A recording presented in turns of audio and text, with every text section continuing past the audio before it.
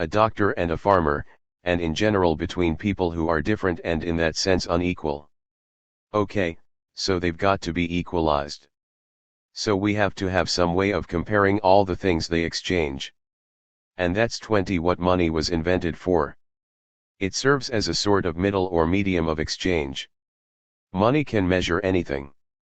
So it can measure the higher and lower values of two products, hence, how many shoes are equal to a house, say, or a supply of food. So what builder is to shoemaker 23x number of shoes has to be to a house, or supply of food. If that isn't the case, there'll be no exchange, no partnership, no cooperation. And it won't be the case unless their goods can somehow be made equal. 25 That's why everything has to be measured by a common unit, as we said. And that common unit is money. Well, strictly speaking, it's need. Need is what binds the whole community together. If people didn't have any needs, or didn't have the same needs as they do, then either there wouldn't be any exchange at all, or there wouldn't be the same kind of exchange. But by convention we've created a sort of token of need, and that's what money is. 30, that's why in Greek we call money nomisma. Because it isn't natural. It only exists by social convention, nomos, and it's in our power to change it or make it worthless. Version B. There can only be reciprocity when their goods are equalized, so that the shoemaker's product is to the farmer's product what farmer is to shoemaker, i.e. his equal. 1133 BSO They have to bring their goods into a proportional relation when they trade. 24 Otherwise, one or other of them, farmer or shoemaker, here at the top, will get an advantage over the other, both ways. 25 But when their goods are, in some sense, equalized, that way they can be equals, and hence also partners because that equality can be brought about between them. 5. If it weren't possible for them to reciprocate proportionally, there couldn't be any partnership or cooperation between them.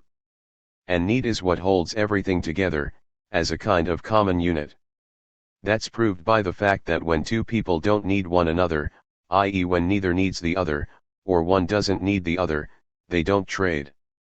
E.g. it's only when someone needs what you have, wine, say, that they trade with you, 10e.g. by giving you their exports of grain. And for the purpose of future exchange, in the case of someone who doesn't need your goods right now, we use money, as a sort of promise. 26 That he'll be able to get them when he does need them. The idea is, when he brings that money and pays, he's got to be able to take them. Of course, the very same thing happens to money, too. It doesn't always have the same value. 27 But it does tend to be a bit more stable. That's why everything 15 has to be given a price. Because that ensures that exchange will always be possible, and, with exchange, partnership and cooperation. So money is a sort of unit of measure that equalizes goods by making them commensurable. There could be no cooperation without exchange, no exchange without goods being equal, and that can't happen without their being commensurable. Of course it's impossible for goods that are so different to be 20 truly commensurable. But it can be done well enough to serve our needs. So we need a common unit, money. An arbitrary one, that's why we call it nomisma. Money makes everything commensurable, because everything can be measured in money. A is half of B, if 5 money is the value of, or equal to, one house. 25 And the bed, C, is a tenth of B. So that makes it obvious how many beds are equal to one house. 5. And it's obvious that that's how all trading was done, i.e. by use of a common unit of some kind even before the existence of money. Because it doesn't make any difference whether we swap 5 beds, or whatever 5 beds are worth, for a house. Alright, so we've now said what it is for outcomes to be fair, and unfair. 30 And now that we've defined those, it's clear that fair dealing is a middle. Namely, it's the midpoint between giving someone else an unfair deal and getting an unfair deal. Because one of those means getting more than you should, and the other means getting less. And being a fair person is a middle state, of a sort. but not quite in the same way as the other virtues. It's a middle only in the sense that it produces a middle point 28, and unfairness produces 1134 of both extremes. That's to say, fairness is the disposition that makes you reliably do what's fair, by choice, i.e. share out goods, whether between yourself and someone else, or between third parties, in such a way that you don't get more of the desirable 5 good and the other person less of it, or vice versa. If it's something harmful, you get a proportionately equal amount. Likewise between third parties. Unfairness is the opposite, it makes you choose unfair outcomes. And what's unfair is someone getting too much, or too little, of something beneficial or harmful, a disproportionate amount. That's why unfairness is both an overshoot and a shortfall, because it produces an overshoot and a shortfall. If you use it 10 on yourself, you get too much of a typical benefit and too little of the harm. If you use it between third parties, the same general description applies. One of them gets too much benefit and too little harm, but with the disproportion going against one party or the other, as the case may be. For any act of unfairness, getting too little means getting an unfair deal, and getting or awarding too much means dealing unfairly, treating someone unfairly. So that's all we need to say for now about fairness and 15 unfairness as character traits and the nature of each, and about what's a fair and what's an unfair outcome in general terms. When does doing wrong make you an unrighteous person? 29. 6. Since you can do wrong without yet being an unrighteous person, wrongdoer, what sort of wrongs do you need to commit to qualify as a wrongdoer or criminal for each class of wrongdoing? To be, for example, a thief, an adulterer, a bandit? Or do your actions per se not make the difference? After all, 20 a man could sleep with someone's wife, knowingly, but in a moment of passion rather than by deliberate choice. So that means he does wrong without yet being an unrighteous person or a criminal. He's not a thief, but, yes, he did steal something, or he's not an adulterer, but, yes, he did sleep with that guy's wife. So we have discussed, earlier, the relationship between reciprocal exchanges and fairness. 25. But let's not forget that right and wrong derive from the laws of a community of equals. What we're now investigating is right and wrong in their standard sense, and that means right and wrong between citizens. That means between people living together in a self-sustaining community of free and equal partners, either fully equal 30 or equals by proportion. It follows that whenever people don't stand in that relationship to one another, no right or wrong exists between them such as exists between citizens, just, at best, some sort of right and wrong, 30 by resemblance to it. Right and wrong only exist for people subject to law, and conversely laws only arise among people who can do one another wrong. 31. Courts of law pass judgment on questions of right and wrong. 3 miscellaneous points. Being an unrighteous, unethical person. 32 always implies doing wrong. But just doing wrong, e.g. once, doesn't always make you an unrighteous person. Being unfair means assigning too much of the, normally, good things to yourself, and too little of the, normally, bad ones. 35. That's why in a well-governed state we don't allow any individual man to be sovereign, we give sovereignty to reason in the form of law. Because when individuals rule they do so 1134 for themselves. They become tyrants. Instead, a ruler should be a sort of guardian of what's right and fair, and that means a guardian of equality. And since he doesn't make a profit out of being such a guardian, at least not if he's a righteous, honest ruler, since he doesn't award himself a larger share of the typical goods, except in proportion to his merits, it follows 5 that he's working not for himself but for others. That's why they say being a righteous man is a good thing for other people, as we said earlier. So he has to be given some sort of reward, then. And the reward is respect and prestige. And if those kinds of things aren't enough for someone, that's when people become tyrants. 33. Right and wrong derive from the laws of a community of equals, continued. Right and wrong between master and slave. 34 By contrast, or between father and child, is not the same as between citizens. It's just somewhat similar. Because there's no way of 10 doing wrong to what's simply yours. And your chattel, or your child until it reaches a certain age and becomes independent, is effectively a part of you. And you can't intentionally harm yourself. So you can't wrong yourself. So no right or wrong exists between you and them, you have no obligations 35 to them, such as exists between citizens. Because that depends on law, and hence, we said, only exists for people who are natural partners under law, which means people who are equals 15 with respect to ruling and being ruled. That's why you have obligations to your wife more than to your children and slaves. She's more like an equal. You have obligations to her as a husband 36 and head of the household. But that still isn't the same as right and wrong between citizens. 7. Right and wrong between citizens comes in two kinds, natural, or based purely on law and custom. What's naturally right has the same force everywhere, whether 20 or not people regard it as such.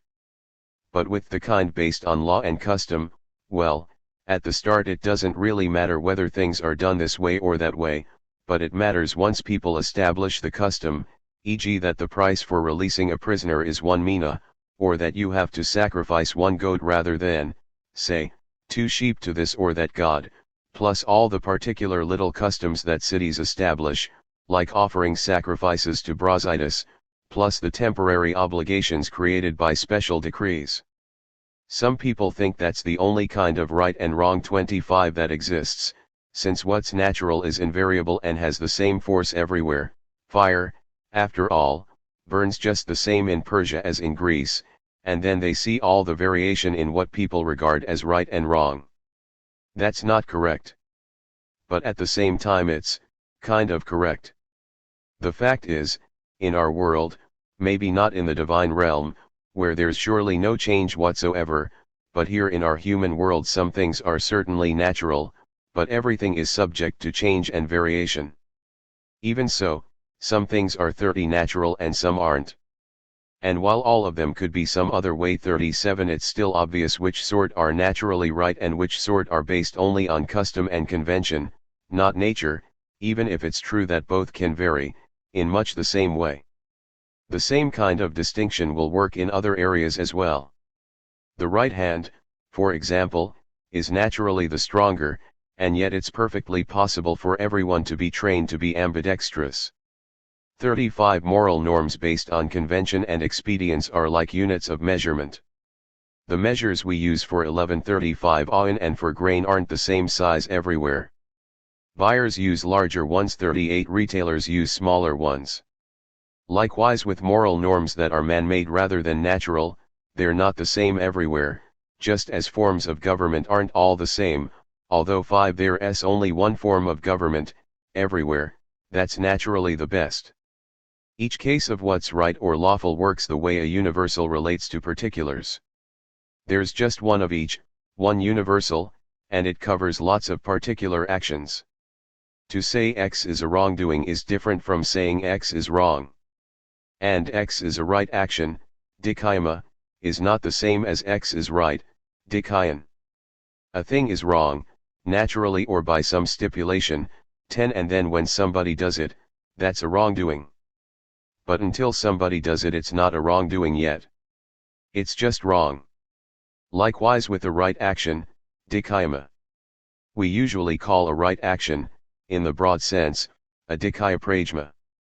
Dikaima means righting a wrong, making amends for a wrongdoing. 39. Let's think some more about each of these later, and figure out what kinds of them there are, and how many, and what they apply to. Different degrees of willfulness in our right and wrong actions imply different character states. 8.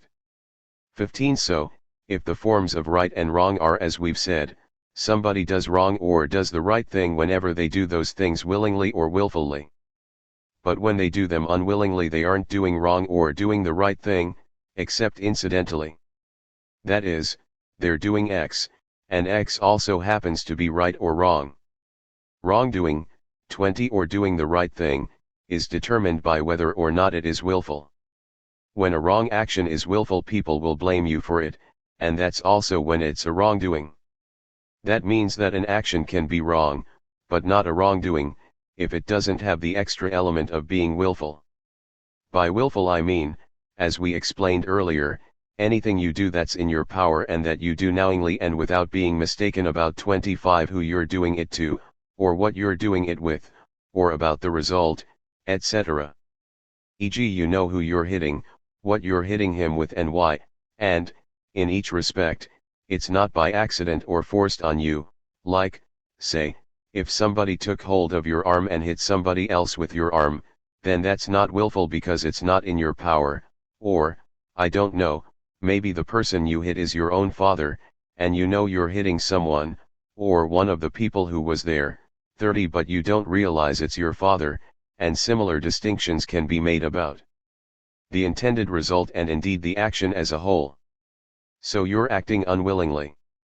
A. When you do something unknowingly or by mistake, or B.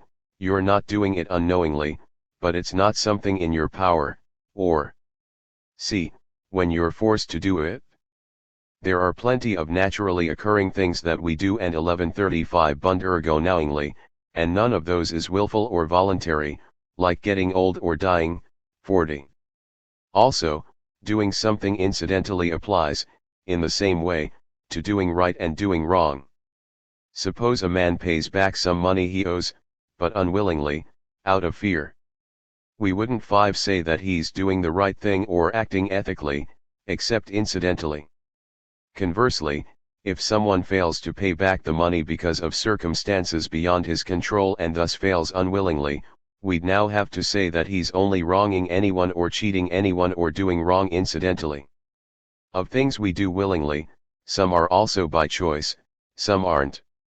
10. We act by choice whenever we act after deliberating, and not by choice when it's not deliberate.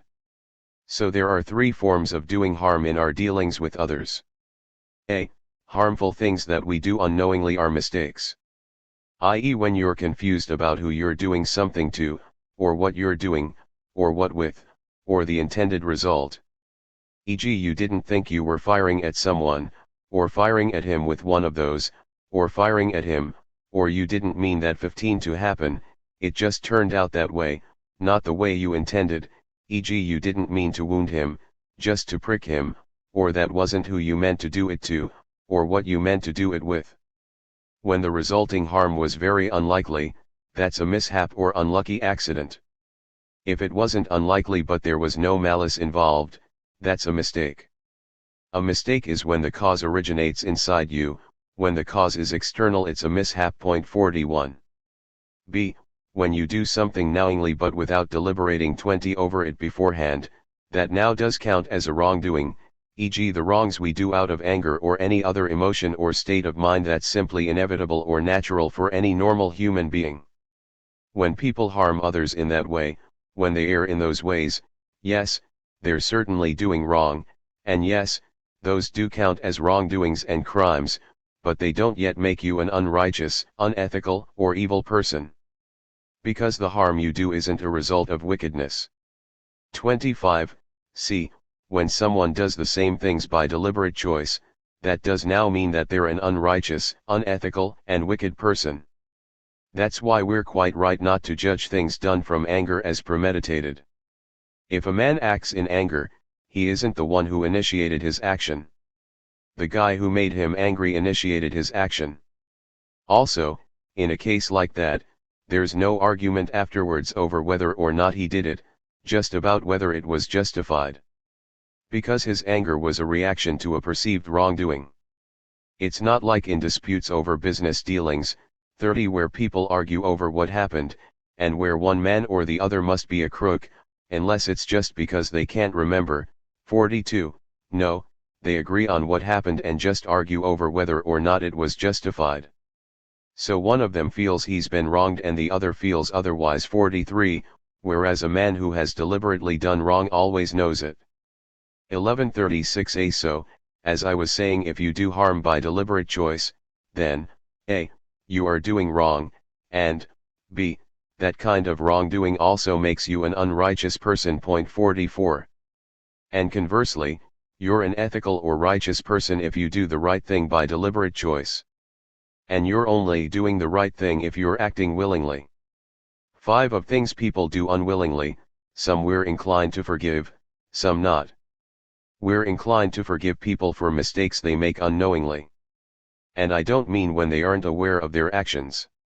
When people make mistakes in that way, not unknowingly, but because they aren't aware of their actions as a result of some emotion or state of mind that isn't natural or normal for a human being, then we're not inclined to forgive them.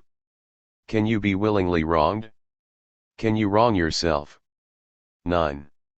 10. So, if we've given a reasonably good account of what it is to be wronged and to do wrong, one puzzle to consider is whether what Euripides describes is possible, when he says, absurdly, A. I slew my mother. The long and short of it? B. Slew her? Willfully. And she was willingly slain? Or was the act against your will, and hers? 15. Can you really be willingly wronged, as that suggests? Or is that impossible? Is being wronged always unwilling, just as every case of doing wrong must be willful? And we might also ask if it has to be all one thing or all the other. Maybe some cases are willing and some are unwilling. The same question applies to being treated rightly, or rightly dealt with. Because doing right by someone is always voluntary, too. But as for being dealt with rightly, it's surely absurd to say that it's always willing. Some people are clearly unwilling to have what's right dealt out to them. So it seems somewhat plausible that each pair of opposites 20 would work the same way, i.e. that both of them, being wronged and being treated rightly, are sometimes willing and sometimes unwilling. And here's another puzzle. If it's true that what happened to me was wrong, does that always mean that I've been wronged? Or can you be wronged incidentally 45 just as you can incidentally 25 do wrong? After all, an action can be incidentally right, both ways, i.e. whether you do it, or it happens to you. Clearly the same is true for wrongs. He's doing X, and X is wrong is not the same as he's doing wrong, and X happened to him, and X was wrong is not the same as he was wronged. The same goes for doing the right thing versus being the object of a right action. 30. It's impossible to be wronged unless somebody is wronging you, or to have X rightly done to you, unless somebody is rightly doing X. Doing wrong, in the ordinary sense, means willingly harming someone, where willingly means knowingly, i.e. knowing who you're harming, what with, how. But if you lack self-control you can willingly harm yourself. So that would mean you can be willingly wronged, and it makes it possible for you to wrong yourself. That's another one of 1136 more questions here. Can you wrong yourself? Plus, through a lack of self-control you might willingly allow yourself to be harmed by someone else who willingly inflicts the harm. So there again it seems possible to be willingly wronged. Or was our definition of doing wrong incorrect? Maybe it isn't just doing harm to someone, knowingly, i.e. knowing whom, what with, how. Maybe we need to add that it has to be contrary to 5 what that person wants. In which case, yes, someone can be willingly harmed and willingly submit to X, where X is wrong, but nobody can ever be willingly wronged. Because nobody wants to be wronged. Not even a man who lacks self-control. A man like that acts contrary to what he wants. Nobody wants what they don't think is good for them and think they shouldn't be doing, but a man who lacks self-control 46 does things that he thinks he shouldn't be doing. When someone gives away his own things, like the way, in Homer, 10 Glaucon gives Diomedes gold armor for bronze, 100 cow-earth for 9. He isn't being wronged, he isn't being cheated. Because the giving of it is up to him. But being wronged can't be up to you. There has to be someone wronging you. So that's clear, you can't be willingly wronged. 15. Also, of the things we plan to talk about, here's 2 we can do at the same time. A. Whether it's the person who awards someone more than they deserve who's the wrongdoer, or the person who then has it, and, B. Whether it's possible to wrong yourself. Because if the first is possible, i.e. if the distributor is the wrongdoer, and not the person who gets more than they should, then if you knowingly and willingly assign more to someone else than to yourself, you're thereby wronging yourself, being unfair to yourself. 20 But surely that's just what reasonable people do all the time. Any kind and decent person typically takes less than they're entitled to. Or is it not quite as simple as that? Maybe, as the case may be, they're really taking more, but more of a different kind of good, like reputation, or more of what's simply honorable. Also, the problem is solved anyway by our earlier definition of wrongdoing. In that situation, nothing is happening to you contrary to what you yourself want, which means that you certainly aren't being wronged. At most, perhaps you're being harmed, not 25 wronged. It's also obvious that the distributor is the wrongdoer, not the person who thereby gets too much. The beneficiary of a wrongful, e.g. unfair decision, isn't thereby the wrongdoer. The wrongdoer is whoever willfully brings about that unfair situation. And that means whoever is the source of the action. And the source of the action is the person who distributes the goods unfairly, not the receiver, or not always. Also, to bring about can mean different things, and there's a 30 sense in which even inanimate objects can kill someone, or your hand can kill someone, or a slave acting on his master's instructions, so the recipient, although he isn't wronging anyone, is still bringing about things that are wrong. Also, if he judged the case without knowing all the facts, then he hasn't technically done wrong, and it isn't a wrongful judgment according to the law. But it is still wrong in a sense. What's right according to the law is not the same as what's absolutely right. See, if, on the other hand, he knowingly makes a wrongful 1137 adjudgment, then he must be getting something out of it himself, someone's gratitude, or perhaps revenge. 47 So just as if he were to take a cut of the profits of the wrongdoing, the man whose wrongful judgment has those motives behind it gets more than he should. E.g. when A makes a corrupt judgment, on condition of getting a cut, awarding the piece of land to B, then, no, A doesn't get the land, but he does get the money. Doing right or wrong is not simply a matter of physically doing certain things. 5 People think that it's in their own power to do wrong whenever they like, and for that reason they think doing what's right is easy too. Not so.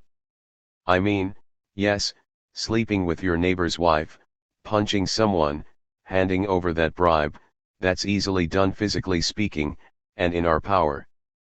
But doing those things from a particular character state is not easy, and not in our power. 48. In the same way, 10 people also think there's nothing particularly clever about knowing right from wrong, since it's not so hard to understand everything the law says. But that's not the same as knowing what's right, except incidentally. You need to know exactly how those things should be done, so as to be right, or how things should be shared out, so as to be fair, and that's a tough task. Harder than knowing what's healthy. There, too, it's easy enough to know that honey and red wine 15 and hellebore and cauterizing and surgery keep people healthy, but knowing how to dispense them so as to make someone healthy, and to whom and when, that's a major task. If you can do that, you're a doctor. For the same reason people think that a righteous person should be just as good at doing wrong as right, because, after all, a righteous person is just as capable, and maybe even more capable, of doing any of those things. He could sleep with someone else's wife. 20 He could punch someone. And a brave man could throw away his shield, turn and run in whatever direction he likes. But being a coward and doing wrong isn't the same as just physically doing those things, except incidentally. It's a matter of doing them from a particular state of character, just like the way being a doctor. 49 And making people healthy isn't simply a matter of cutting someone open, or 25 not cutting them open, giving them a drug or not giving them the drug. It's a matter of doing those things in a very particular way. Right and wrong is tied to the human condition. Right and wrong only applies at all to those who a. can have some share of, normally, good things, and b. can also have too much of them or too little. For some, the gods, surely, it's impossible to have too much of them. For some, e.g. people who are incurably evil, it's impossible to have any amount of any kind of benefit, because everything harms them. But some, normal human beings, can have them up to a point. 30. That's why right and wrong is a human thing. 10. Next we should talk about being kind and decent, 50, and what we mean by the kind and decent thing to do, and how being a kind and decent person relates to being simply righteous, and how what's kind or decent relates to what's right. Because if you think about it, they don't seem to be simply the same thing, or truly distinct from one another either. Sometimes 35 we praise a kind or decent action and a kind and decent man. We even apply the term decent to other 1137 things as well, as a term of general approval, i.e. meaning simply good, clearly implying, the more decent, the better, 51. On the other hand, if you think it through logically, it seems absurd if the kind and decent thing to do deviates from what's right and yet is still praiseworthy. Because that either means that doing the right thing isn't good, or that doing the kind and decent thing isn't right, if it's different from what's right. 5. Or if they're both good, surely they must just be the same thing? So those are the points, I think that's about all of them, that make the idea of what's kind or decent a little puzzling. In fact, these ideas are all correct in a sense. They don't contradict one another at all. Because the kind and decent thing to do is the right thing to do. But it's right by being better than one particular form of what's right. And it's better than what's right without being distinct from it. 10. So the kind and decent thing, and the right thing, are the same. And they're both good. But kind and decent is better. What causes the puzzle is the fact that doing the kind, decent thing is also certainly right, but it's not always the right thing strictly according to the law. Rather, it's an amelioration of what's strictly right according to the law. The reason for that is that every law has to be stated in general terms, but with some things it isn't possible for it to be perfect in that general form. So in cases where we're forced to 15 state general rules and it's impossible for a general rule to be perfect, the law assumes what will usually be the case, fully aware that by doing so it introduces a flaw. And it might well still be a perfectly well-drafted law. The shortcoming isn't in the law or the lawmaker. It's in the nature of the thing itself. It's just a question of the basic stuff that all practical questions are made of. 20. So when the law states a general rule, and then something happens that goes against the intent of that general rule in that particular case, it's entirely proper, where the original lawmaker fell short and got it wrong, by stating it in general terms, to correct the shortcoming. This is what the lawmaker himself would have said if he were here in person, or that's how he would have drafted the law if he knew that it would lead to this problem. That's why doing the kind and decent thing is certainly right, but at the same time actually better than, one form of, what's right. 25. It's not better than the unqualified, general rule itself. It's just better than the imperfection caused by its very lack of qualification. And that's the fundamental nature of being kind and decent. It's a corrective to law, insofar as law is always imperfect for being stated in general terms. That's also why not everything rulers and lawmakers do can be done through law in the first place. With some things it's impossible to draft a law that covers them. So then you need a special, one-off decree. Because for indeterminate matters 30 you need an indeterminate standard, like those lead rulers used by builders in Lesbos. 52. The ruler isn't rigid, it flexes to the shape of the stone, and a one-off decree can be fitted to events. So it's now clear what we mean by what's kind and decent, and it's clear that it's both right and at the same time better than, one form of, what's right. And that should make it obvious what it is to be a kind, decent person. 35. A kind and decent person is simply someone who reliably chooses and does those sorts of things and who, 1138, instead of being rigid about what's right, in a way that makes things worse, tends to demand a little less than they're entitled to, even when they have the law on their side. That character trait is kindness, decency. It's just a better way of being righteous, not a separate trait. Can you wrong yourself? Second discussion. 11. As for whether or not it's possible to wrong yourself, that should be clear from what we've already said. But here are some more arguments. 5. Some things that are dikaya in the broader sense, right, are the sort ordained by law in accordance with every way of being a good person. And the law orders us not to take our own lives, and what it orders us not to do, it forbids. And when someone willfully inflicts harm, not in retaliation, he's doing wrong. And he's doing it willfully if he knows who he's harming, and what with, etc. And a man who kills himself, out of anger, does so willfully and contrary to the law, he does something the law doesn't permit. So that means he's doing wrong. But who is he wronging? Is the answer that he wrongs his city, but not himself? After all, he's a willing victim, and nobody can be wronged willingly. And that's why it's the city that punishes him. When a man has taken his own life, he suffers a kind of public disgrace for his wrong against the city. And with the other kind of addiction, the kind that only 15 makes someone an unfair person, but not an all-round bad person, it's impossible to wrong yourself, i.e. it's impossible to deal unfairly with yourself. Note that this kind of adikya is indeed distinct from the other 53 general kind.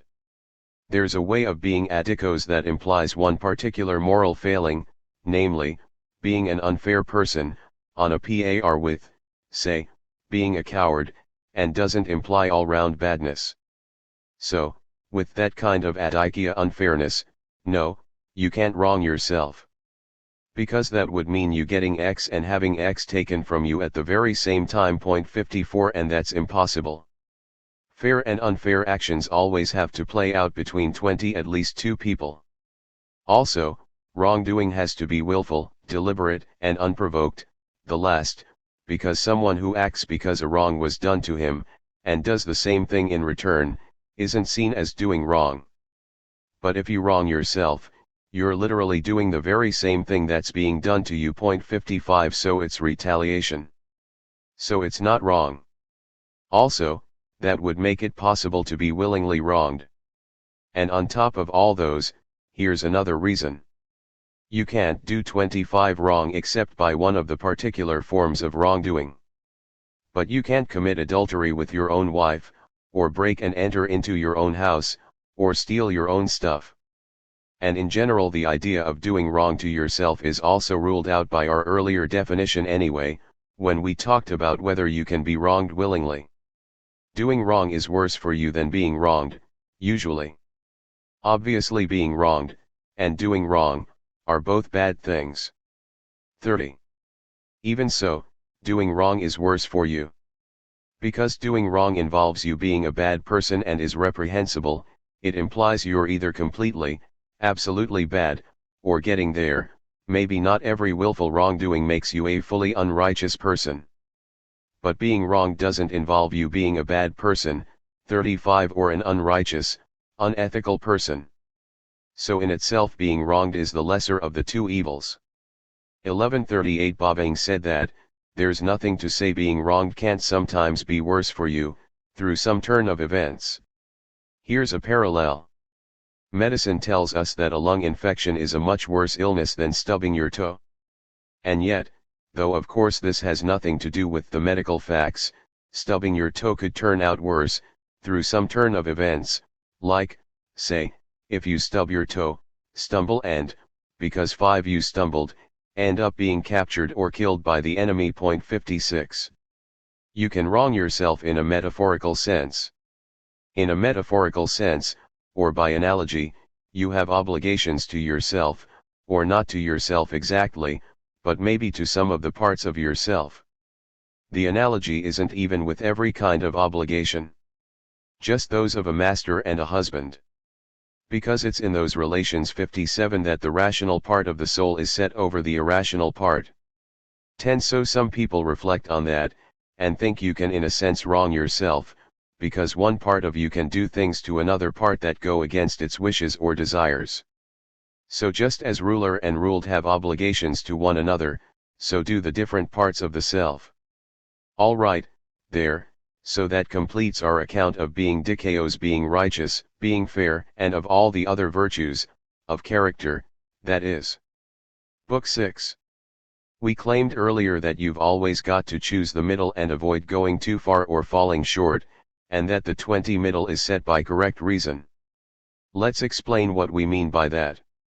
So, for all the dispositions of character we've talked about, and for that matter all others, too, there's a sort of target that someone who possesses reason aims for as they increase or decrease their efforts, a sort of sense of the boundary of those middle states that we say lie between going too far and falling short, determined by correct reason. 25. So, when we put it that way, what we're saying is certainly true, but very vague. I mean, in other pursuits too, all those that involve any kind of knowledge, it's a truism that you have to exert yourself or ease off, just the right amounts, the middle amount, not too much and not too little, and as correct reason says. But if that was all you had to go on, you'd be none the wiser. 30. Say, about what substances exactly to apply to your body, if someone said the one's medical expertise says you should, or the one's determined by the expert doctor. That's why it's important here as well, in talking about dispositions of soul, not to just make this vague claim, true as it is, and leave it at that. We've also got to make sure we've determined exactly what correct reason is, and how we define it. Alright, so earlier we divided up virtues of the soul into two classes. We said that some are character virtues, moral 1139 of virtues, and some are intellectual virtues. So now that we've completed our account of character virtues, it's time for us to say something about the remainder, after first saying something about the soul. So let's do that. So, earlier we said that there are two parts of the soul, the 5 part with reason and the irrational part. Now we need to divide up the rational part itself in the same way.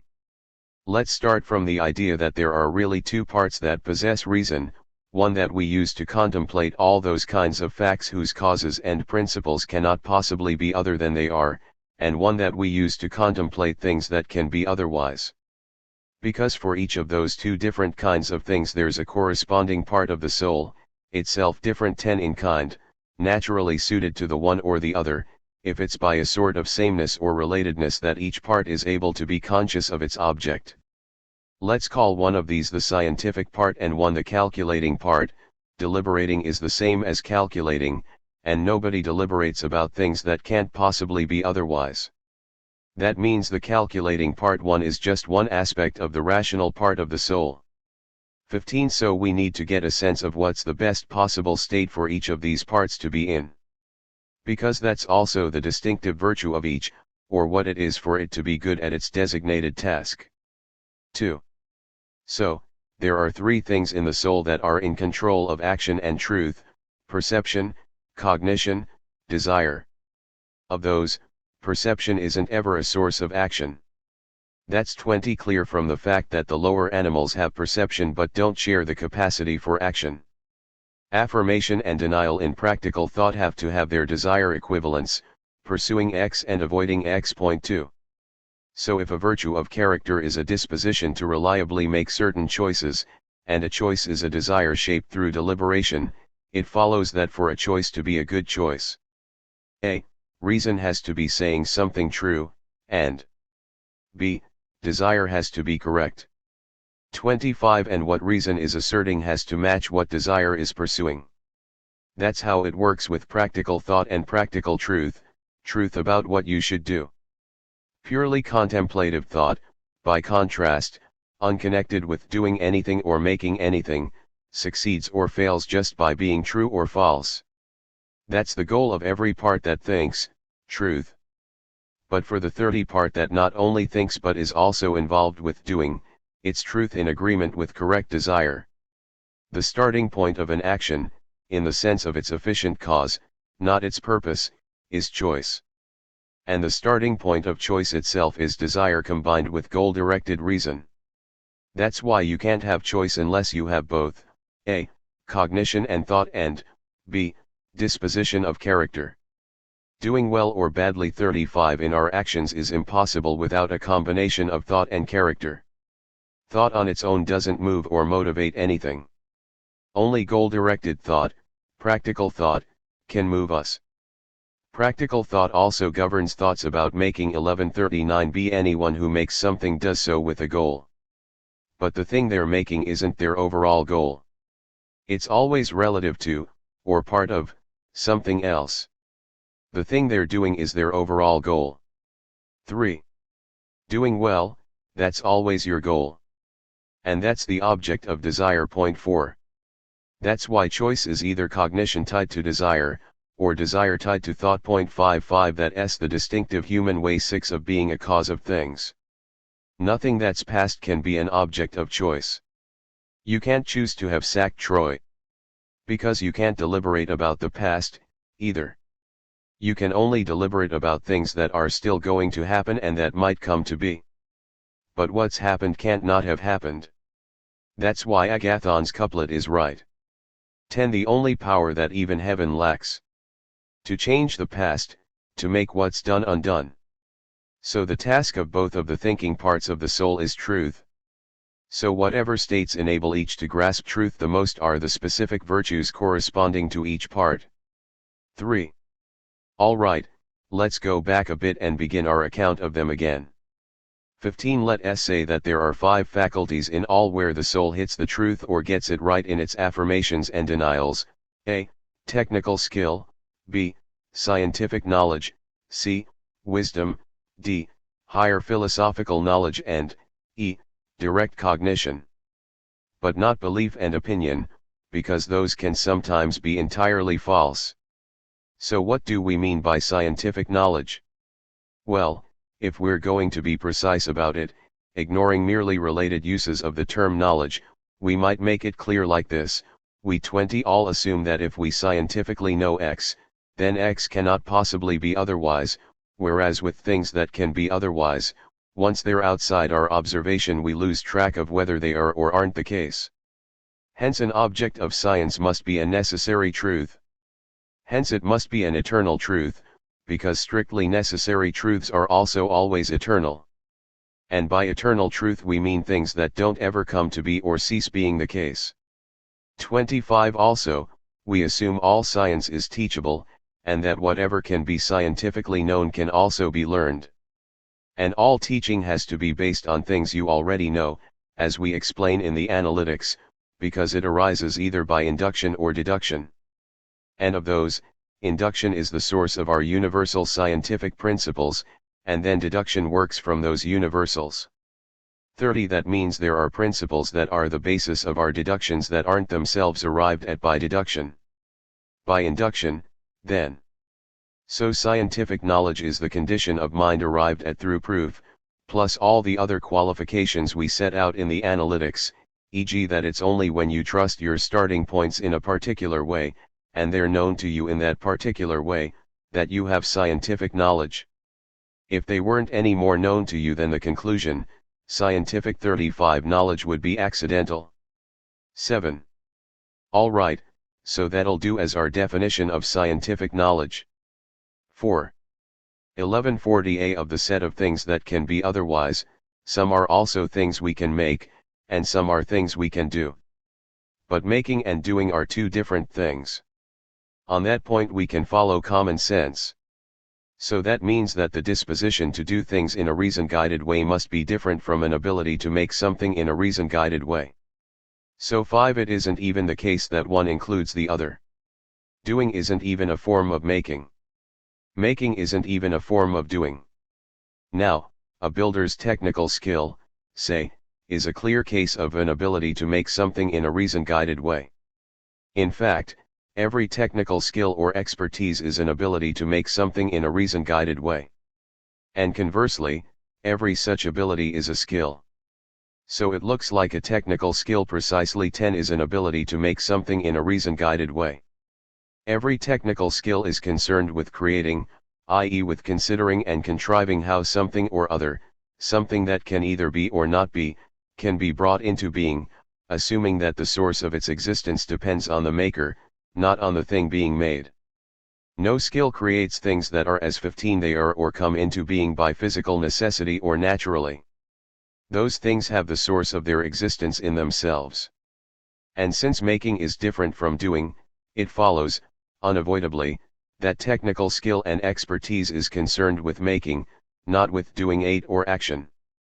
Plus, in a sense skill and luck cover the same domain, as Agathon says, skill's the friend of luck, and luck of skill.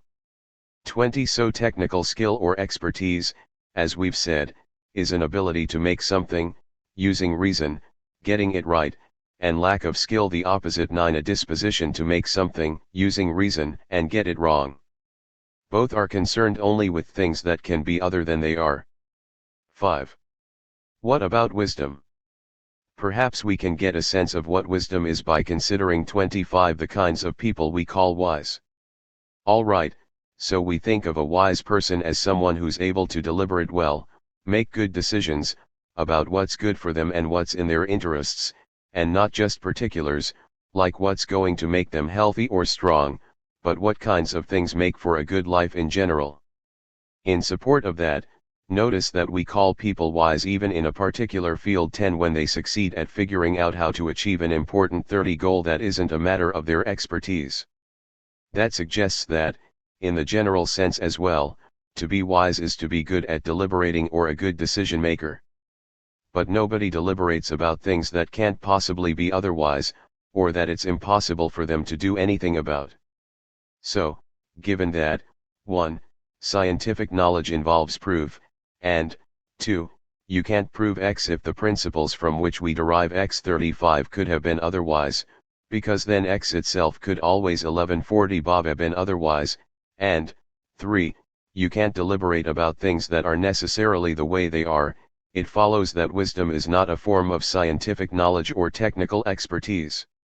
It isn't a science, because things we do, by definition, can be otherwise, and it isn't technical, because as we just explained doing and making are two separate categories. Because any case of making something has to have some further, separate goal. But that's not the case with doing, where doing well is itself the goal. Point 11. So that leaves us with this: wisdom is a truth-hitting, rational, 5 action-guiding disposition concerned with what's good and bad for human beings. That's why we think of Pericles, and men like that, as wise. Wise people have a talent for discerning what's good, for themselves and for human beings in general, and we regard 10 good family men, and good statesmen, as exactly fitting that description. That also explains why in Greek we call moderation sophrosun, because it preserves soze our wisdom. 12 Phronesis. But what it preserves is those kinds of notions. Pleasure and pain don't mess up or distort just any notion at all, like, say, the notion that the internal angles of a triangle 15 add up to 2 right angles. They only disrupt your ideas about what you should or shouldn't be doing.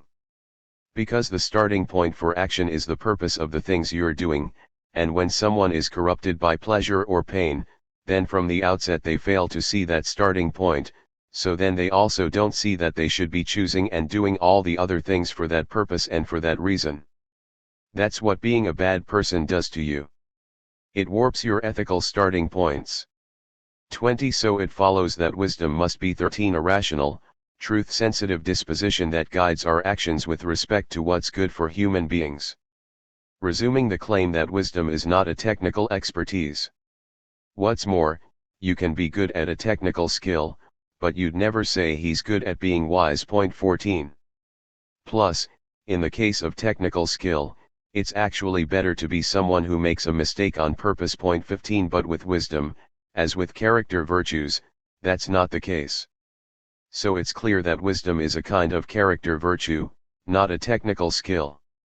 25 There are 2 parts of the soul that possess reason, and wisdom seems to be the virtue specific to one of them, namely the part that forms beliefs. Because belief is concerned with what could be otherwise, and so is wisdom. But it isn't a purely rational quality. That's clear from the fact that you can forget those kinds of purely intellectual abilities. 16 But you don't forget your wisdom. Point 30. 6. Scientific knowledge is all about what's universal and necessarily the case, and there are starting points, first principles, for whatever we prove, and hence for all scientific knowledge, because all such knowledge is supported by reasons.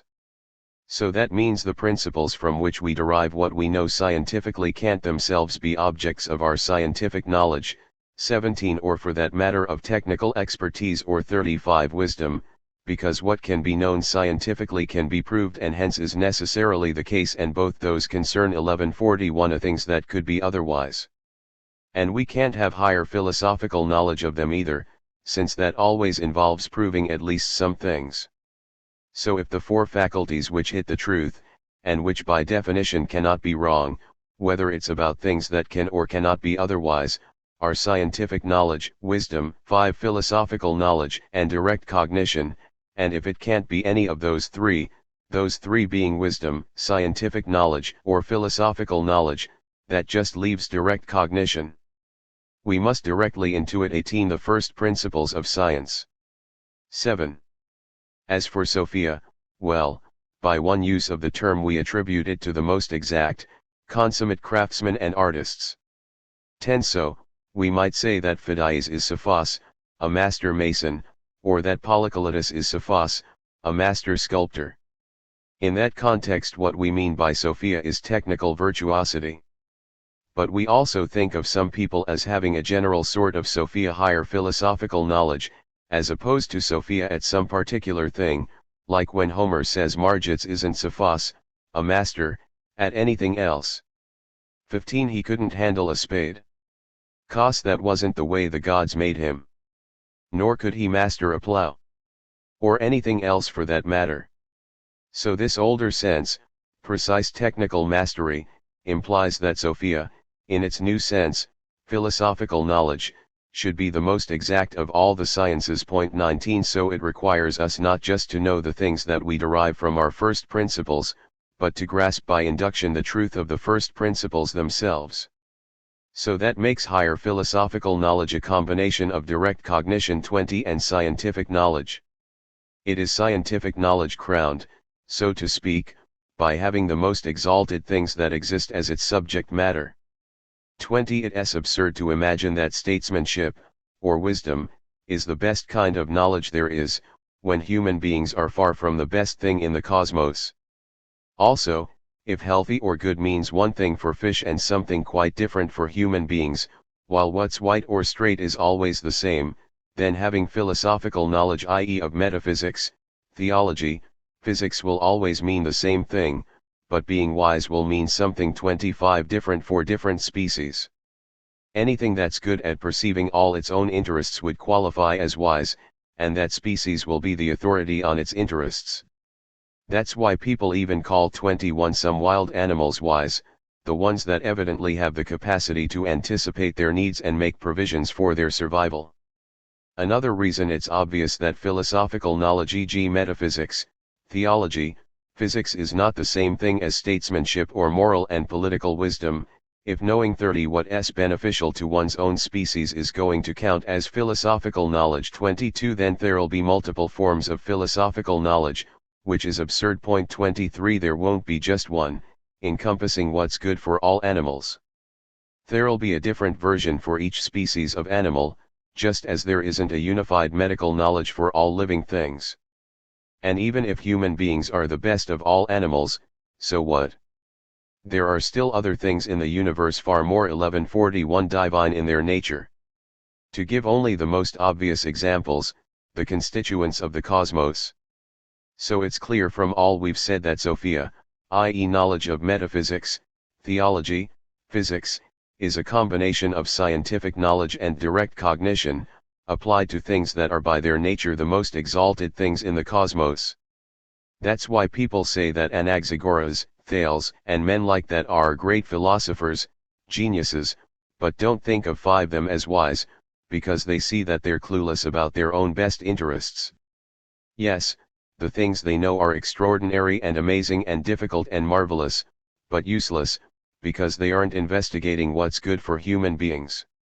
Wisdom is all about human concerns. Stuff you can deliberate about. That's the defining talent of a wise person, to be 10 good at deliberating, good at decision making.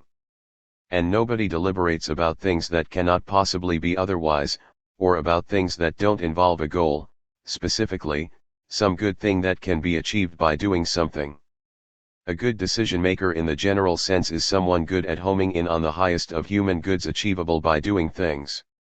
15. Wisdom isn't just about general principles either. You also have to know the particular facts. Because it determines what we do.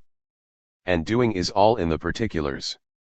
That's why sometimes people can be ignorant of some general principle but still more likely to do the right thing than people who know it, notably, people with experience. If someone knows, say, that lean meat is easy on the stomach, and healthy but doesn't know which particular kinds of meat are lean, they're not 20 going to eat healthily. The person who only knows that chicken is healthy is more likely to do the healthy thing. But wisdom determines what you actually do. So that means you need both kinds of knowledge, or the particular kind more so. Though of course even here there can be general, master plan wisdom, too. 8. Being a good statesman, or a good leader, and being wise, are the same character trait, but different aspects of it.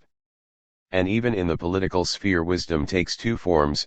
The general, 25 master plan kind is legislative wisdom, the day-to-day kind gets the name that really applies to both, statesmanship, politics. And that involves action as well as deliberation. Passing a decree, for example, is an action in the first step sense.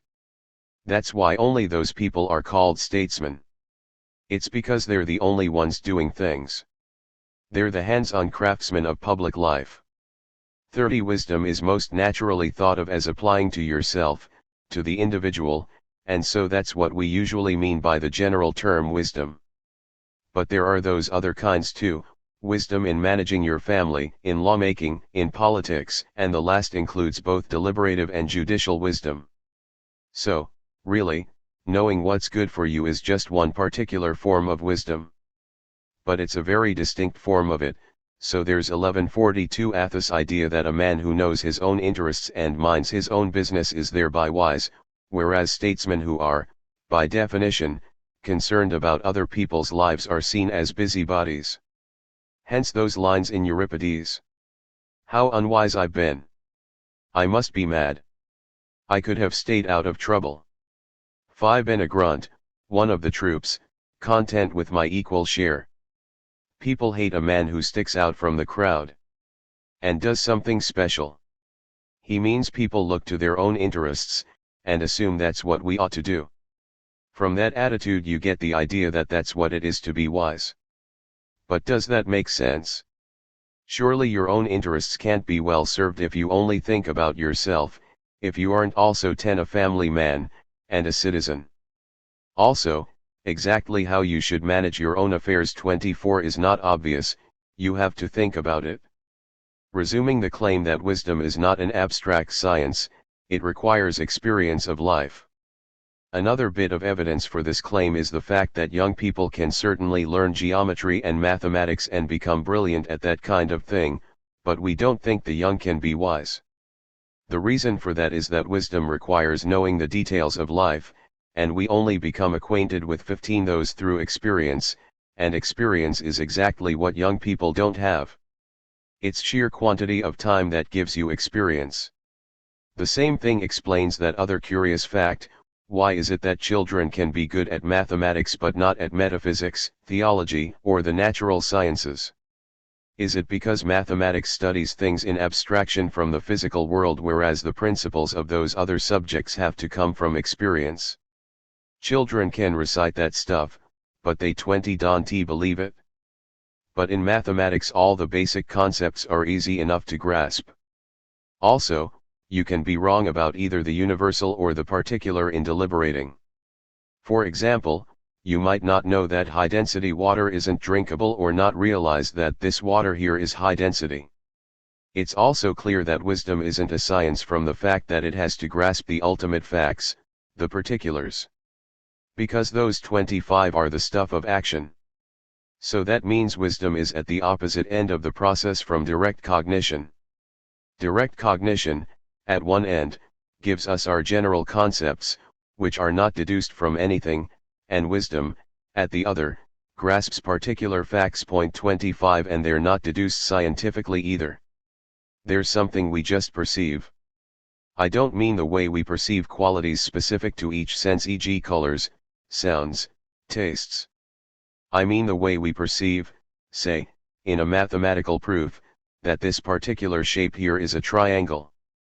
Because at that end of the process too there's a point where explanation just has to stop.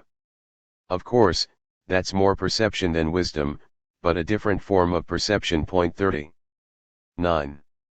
Problem solving and decision making aren't the same thing. Decision making is a particular form of problem solving. We need a sense here of what good decision making is. Is it a matter of having some sort of scientific knowledge, or belief? Is it the same as being sharp and quick-witted? Or some other kind of thing? So, to begin with, it isn't knowledge. With things we know, 1142 there's nothing for us to work out. But good decision making is deliberation, and when you're deliberating you are working things out, problem solving, figuring something out. Then again, it isn't just a matter of being quick-witted, either. That doesn't involve reasoning and is on the spot, whereas people spend a long time deliberating, and they say decide slowly, then act quickly. 5. Being a quick, shrewd observer is also not the same as good decision-making. It's just a form of being quick-witted. Good decision-making is also not equivalent to having any particular belief. Here's a better idea. Since someone who deliberates badly or makes bad decisions is thereby making mistakes in their deliberation, whereas good decision-making means deliberating correctly, it's clear that good decision-making is a kind of correctness. But not correctness of knowledge or belief. There's no such thing as correct knowledge, because there's no such thing as incorrect knowledge. And a correct belief is just a true belief. Plus, the content of a belief is already fully determined. Of course, good decision-making also involves reason.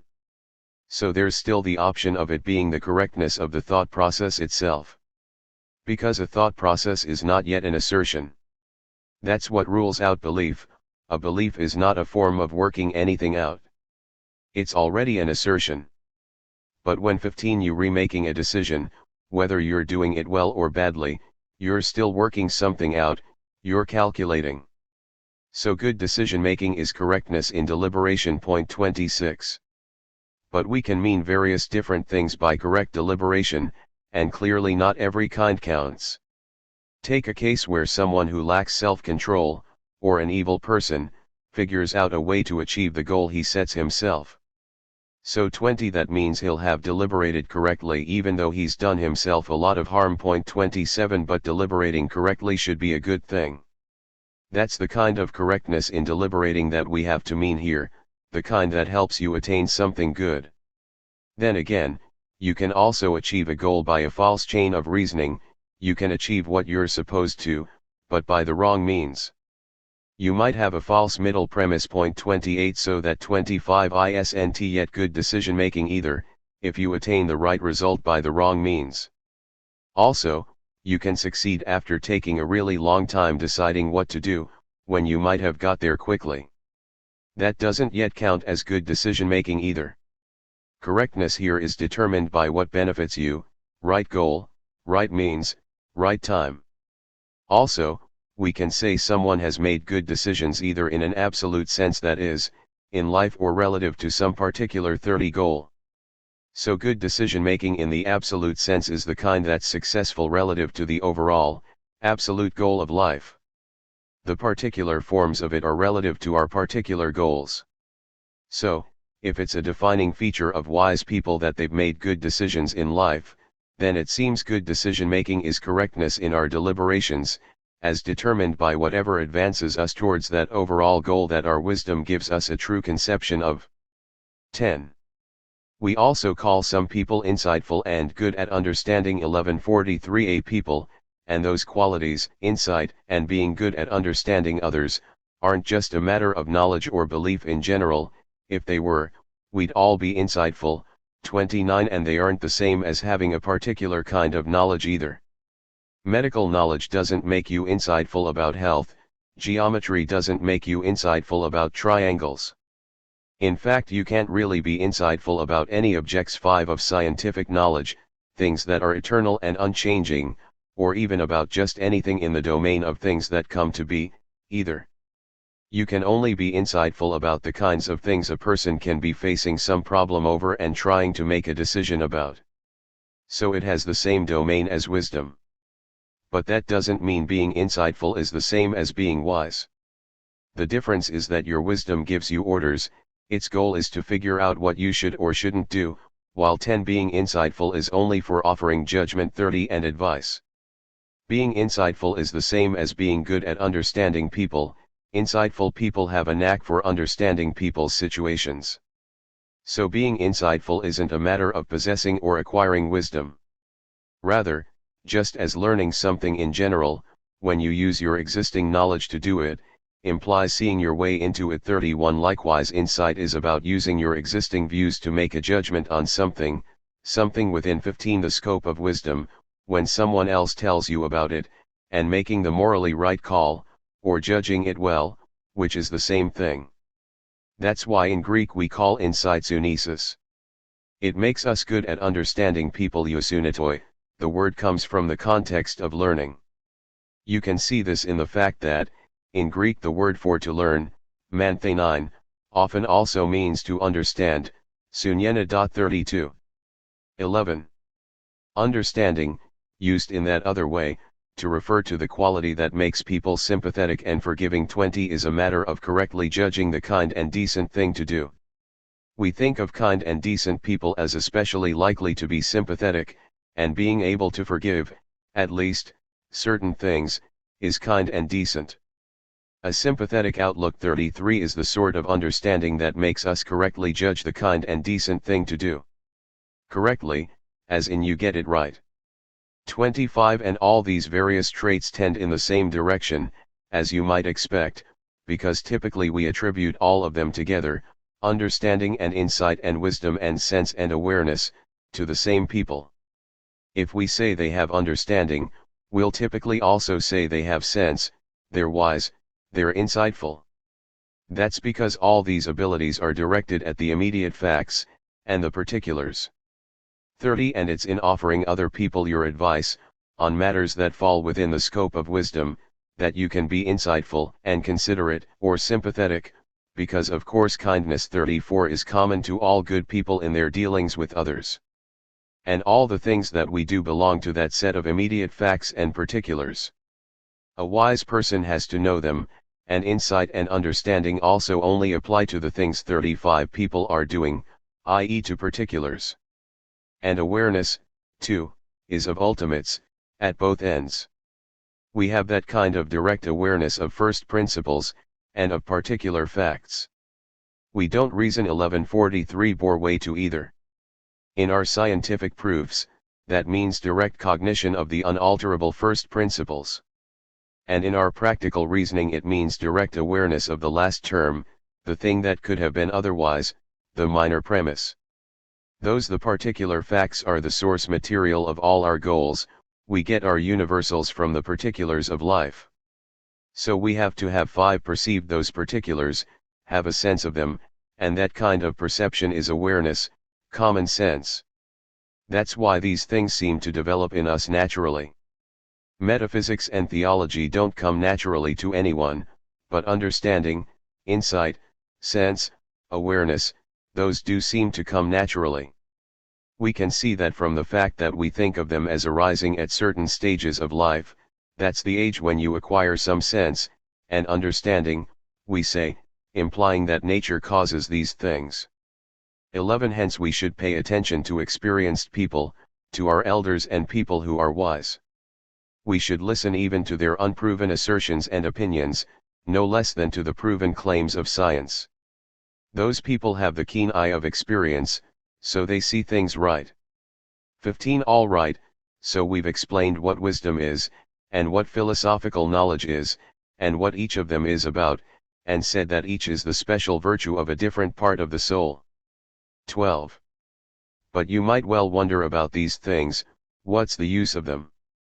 Philosophical knowledge, like knowledge of metaphysics and theology, won't help you contemplate any of the things 20 that make a person flourish. It's not about making things happen. And while wisdom does have that feature, what do you really need it for? Wisdom is all about what's right and wrong, honorable and shameful, good and bad for human beings. It's about the things a good person is supposed to do. But what if we're no more likely to do them by knowing about them, since 25 virtues are traits of character, just as we're no more able to do things that are healthy and fit, just from knowing about them, I mean things that depend on our already being in that state, not things that make us healthy and fit. Obviously, we're no more able to do those things just by being experts in medicine or physical training. But maybe we shouldn't call someone wise for that reason. Maybe wisdom is what makes you become a good person. But then it would be of no use to people who already are good. 30 or even to people who don't have it, and aren't. Because what difference will it make whether we possess it ourselves or just follow the advice of the people who do? That would work well enough for us, just as with health. We all want to be healthy, but we don't all study medicine. What's more, it seems absurd that mere moral and political wisdom, although clearly inferior to philosophical knowledge like theology and metaphysics, should nevertheless exercise authority over it, because it's the one that makes things happen. 35 is in charge and gives the orders in every area of life. So those are things we need to say something about. So far all we've done is set out the problems. 1144. So first let's make the point that they're bound to be worth having in themselves just because they're virtues, each of its respective part of the soul, even if neither of them has any other effect whatsoever. Second, they do have an effect. A. Philosophical knowledge like metaphysics, theology, cosmology does make us flourish. Only, not the way that medical expertise makes you healthy. It does it the way health makes you healthy. It's part of the whole set of virtues, 35 part of being good at everything you should be good at. So by having it and exercising it, you are flourishing. B. Also, our human task is only achievable through goodness of character working in combination with wisdom. Goodness gives us the right target, but wisdom shows us how to attain it. There's no equivalent virtue 36 or goodness of the fourth 10 part of the soul, by the way, the nutritive reproductive part, because it isn't responsible for our doing or not doing anything. As for the idea that wisdom doesn't make us any more likely to do what's honorable and right, well, we'd better go back to what we said a little while ago. Let's start with this. We said that some people do the right thing without yet being righteous, ethical people. They might do all the things required 15 of them by the law, for example, but unwillingly, or just by mistake, or for some other reason, not for what those things are. But they're certainly doing the things they should be doing, all the things a good person ought to do. So, conversely, we think there's such a thing as doing all those things from a certain state of character, such that you are thereby a good person. That means doing them by choice, and for what they are in themselves. 20. So, in that case, being a good person is what makes your basic choice, your aim. 37 the correct one. But as for figuring out all the things that need to be done to carry out that aim, that's not just part of goodness of character. It requires a further ability. We need to really concentrate here and explain this more clearly. Alright, so there's the ability we call being clever. That's the ability to do the things that help you move towards whatever 25 goal you happen to have set yourself, and accomplish it. So now, if that goal is an honorable one, being clever is a praiseworthy ability. But used on a bad goal, we call it being cunning. That explains why clever, cunning people are also sometimes called wise. 38.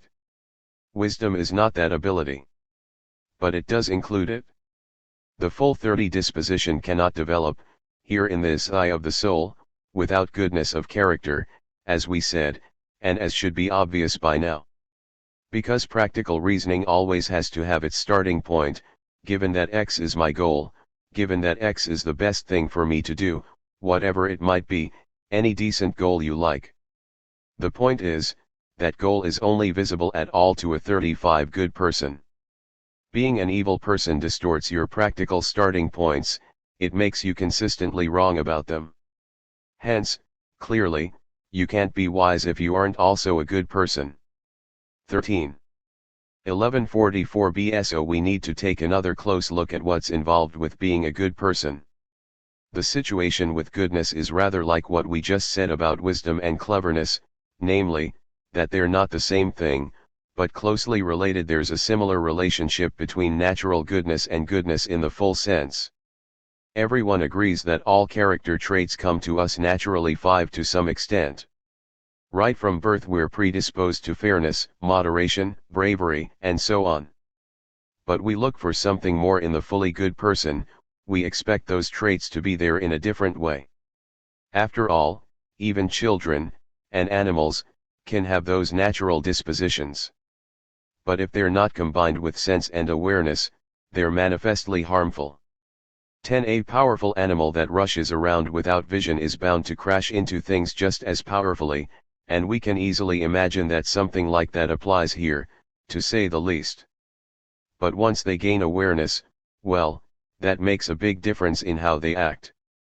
And their disposition of character, while still fundamentally the same one, will then be full moral goodness. So with the part of us that forms beliefs about what to do, there 15 are these two related abilities, cleverness and wisdom. And similarly, when it comes to character, there's natural moral goodness and full moral goodness, and the latter can't exist without wisdom. That's why some people say that all the moral virtues just are forms of wisdom. Socrates was partly right in the way he tried to explain the virtues, but also partly mistaken. He was wrong 20 to think that all moral virtues are forms of wisdom, but quite right when he said that they require wisdom. Here's evidence for that. All philosophers these days, when they're defining a moral virtue, first outline the disposition, then say what its domain is, and then add the qualification, consistent with correct reason, which means consistent with wisdom. So it's as if everyone has this vague sense that the disposition 25 needs that feature to count as a full moral virtue, it has to be consistent with wisdom. But we need to adjust that slightly. Strictly, it's not just that it has to be consistent with correct reason to be a virtue, it also has to actually involve your own correct reason. And correct reasoning about these kinds of things is wisdom.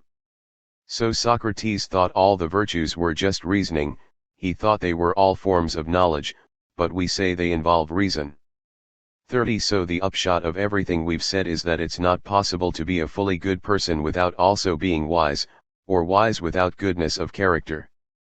This also gives us a way to dismiss that dialectical argument that tries to show that the virtues can exist separately from one another.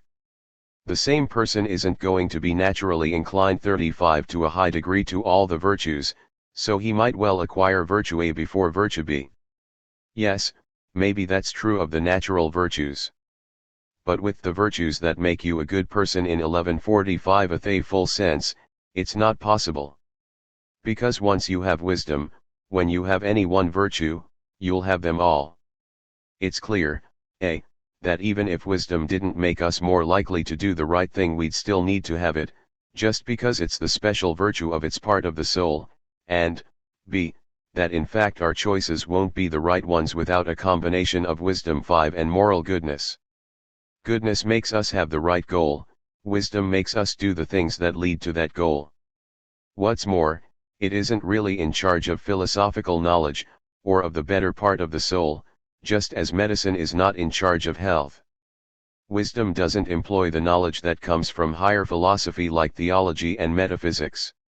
It just makes sure that it can exist. So it gives orders in the interest of philosophical knowledge, but not to it. 10 That misconception is rather like saying that statesmanship rules the gods, because it gives orders for everything that goes on in the city including religious matters. Book 7. 15 Next, let's make a fresh start, and say that when it comes to undesirable states of character there are three distinct types: a. Being a bad person, b. Having no self-control, and c. Being like a beast. The opposites of those are obvious for the first two, being a good person and having self-control. As for the third, being bestial, well, it might make most sense to say the opposite of it is being superhumanly good, like a god or demigod, like the 20 in Homer. Priam says that Hector, because he was such an exceedingly good man, seemed more like he was born of a god than a child of a mortal. So, if, as they say, human beings become gods through exceptional goodness, clearly something like that is the natural opposite of being like a beast.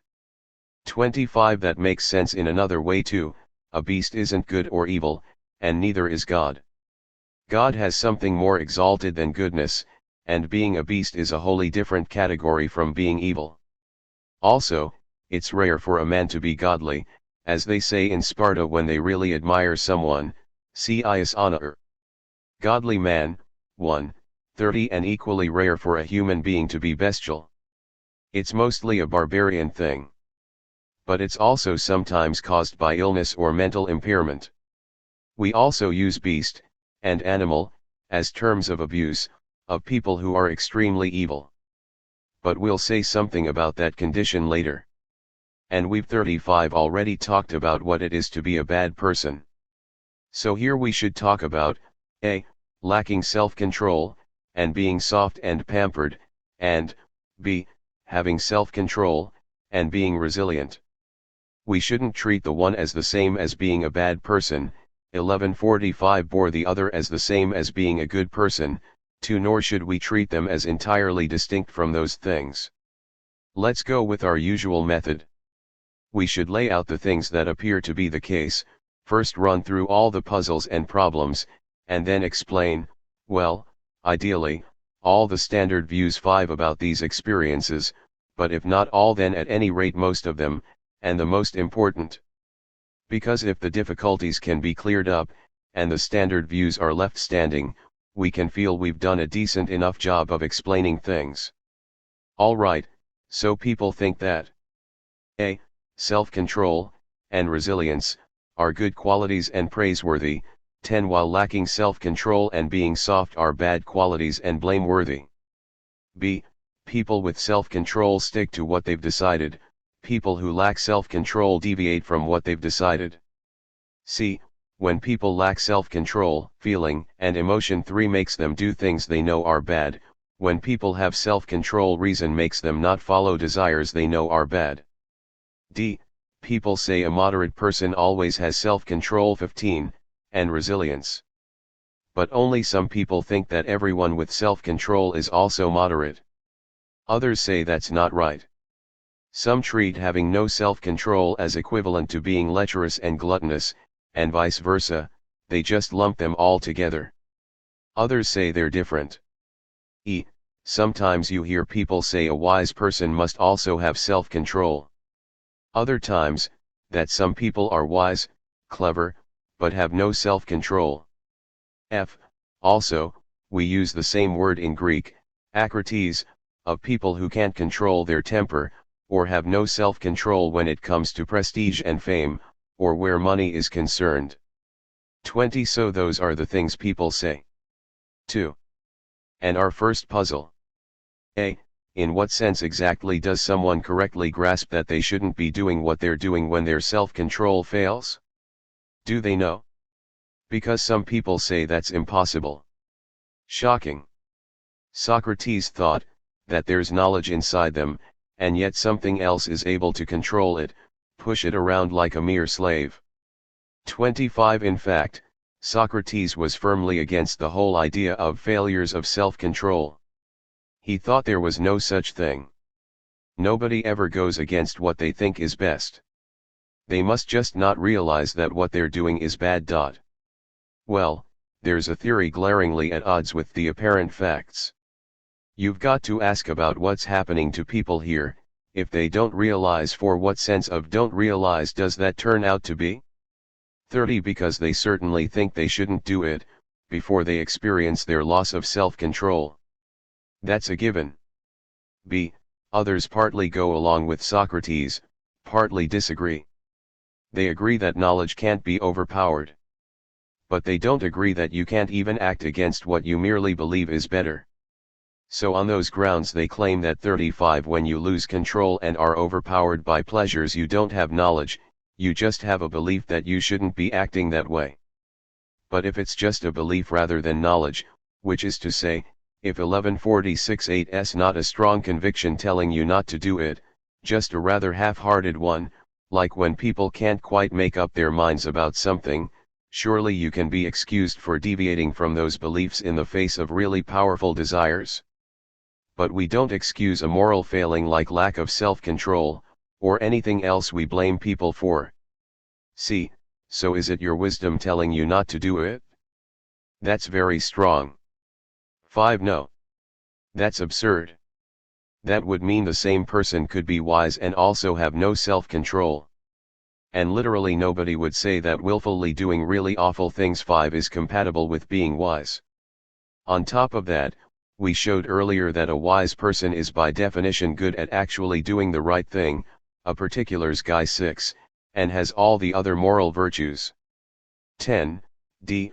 Also, if self-control comes into play when you have desires that are strong and bad, a moderate person will not be someone who needs to use self-control, and a person who needs to use self-control 7 will not be someone moderate. Extreme desire of that sort is incompatible with being moderate, and so is having bad desires. And they do have to be strong and bad.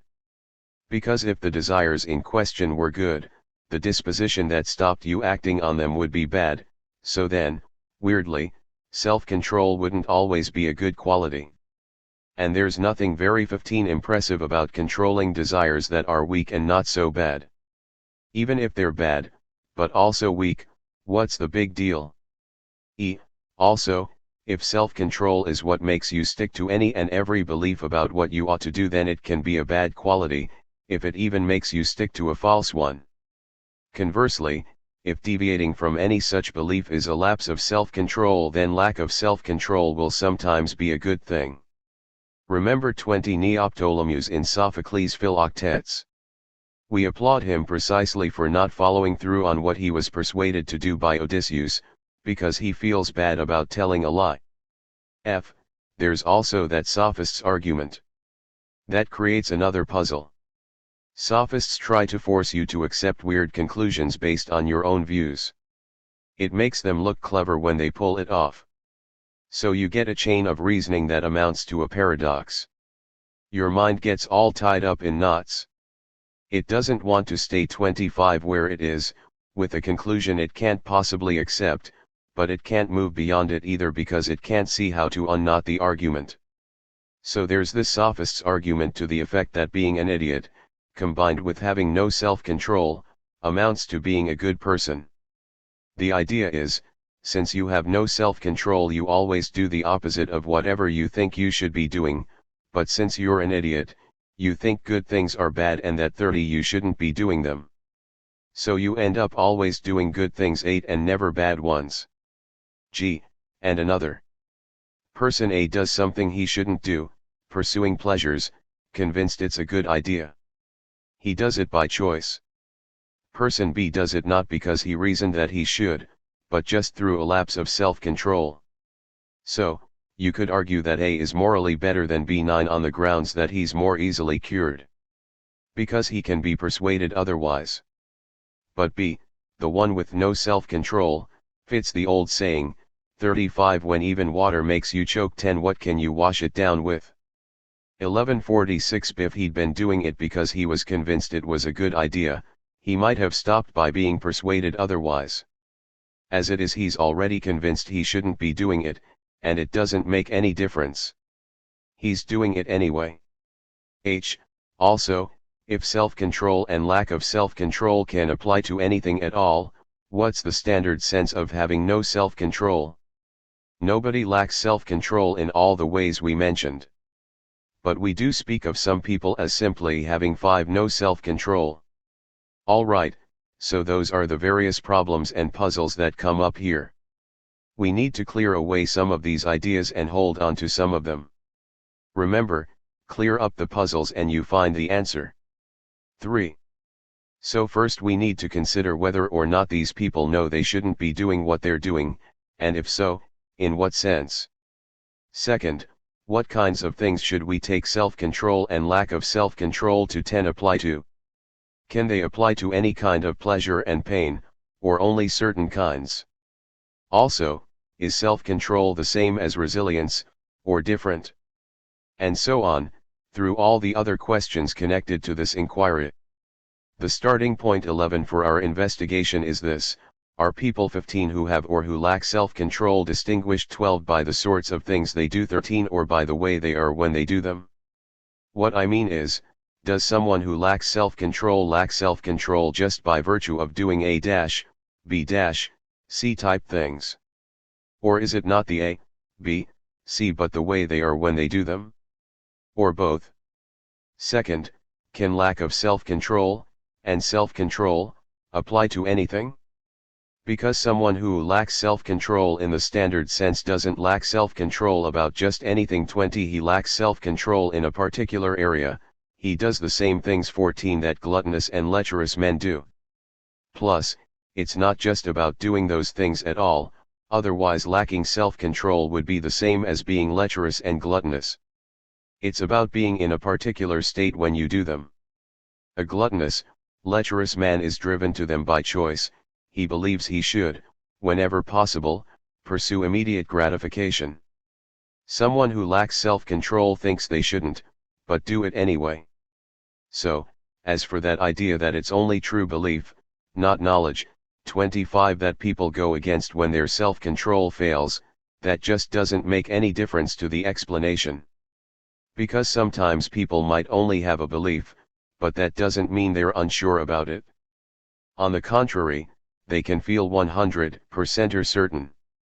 So if the idea is that people with mere beliefs only have a kind of half-hearted confidence in them, and so are more likely to act against what they take to be the case than people with knowledge, wrong. Knowledge or belief, it won't make the slightest difference. Some people have just as much confidence in what they believe as other people do in the things they know. I mean, just look at Heraclitus. No, here's a better idea. Knowing means two different things. It can mean having the knowledge but not using it, or it can mean actually using it. And it will make a difference, whether you, A, have the knowledge that you shouldn't do X but aren't actually thinking about it, or, B, are actually thinking about the fact that you shouldn't be doing X when you do 35X. Maybe that seems shocking. It's not so shocking if you aren't thinking about it. 1147a Also, since there are two kinds of premises, universal and particular, there's no reason why you can't have both of them when you act against your knowledge, but only be using the universal one, not the particular. 15 Because it's particular things we actually do. It also makes a difference what kind of universal it is. It can be about you, or it can be about the thing. So, for example, case A, you know that dry foods are good for every human being and automatically also know the particular, I'm a human being.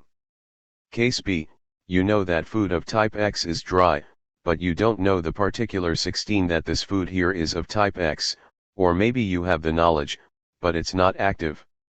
So these various senses of knowing will make a massive difference here, such that your knowing in one sense that you shouldn't be doing what you're doing seems perfectly normal, while your knowing it in the other sense seems astonishing.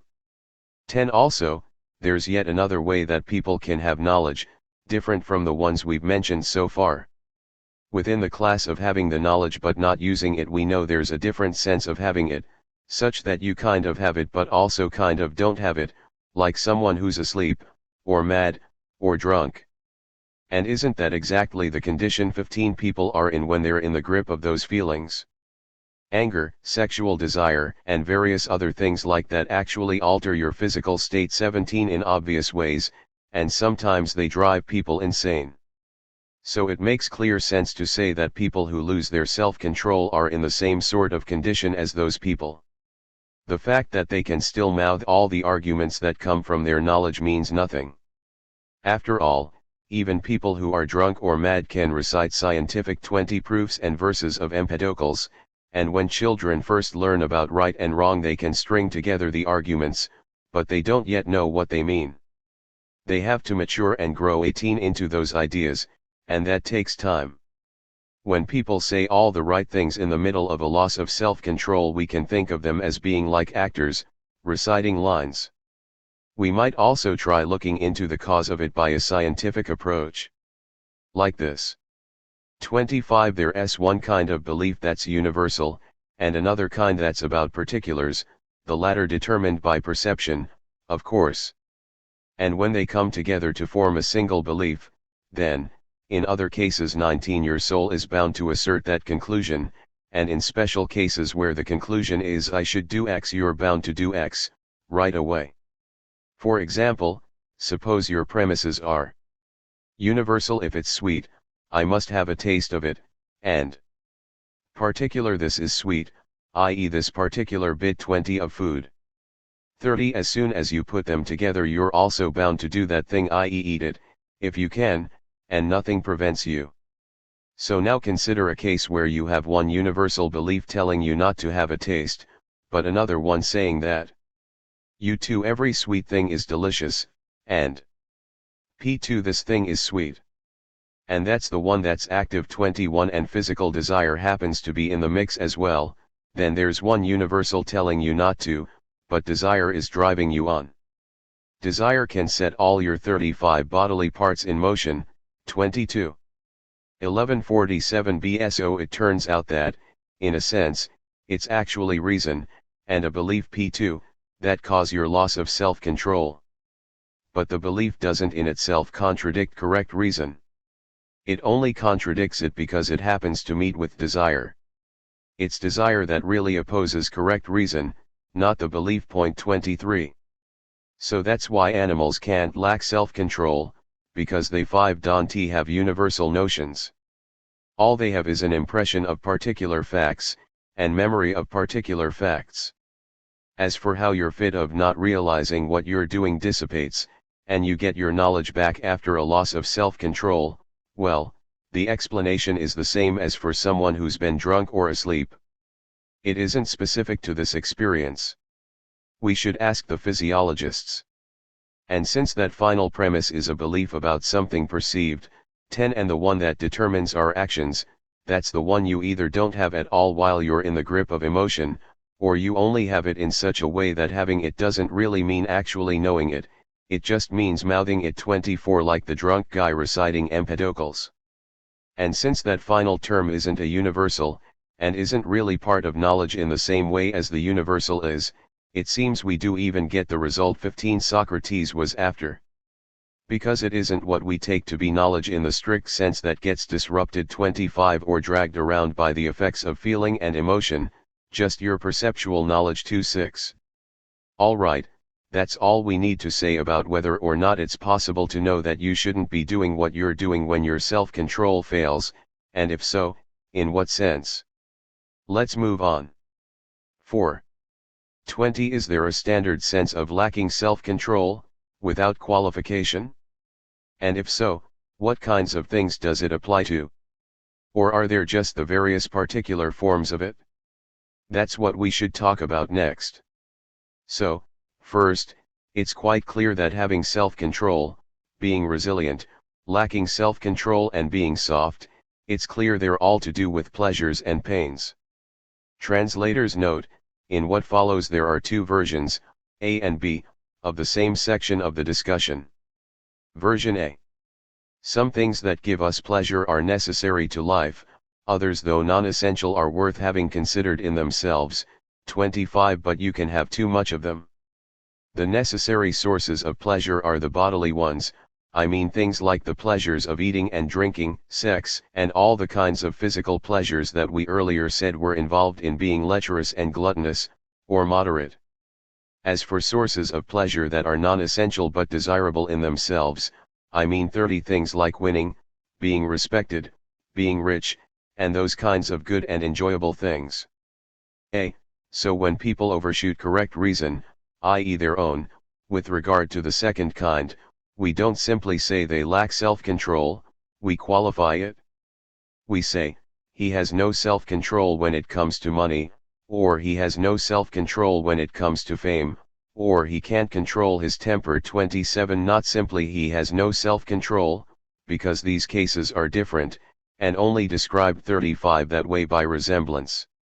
It's like with man, the Olympic champion. 28 For him, the 1148 Agenarel expression man was only a little bit different from the one that specifically referred to him. But it makes quite a difference.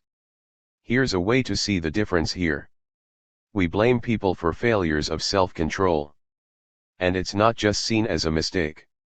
We think that it, sort of, makes you a bad person, or is, sort of, a vice. 29 But nobody gets blamed for any of those qualified forms of lacking self-control. 5. B.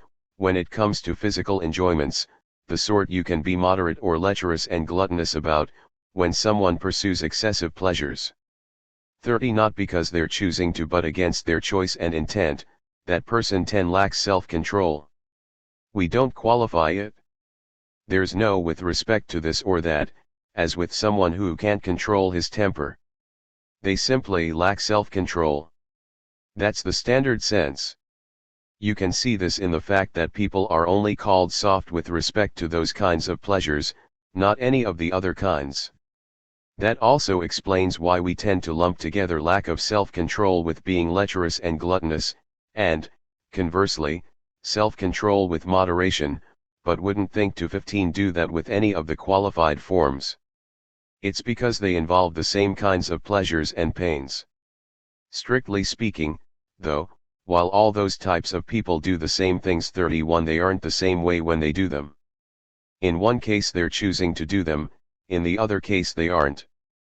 That's why we're more likely to call someone lecherous or a glutton if they aren't acting on any desire at all, or only a mild desire, when they pursue excessive pleasures or avoid minor discomforts, as opposed to someone who does the same thing because of 20 extremely powerful desires.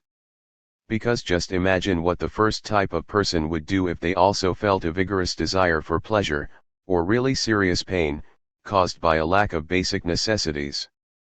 Version B. Some desires and pleasures are in the class of honorable and good things. Because, as we distinguished them earlier, some things that give us pleasure are intrinsically desirable, others 25 are the opposite, some in between. Examples of the first class are money, material gain, victory, respect.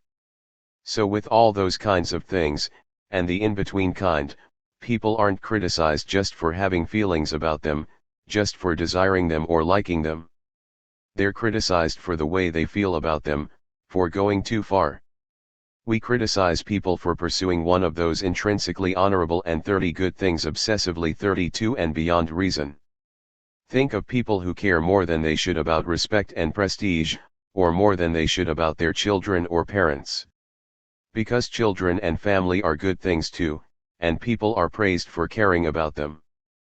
But you can go too far even with those, like, say, if you insist you have better children than the gods, the way Niobe did, or if you love your father as much as father-loving 1148b Satyros. 33 I mean, to go and throw himself off a cliff just because his father died, that was a really stupid thing to do, surely. Not that there's any moral failing in liking these things too much, for the reason already given, each of them is an intrinsically desirable thing, just in itself.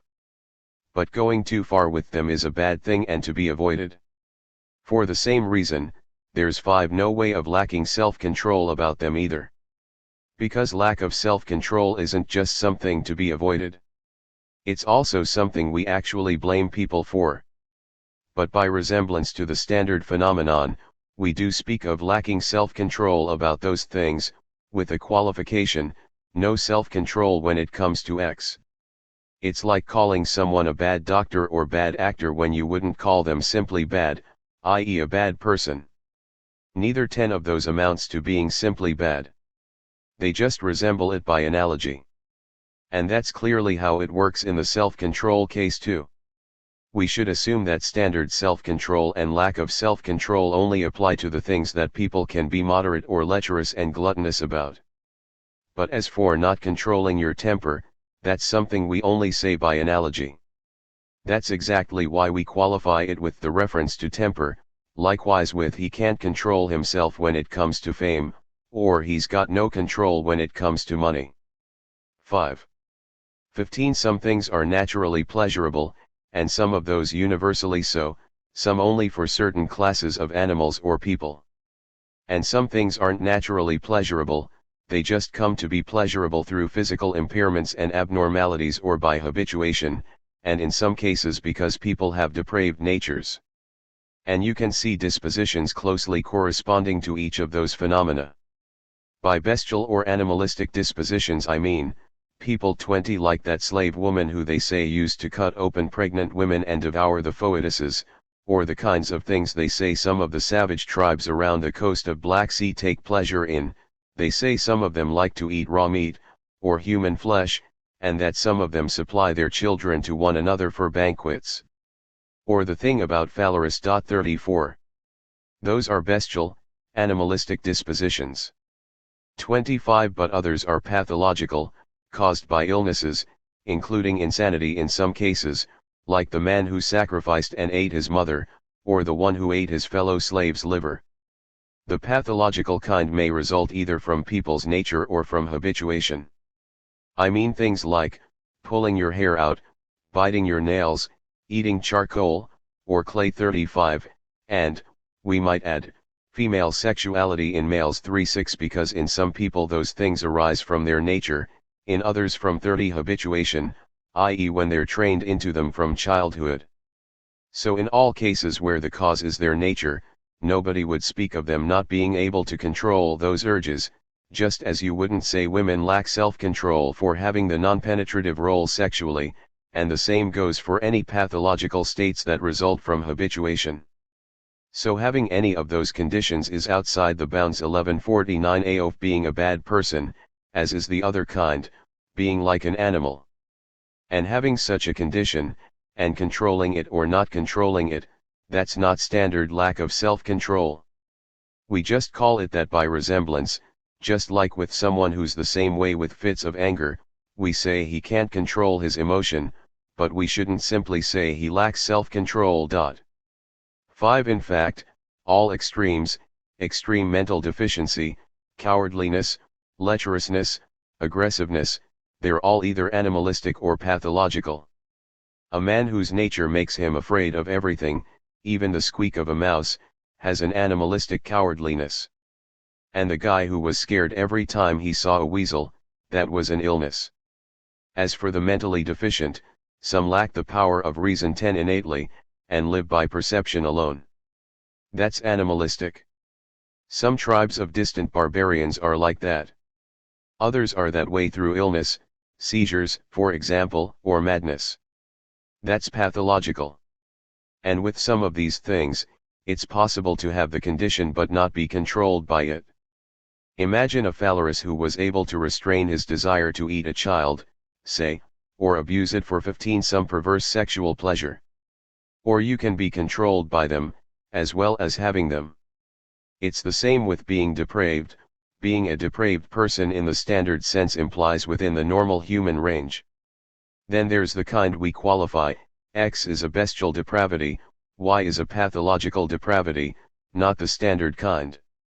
In the same way, it's clear that, yes, there's such a thing as failing to control bestial urges or failing to control a pathology, but standard sense lack of self-control is strictly just the kind that 20 corresponds to normal human levels of lechery and gluttony. 37.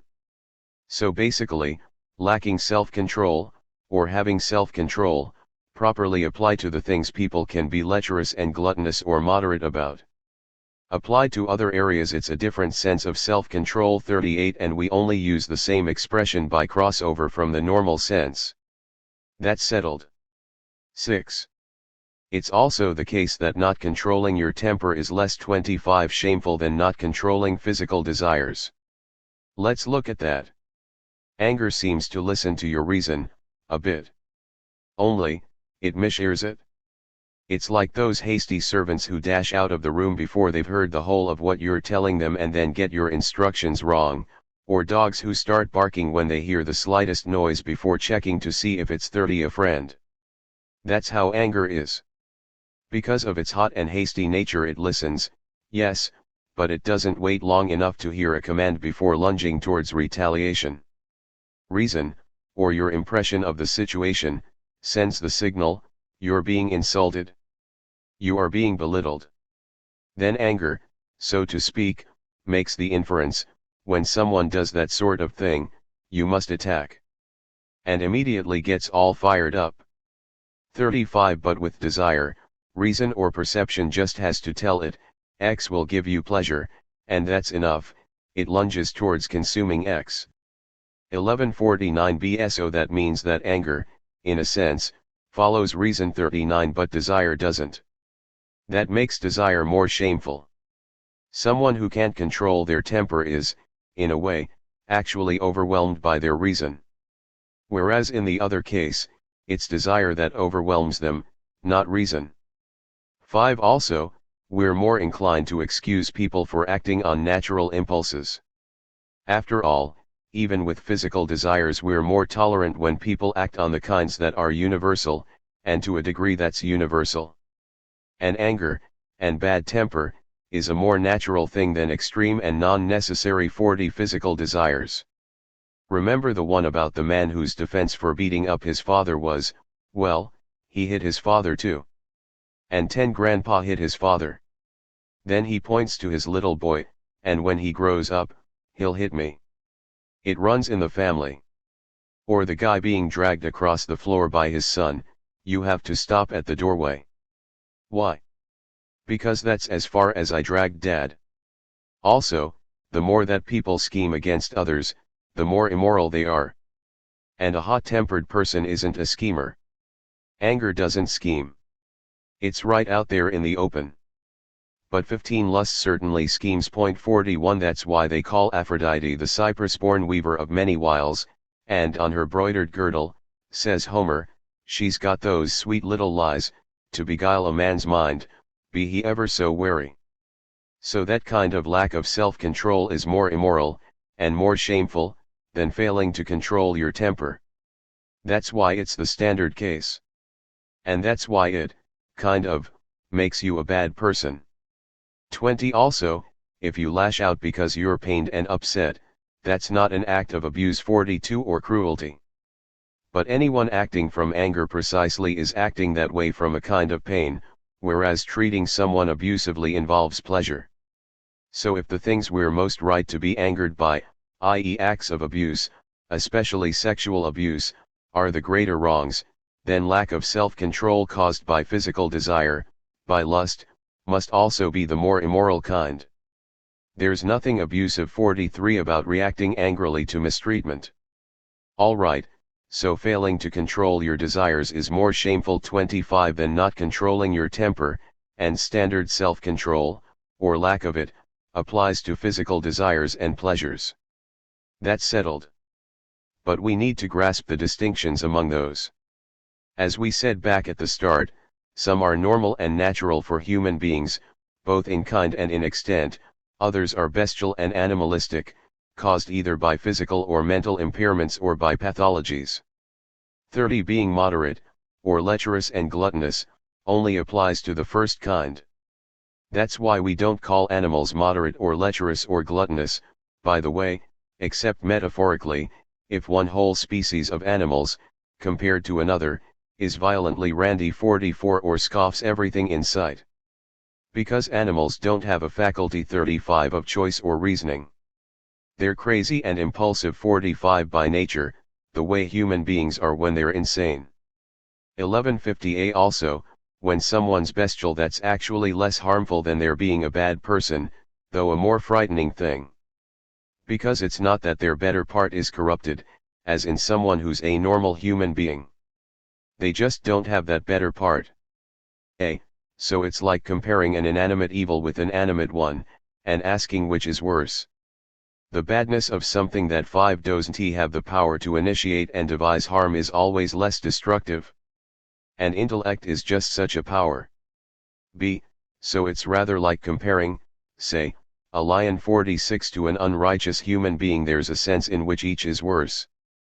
Because an evil human being can do many times more harm than any beast. 7. When it comes to pleasures, pains, desires, and aversions 10 that depend on touch and taste, which, we determined earlier, are the domain for being lecherous or gluttonous, or moderate, the various ways you can be 47 are as follows. A. If you can't resist the pleasures most people can, you lack self-control. B. If you can resist the pleasures most people can't, you have self-control. C. If you can't handle the pains that most people can, you're soft. D. If you can handle the pains that most people can't, you're resilient. 15. The majority of people are set somewhere in between, even if they lean a little more to the inferior states. Point 48. Some pleasures are necessary, and some aren't. And some are necessary up to a point, but too much of them, or too little, isn't necessary. And the same goes for desires and pains. That being so. A. Someone who pursues excessive pleasures, or necessary 21s excessively, by choice and for the pleasures themselves, not some other consequence of them, that's your lecherous, gluttonous man. He's called akolastos, literally, uncontrollable, unstoppable, because, by definition, he never feels any regret, so he's incurable. Because if you don't feel regret, you're incurable. Point 49. And someone who pursues pleasure too little is, the opposite of that, whatever that's called. And the person in the middle is someone moderate. B. Similarly with pains, one type of person shirks physical pains, not because they can't handle them, but by choice. 25 others shirk pain against their choice and intent. Of those, some are driven by pleasure and some by the need to escape the pain of their desire. So those are different from one another. And anyone would agree that A.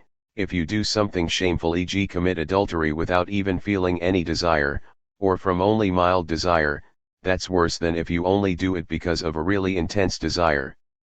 And B. If you hit someone when you aren't even angry, that's worse than doing it because you're angry. 30. Because if you're the first type, just imagine what you'd be doing if you did feel those emotions. That's why a lecherous man is, in fact, a worse person 50 than someone who lacks self-control.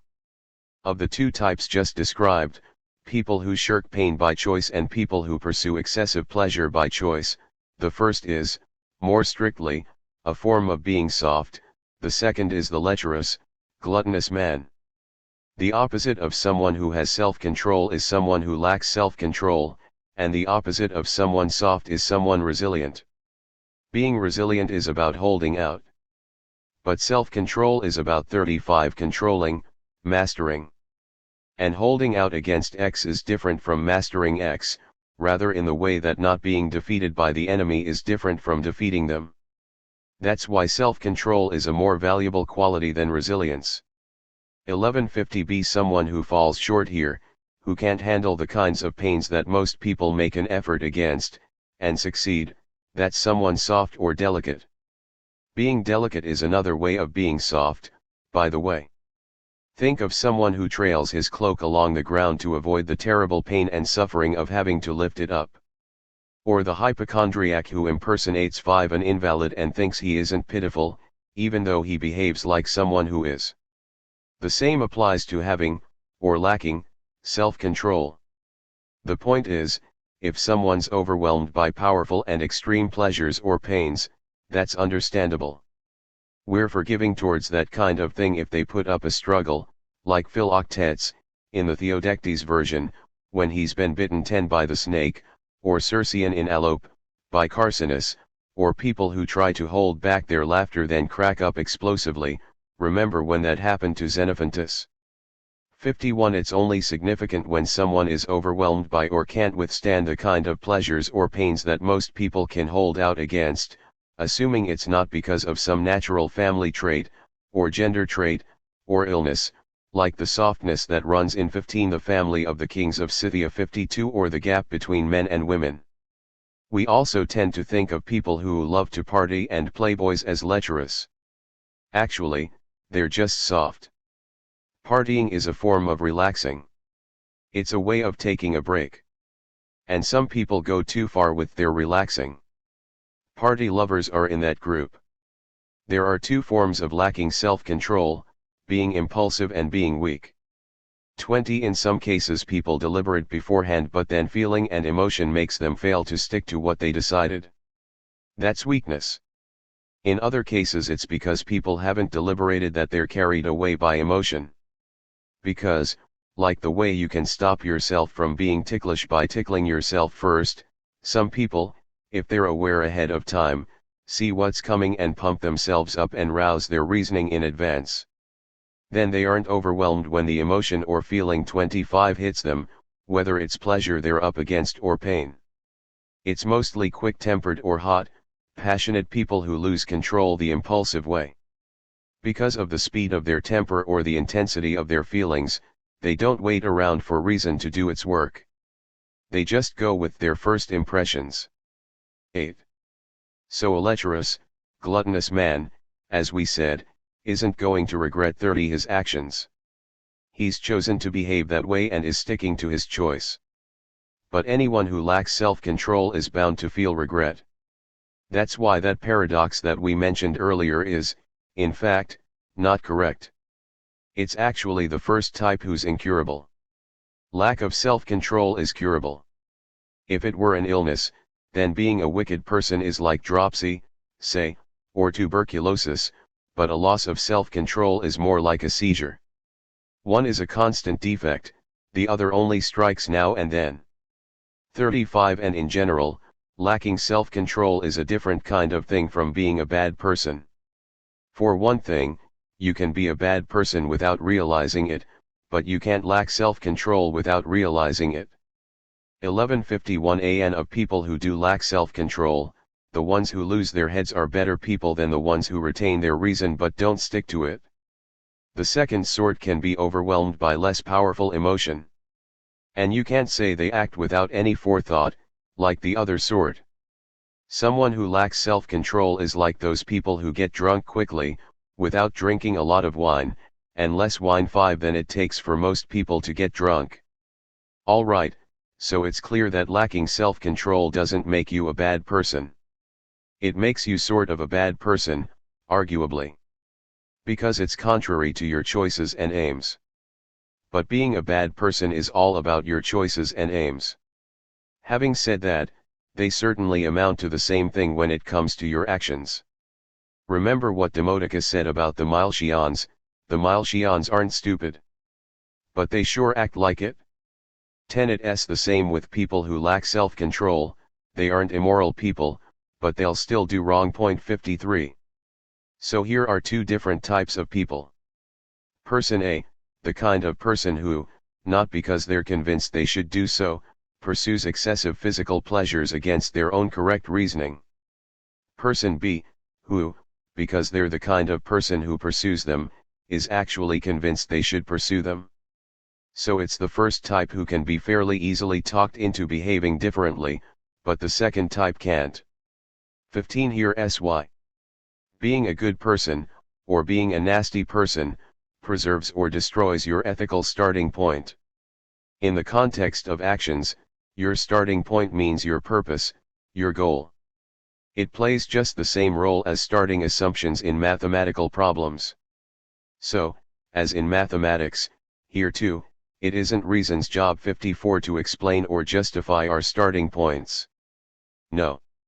It's our goodness, coming either from our nature or from habituation, that makes us have 55 the right belief about that starting point. So in this context, someone like that, with the right starting point, is moderate. And a lecherous, gluttonous man is the opposite, he has the wrong starting point. 20 But then there's another kind of person, someone who's prone to being unhinged by emotion and going against their own correct reasoning, someone over whom emotion and feeling exert just enough power to stop them actually doing what correct reason is telling them to do, but not enough to turn them into the sort of person who's convinced they actually should be pursuing those kinds of pleasures with abandon. That's the person who lacks self-control, a better person than the lecherous man and not a bad person in the normal 25 sense. Because the best part of him, that ethical starting point, is still there, intact. And then finally, there's the person who's the opposite of that, someone who's able to stick to what reason tells them to do and doesn't get unhinged by emotion. So it should be obvious, from all this, that self-control is a good quality and lack of self-control a bad one. 9. So is it self-control if you stick to reason, whatever it says, 30 or to a choice of whatever sort, or only if it's correct? And is it a lapse of self-control if you fail to stick to any choice, of whatever sort, or to reason whatever it says? Or not if what it says is false? Not if the choice isn't correct? We raised this puzzle earlier. Maybe the answer is that, incidentally, yes 56 you could be sticking to, or not sticking to, any choice at all, but if we mean per se, then your reason has to be saying something true and 35 your choice has to be correct. Let me explain. Suppose someone chooses, or pursues, X in 1151 border to get Y.57, that means that per se they're pursuing and choosing Y, and only incidentally choosing and pursuing X. And the standard sense of choosing or pursuing is the per se one. So yes, in a sense you can be sticking to or deviating from any opinion whatsoever, but by the normal sense of opinion it has to be a true one. 5. And there's another class of people who stick to their opinion, we call them pig-headed, i.e. people who are hard to persuade and can't be easily made to change their minds. They're certainly a little bit like people with self-control, rather in the same way that an extravagant man is a little bit like a generous one, and a reckless man is a little bit like someone bold. But they're also different, and in multiple ways. When someone has self-control, it's emotion and desire that can't shift them. They're certainly open to persuasion, under the right circumstances. But with pig-headed people it's reason that can't shift them. They're certainly susceptible to desires. As a matter of fact, a lot of them are precisely driven by pleasures. Pig-headed people can be, A. fanatics, B. ignorant, or C. yokels. Of those, fanatics are certainly motivated by both pleasure and pain. They relish the victory when you can't get them to 15 change their mind, and they're distraught when their ideas, their decrees and dogmas aren't enacted, so to speak. So they're actually more like people who lack self-control 58 than people who have it. There are also people who fail to stick to what they've decided, but not because they lack self-control, like the Neoptolemus case in Sophocles' Philoctetes. It's true he failed to stick to his decision because of pleasure. But it was an honorable pleasure. Telling the truth was the honorable thing for him to do 59:20, and he'd been persuaded to lie by Odysseus. The general point being, just because someone is doing something for pleasure, that doesn't always mean they're lecherous or a bad person or that they lack self-control. It has to be a shameful pleasure. There's also the kind of person who enjoys physical pleasures less than one should, and who fails to stick to their reasoning by way of that feature of their character. Someone with self-control is 25 between 60, that person, and someone who lacks self-control. I'll explain. Someone who lacks self-control fails to stick to their reasoning because something in them, their desire, is too strong. And this other kind of person, because it's too weak. And someone with self-control, in the middle, does stick to what reason says, without either of those things shifting him off course. And if having self-control is a good thing, then it must be that both of these opposing character traits are bad, just as 30 people assume they are. It's just that, because one of them is observed in so few people and so rarely, we tend to think of lacking self-control as the only opposite of having self-control, like the way we think the only opposite of being moderate is being lecherous. 61. And since we often use words just on the basis of a resemblance, here too we've come to speak of the self-control of someone moderate, because of the resemblance. After all, someone 35 with self-control never does anything contrary to reason on account of physical pleasures, and exactly the same goes 1152 for someone moderate. The difference is that the former has bad desires, the latter doesn't. Also, a moderate person is someone who doesn't enjoy things that go against reason, whereas a person with self-control is someone who does and would enjoy them, they just aren't carried away by them.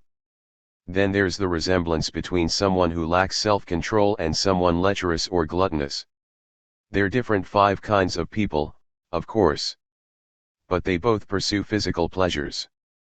The difference is that one of them is thinking, this is what I should do, and the other, I should not be doing this. 10. Also, it's not possible for the same person to be wise and lack self-control. We showed earlier that being wise implies being a morally good person as well. Also, you're not wise just by knowing what you should do, you also have to be good at actually doing it.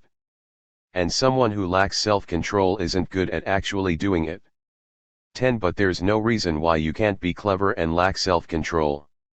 That's why some people, sometimes, seem like they're wise, but also lacking in self-control.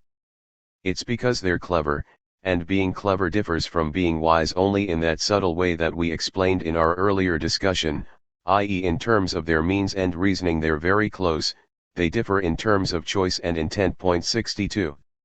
Also, someone who lacks self-control isn't like someone who knows what they should do and is actually thinking 15 about it. They're more like someone who's asleep or drunk. Also, though they're certainly acting willfully, because, in a sense, they know what they're doing and why they're doing it, they're not wicked people, because their underlying choice remains decent. They're sort of semi-wicked. And they're not unethical people, because they don't plan the harm they do.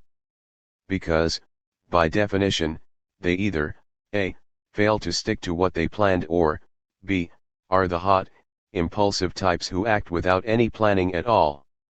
20. Someone who lacks self-control is like a city that passes all the resolutions that it should and has perfectly good laws, but fails to observe any of them. Like that joke in Anaxandrides. A. The city has decreed. B. Yeah, the city where no one gives a hoot about the law. A wicked or evil person, by contrast, is like a city that does observe its laws, but actually has wicked laws. 25. Having or lacking self-control is about going beyond the average character state. It's about being able to stick to what you've decided, more, or less, than most people are capable of doing.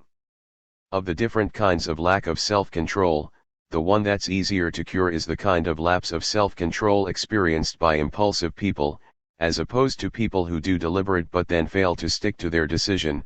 Plus, people who lack self-control through bad habits are easier to cure than people who have it in their nature. A habit is easier to shift than your nature. After all, that's exactly what makes a habit hard to shift, too, the fact that it's quasi-nature.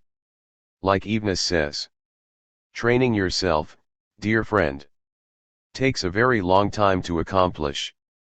But when it comes to an end, it will form a new part of your nature. Alright, so we've said what self-control is, and lack of self-control, 35, and being resilient and being soft, and how those dispositions relate to one another. We're done. 11. 1152b. Pleasure and pain, moral and political philosophy is the right place for thinking about those, because it's the part of philosophy that makes the master plan, lays out life's goal, which we can use as our criteria for calling anything good or bad, without qualification. 63. Plus, investigating them is something we really have to do. First, because we made the claim 64 earlier that being a, morally, 5 good or bad person is all about pleasures and pains, and also because most people say that a blessed, flourishing life must include pleasure. That's why even the word in Greek for someone blessed, makarios, comes from the word for feeling joy, pleasure, happiness, kairein. 65. Alright, so a. Some people think that no pleasure is a good thing, either in itself or derivatively. They take the view that what's good and pleasure are simply not the same. 10. B. Others think that some pleasures are good, but most are bad. C. And there's a third position, that even if all pleasures are a good thing, pleasure still can't possibly be the highest good. Alright, so people say pleasure is not a good thing at all, on the grounds that 1. Every pleasure is a process of change towards some natural state, and no process of change can be the same kind of thing as its endpoint 66 or goal. For example, no instance of building is the same kind of thing as a house. 15. 2. A moderate person avoids pleasures. 3. A wise person pursues freedom from pain, not pleasure. 4. Pleasures get in the way of thinking, and the more intense the pleasure, the more it gets in the way. Take sexual pleasure. It's impossible to have any thought at all when you're experiencing it. 5. There's no technical expertise that governs pleasure. Yet surely every good thing is the product of some form of expertise. 26. Children and animals pursue pleasures. And people claim that not all pleasures are good, on the grounds that 1. Some pleasures are shameful, and people are reproached for them, and 2. Some are harmful, in the sense that certain pleasurable things make you ill. As for the claim that pleasure couldn't be the best thing in life, they say that on the grounds that it's not an endpoint or goal, it's an A to B process, it brings something about. So those are pretty much the things people say about it. 25 In fact, it doesn't follow from any of these arguments that pleasure is not a good thing, or that it can't be the very best thing in life. We'll make that clear from the following. So first of all, good means two things: it can mean simply or normally speaking 67 good, or it can mean good for a given person, and a corresponding distinction 68 will apply to natures and dispositions and physical states, and hence also to motions and A to B processes that bring about those states. And of pleasures considered bad, some are, normally speaking, bad, but not bad for a given person. Maybe for person X they're desirable. And some maybe aren't even unequivocally 30 desirable for person X, they're just sometimes desirable or for a while, but not all the time. And some of them aren't even really pleasures at all, 69 they're just experienced as pleasures, the ones that involve pain as well, and that are part of medical treatment, i.e. the sort experienced by people who are ill. Also, one kind of good is activity, and another kind is disposition or state. And it's merely incidental that processes that restore us to our natural physiological state give us pleasure. 35 In fact, pleasure is activity, in the case of physical desires, activity of the remaining, intact physiological disposition. 70 There are, after all, also pleasures that involve no pain and no 1153 A physical desire, like the pleasures of contemplation, where our nature is not lacking anything at any stage. You can see this 71 in the fact that people don't find the same thing pleasurable when their nature is being refilled as they do once it is restored. Once it's restored and settled, they enjoy things that are, in the normal sense, pleasurable. But when it's being refilled, they may even enjoy the very opposite things. 5 They may even enjoy things that are sharp or bitter, for example 72, and none of those is naturally or normally pleasurable. Hence those aren't natural pleasures either. Because that distinction, between different kinds of pleasurable things, some are naturally pleasurable, some aren't, implies an equivalent distinction between the pleasures arising from them. Also, there doesn't always have to be some other thing that's better than the pleasure, the way some people say 73 the endpoint, B, must be better than the A to B process. Because pleasures are not A to B processes, not all of them even involve any such process.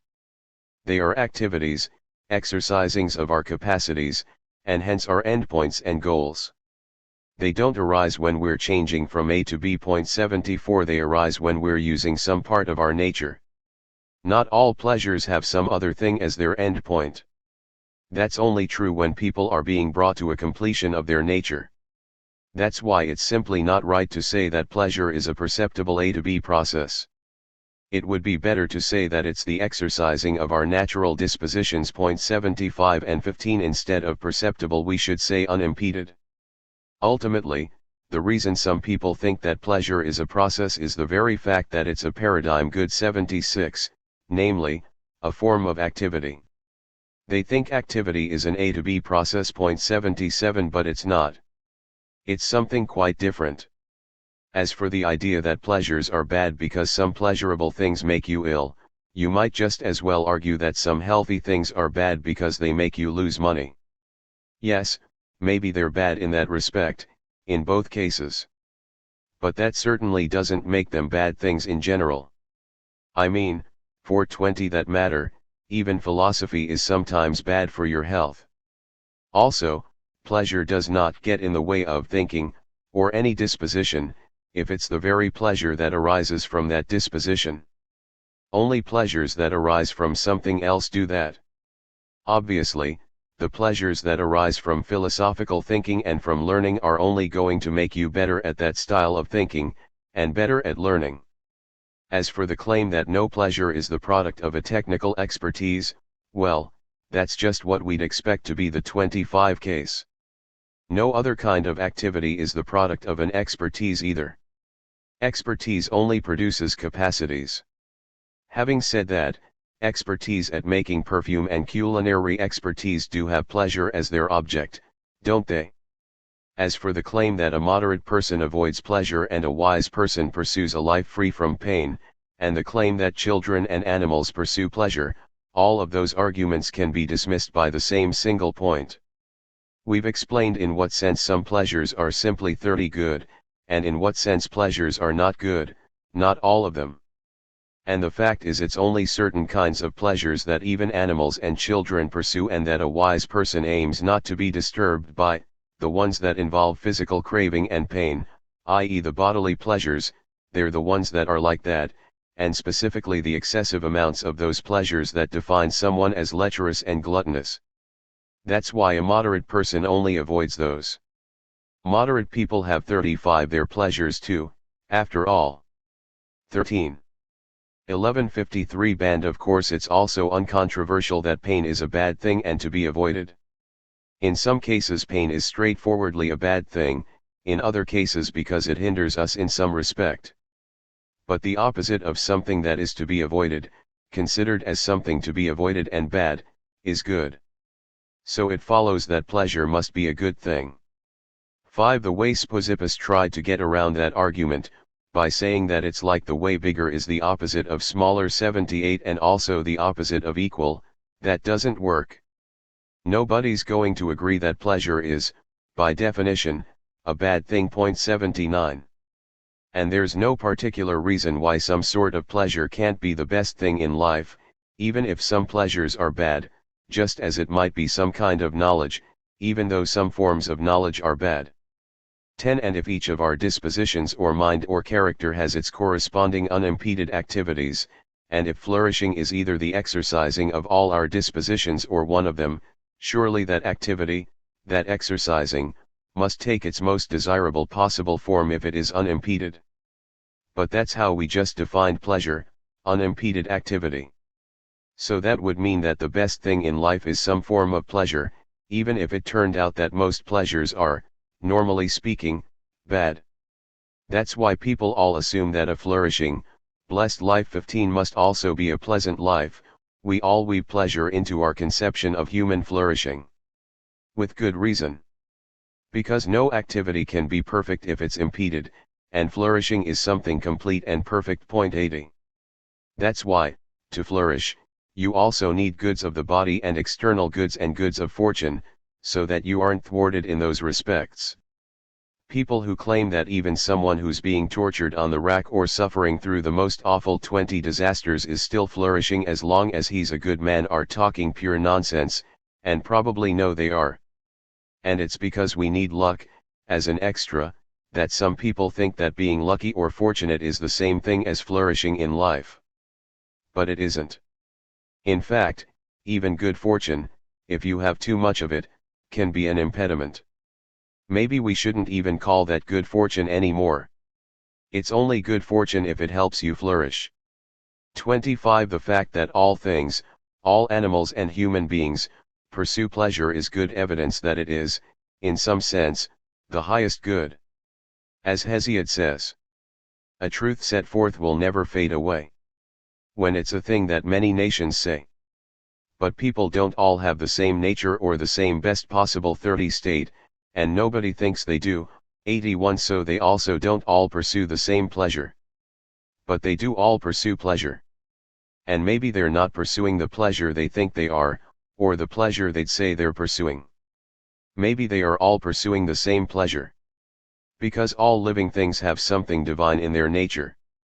But physical pleasures have come to monopolize the term pleasure, since they're the kind that people most often direct themselves towards 35 and that everyone experiences. So since they're the only kind most people are familiar with, most people think they're the only kind there are. 1154-8's also clear that if pleasure isn't a good thing, along with activity, then, bizarrely, it won't be the case that a man who's flourishing is living a pleasant life. Why would he need any pleasure if it's not a good thing and he could just as well live a painful life and still be flourishing? Because on that view, pain isn't good or bad, since pleasure isn't either. So why would you bother avoiding it? 5 So that means that the life of a good man won't be a more enjoyable one either, if his activities are also no more enjoyable than anyone else's. 14. On the subject of physical pleasures. Some people claim that some pleasures are extremely desirable, namely the honorable kind, but not physical pleasures, not the pleasures that lecherous and gluttonous people pursue. 10 And here's something for those people to think about. Why, in that case, are the pains that are the opposite of those pleasures bad? After all, the opposite of what's bad is good. Is it that necessary physical pleasures are good just in the sense that even something that's not bad is good? Or are they good up to a certain point? Let me explain. With some dispositions and processes of change, you can't go too far, more is always better, so there's also no such thing as too much of the pleasure.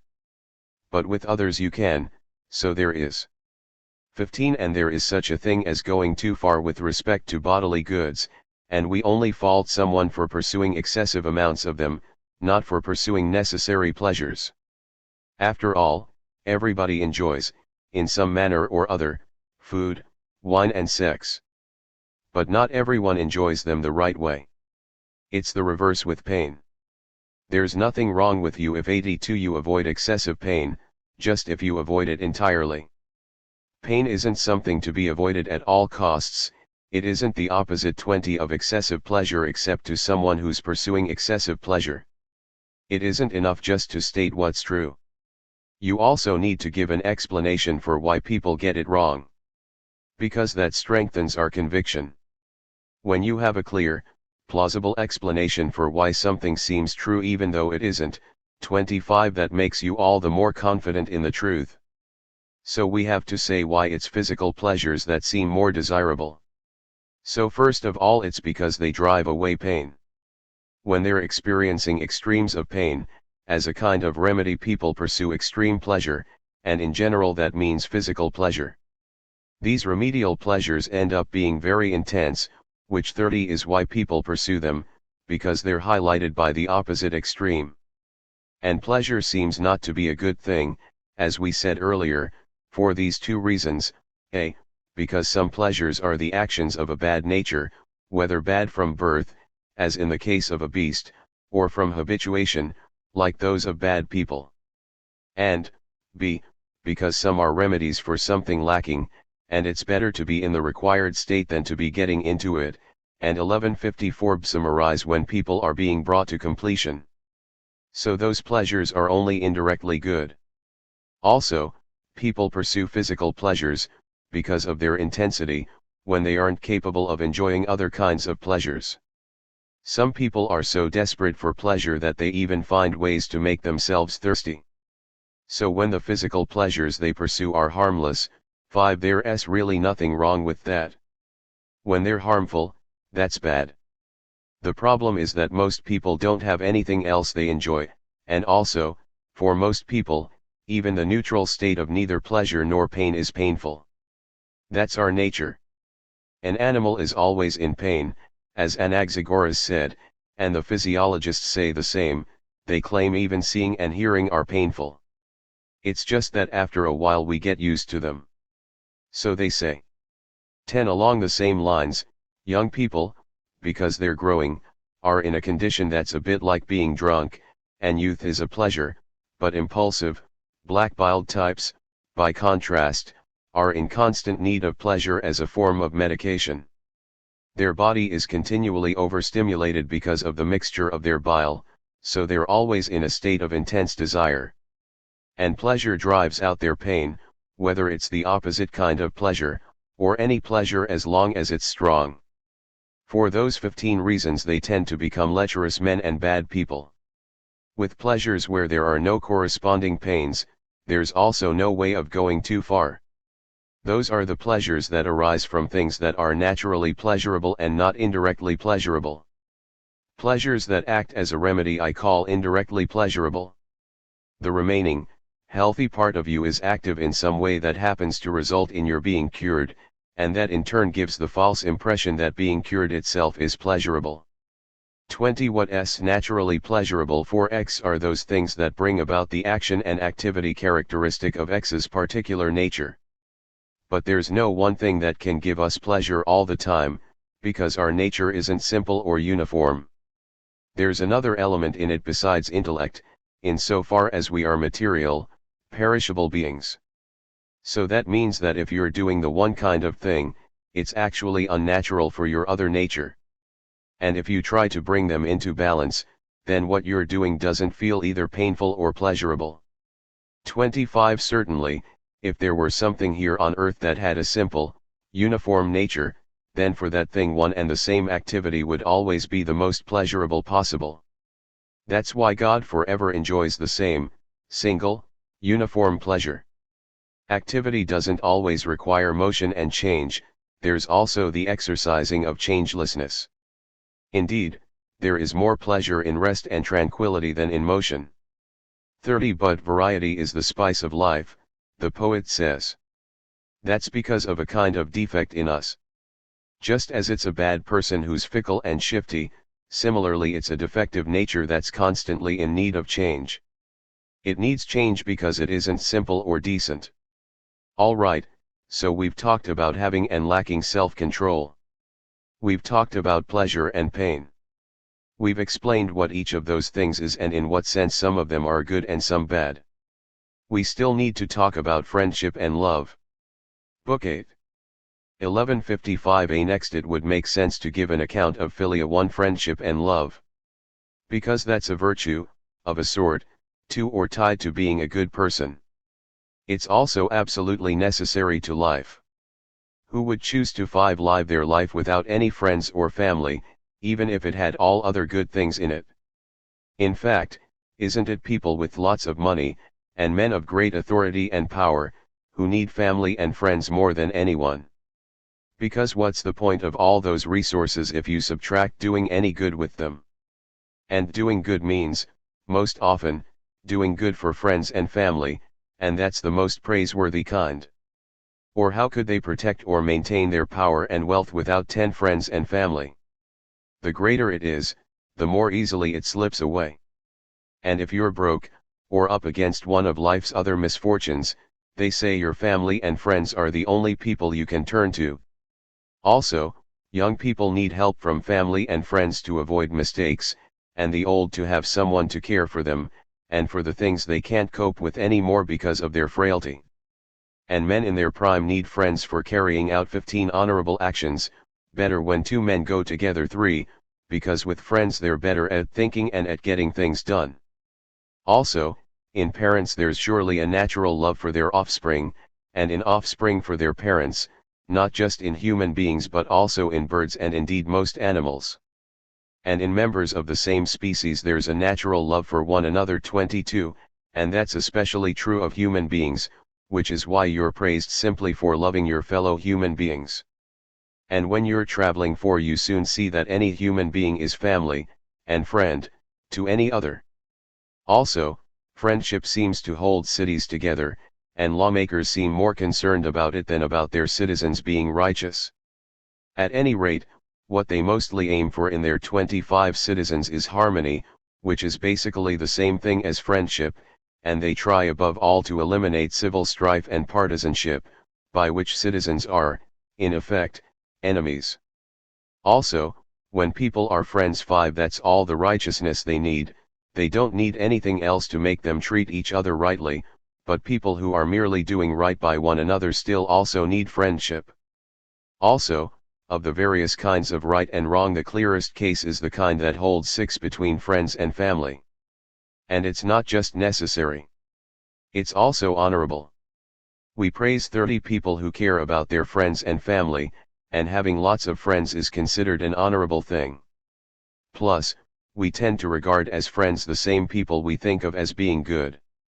But then there are various things to do with love and friendship that people disagree about. Point 7. Some people say friendship is a kind of sameness, i.e. that friends always have things in common, hence the sayings like with like and birds of a feather 35 flock together and so on. But some people take the opposite view and say that people who have a lot in common, like the 1155 proverbial 8 potters, dislike one another. And some people look for its more abstract principles in the workings of nature. Euripides, for instance, says, "Love is in the parched earth, yearning for the downpour. Love is in the proud, rain-swollen sky, yearning to plunge to earth." 5. And Heraclitus says, "Opposites benefit opposites and different notes make the sweetest harmony, and that the whole universe came into being through strife." But then other philosophers take the opposite view, notably Empedocles, who says that like strives towards like. But let's not bother with questions of natural science. They're irrelevant to what we're investigating here. It's human questions, anything 10 that has a bearing on our characters and on feelings and emotions, that's what we should be looking into. Questions like this: is friendship and love something everyone experiences, or is it impossible for bad people to have friends? Is there just one kind of friendship and love, or are there several? Some people think that there's only one kind, because it comes in degrees, but that's not a valid reason. A thing can exist in different forms 15 and come in degrees. We've talked about that before. 9. 2. We'll get a clearer idea of things if we first figure out what's lovable. Because you can't love just anything. You can only love what's lovable. And that means something good, or something that gives you pleasure, or something useful. And surely a useful 20 thing is useful by being a means to something good or pleasurable. So that would mean the only lovable things, considered as goals, are what's good and what's pleasurable. So do people love what's good, or just what's good for them? Because sometimes those aren't the same. The same goes for what's pleasurable. Well, it seems everyone loves what's good for them, and that although, normally speaking, lovable means good, for each individual what's lovable is what's good for them. 25 plus, each person loves what seems good to them, not always what is good for them. But that won't make any difference. Because what seems good for them will then also just be what seems lovable. So there are 3 ways something can be lovable. But loving inanimate objects doesn't count as friendship. Because they can't love you back. Plus, there's no wanting what's good for them. It would be pretty bizarre to want what's best for your wine, 30 for instance. I suppose you might want it to be safe, but only so that you can have it for yourself. But they say you should want what's best for a friend for the friend's own sake.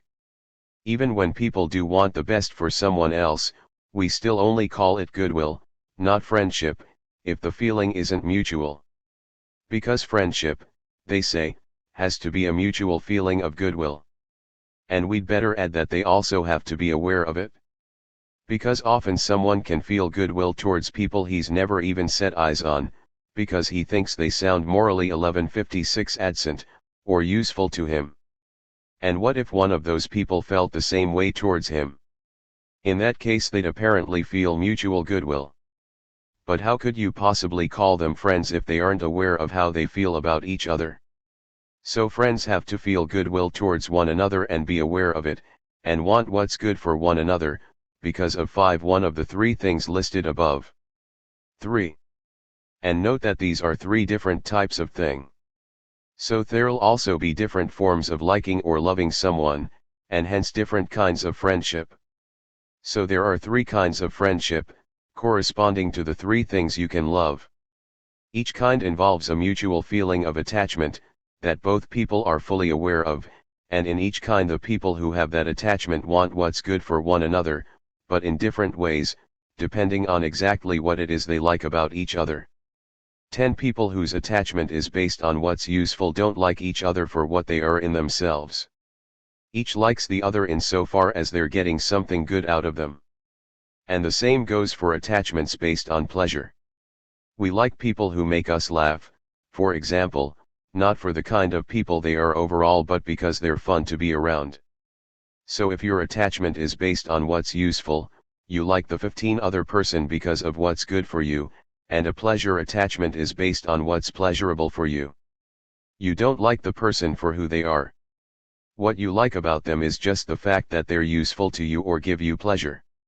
So these kinds of friendships are incidental, in the sense that you don't like the friend for being the person they are, but because they happen to be providing you with something good or pleasurable. That means those friendships can easily break down if the 20 people don't stay the same. If they're no pleasure to each other anymore, or no longer useful, they stop being friends. And of course what's useful to a man doesn't stay the same. First it's one thing, then it's something else. So when the thing that brought them into the friendship in the first place breaks down, the friendship dissolves as well, because that's what it was based on. Useful friendship 25 is especially common in old people, because people at that age aren't after pleasure or having fun. They just need help. And among men in their prime and the young you find it in people whose priority is material gain. Friends like that don't really spend much time together, either. After all, they may not even enjoy each other's company. So they don't need their friends to spend time with them, except when they're actually being helpful. That's to say, they enjoy their 30 company only to the extent that they expect some direct benefit out of it. People usually class xenia 10 guest friendship, with this kind of friendship as well. Friendship in the young, on the other hand, seems pleasure-based. The young live by their feelings and emotions, and they mostly chase after what's pleasurable and fun, and the here and now. But as they get older what gives them pleasure changes. That's why they're quick to become friends and quick to stop being friends. 35 Their friendships shift along with their pleasures. 1156 Band that kind of pleasure changes quickly. Falling in love is typical of young people too. That's almost entirely emotional and pleasure driven. That's why young people make and break those relationships so quickly. They seem to fall in love with 5 different people a day. Pleasure friends, of course, do like to pass their days together 5 and live their lives together because that's exactly how they do all the things that their friendship involves. But complete and perfect friendship is friendship between good people, where being good people is precisely the thing they have in common. They want what's good for one another because, and insofar as, they're good people. And that's a fact about their own, true selves. And wanting what's good for their friends for their friends' own sake makes them friends in the fullest sense. Their relationship is based on something about them 11 not something incidental. So their friendship lasts as long as they remain good people. And goodness is something durable. Also, in this kind of friendship, each friend isn't just good in general but also good to his friend. Because good people are good in general, plus helpful to one another. And they're likewise 15 a pleasure to each other. Because good people are pleasant in general, and also enjoy one another's company. Everyone enjoys their own actions, and others that are like their own, and two good people's actions are bound to be the same, or similar. And it makes sense that this kind of friendship should be long-lasting, because it combines all the things that there ought to be in a friendship.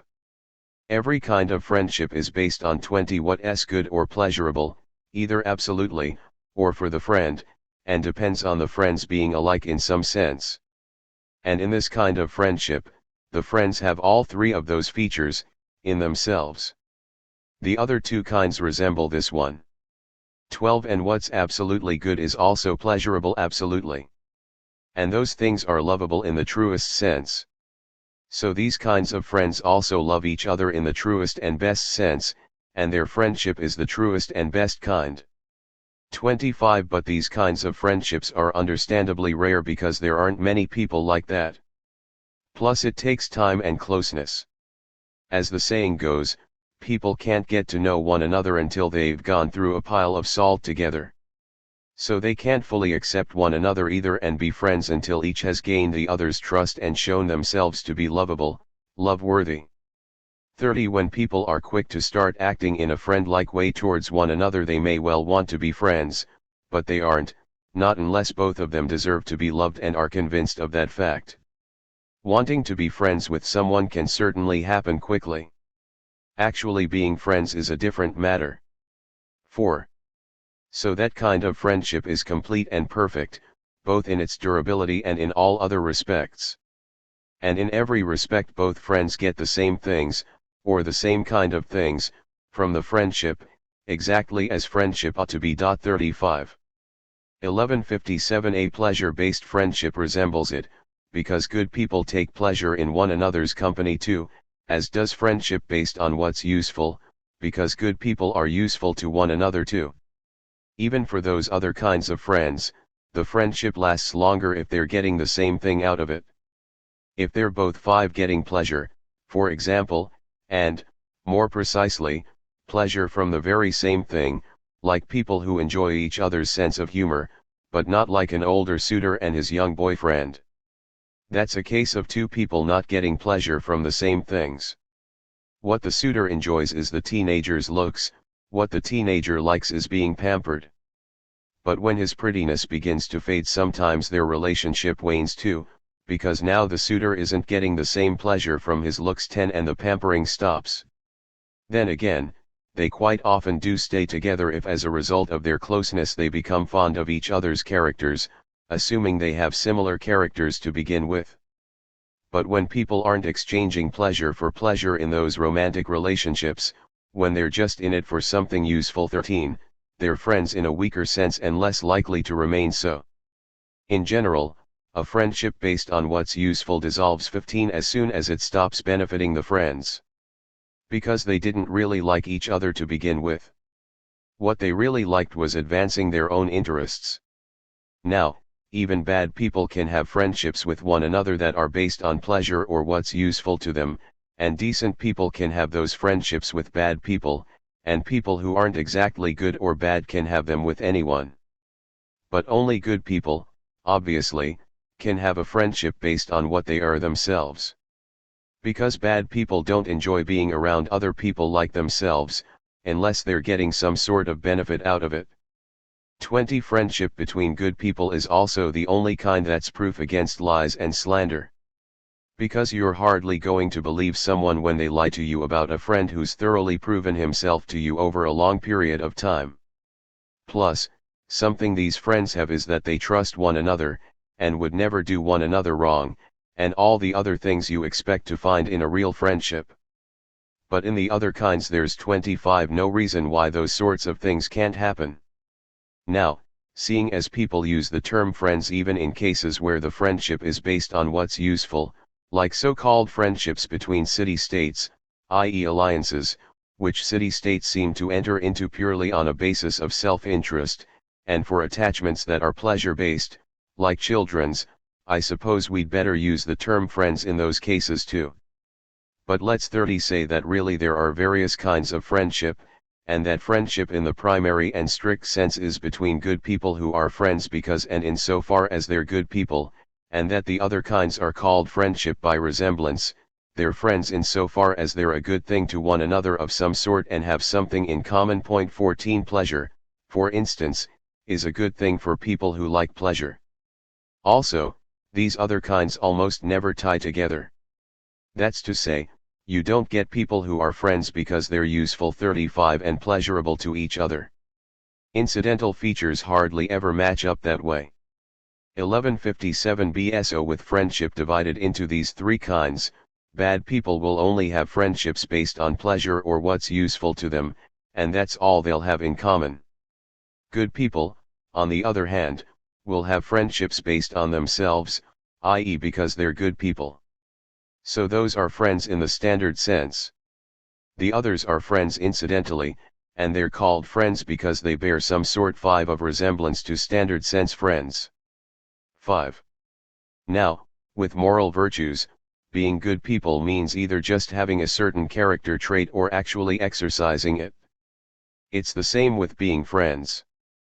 Friends can either be actually spending time together, enjoying each other's company and providing one another with good things, or they can be asleep or miles apart, in which case they aren't exercising their friendship, although they retain the disposition to do so. Being 10 apart in itself doesn't dissolve a friendship. It just stops it being active. But if friends are apart for a long time, that does seem to make them forget their friendship. Hence the lines. For want of a handshake, a simple G-day. Many a friendship fades away. Old people and grouches aren't good friend material. They have a limited capacity for pleasure, and nobody can spend their day with a person who's a pain to be with or gives them no pleasure. Our strongest natural impulse, after all, is to avoid pain and aim for pleasure. If people approve of one another but don't actually spend time together, that's more like mutual goodwill than friendship. Nothing's as crucial to friendship as spending time together. 20. Not even helping one another out. Only needy friends want help, but even blessed, prosperous 15 people want someone to spend their time with. In fact, they're the last people you'd expect to be solitary. And people simply can't spend time together and do things together unless they're a pleasure to one another and enjoy the same things, as in a best friends relationship. 25. So friendship in the fullest sense is friendship between good people, as we've now said several times. Because, as we said, what's lovable and desirable is what's, absolutely, good, or pleasurable. And what's lovable for a given person is whatever's good, or pleasurable, to them. And to a good person, another good person is lovable on both counts. It seems that, while the feeling of love is an emotion, love in the other sense, the relationship between friends and family is a disposition, a state of character. You can feel love in the 31st sense even for inanimate objects. But reciprocated love involves choice. 16, and that comes from a disposition of character. Plus, wanting the best for the people you love, for their sake, depends on a disposition, not just an emotion. Also, by loving a friend, people are actually loving what's good for themselves, because a good person, by becoming someone's friend, thereby becomes part of the well-being of the person whose friend they now are.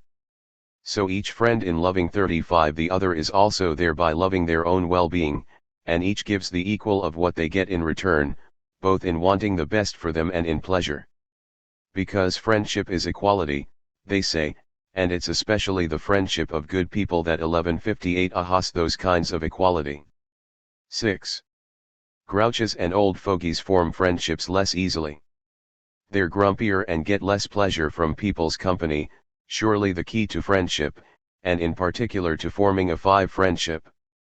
That's why young people form friendships quickly, but not old people. They struggle to make friends because they don't enjoy people's company. The same goes for grouches.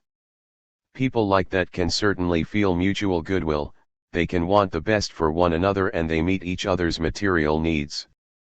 But they're hardly friends, because they don't spend time together and don't enjoy being around one another. Surely 10 the key features of any friendship. You can't have the complete, perfect kind of friendship with lots of people, just as you can't be in love with lots of people. That seems a sort of maximum, and as such something you naturally only feel towards one person. It's hard to feel a really strong liking for lots of people at the same time, and they surely couldn't all be good people either. Plus you'd have to 15 get to know them all and become close to all of them, which would be extremely difficult to do. But it's certainly possible to like a lot of people on the basis of their usefulness or for pleasure. There are plenty of people like that, and the mutual benefits can be up and running quickly. And of the two, the pleasure-based kind is more like real friendship, provided both friends are getting the same things out of it and enjoy each other's company, or enjoy the same 20 things, like friendships in young people. Pleasure friendships are more gentlemanly, whereas a friendship based on what's useful to you is transactional, and vulgar. Indeed, the well-to-do have strictly no need for useful friends, but they do need friends who are a pleasure to be around because they certainly want to pass their time in someone's company, and although we can all tolerate pain for a short while, you can't possibly endure something continuously. 25 Not even the form of the good itself. 17 If you find it painful. So they look for friends who'll be a pleasure to be around. And they'll probably have to be good people as well, plus good to them. That way they'll be all three things that friends ought to be. Powerful rulers, on the other hand, seem to compartmentalize their friends. They have their useful friends, and their pleasure friends, but no friends at all who are both at the same time. 30 That's because they don't look for friends who are fun to be around and also good people, or useful friends who'll be useful for doing honorable things with. When they're after pleasure they just look for people who'll amuse them, and then they want other people who are efficient at carrying out their orders. And those two things are not at all likely to be found in the same person. But we just said that a good man is both a pleasure to be with and useful at the same time. Yes, but a good man doesn't become friends with some powerful ruler far above his station unless he's also inferior 35 to him in goodness, otherwise he can't balance things out, by being proportionately outclassed in both areas. But it's extremely unusual for rulers to be like that. 18. 1158b Now, all the friendships we've described are between equals. Both friends get the same things out of them and want the same things for one another. Or they exchange one type of thing for another, e.g. pleasure for aid. And we've said there are these two lesser forms of friendship, which tend not to last very long. Are they friendships? 5 In a sense they are and in a sense they aren't, insofar as they're both like and unlike the same thing. Insofar as they resemble the sort that depends on goodness, they do seem to be friendships. One involves pleasure, one is mutually useful, and that complete kind of friendship has both those features too. But on the other hand, that kind is immune to lies and gossip, and it has staying power, whereas the other kinds are rapidly shifting, and differ in several other ways as well. In that respect 10 They don't seem to be friendships, because of the ways in which they're unlike complete friendship. 7.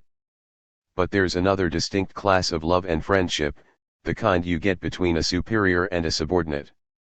Examples are a father's love for his son, and in general, any relationship between an elder and a junior, or a husband's love for his wife, or any relationship where one person has authority over the other. And there are further distinctions within that 15 group.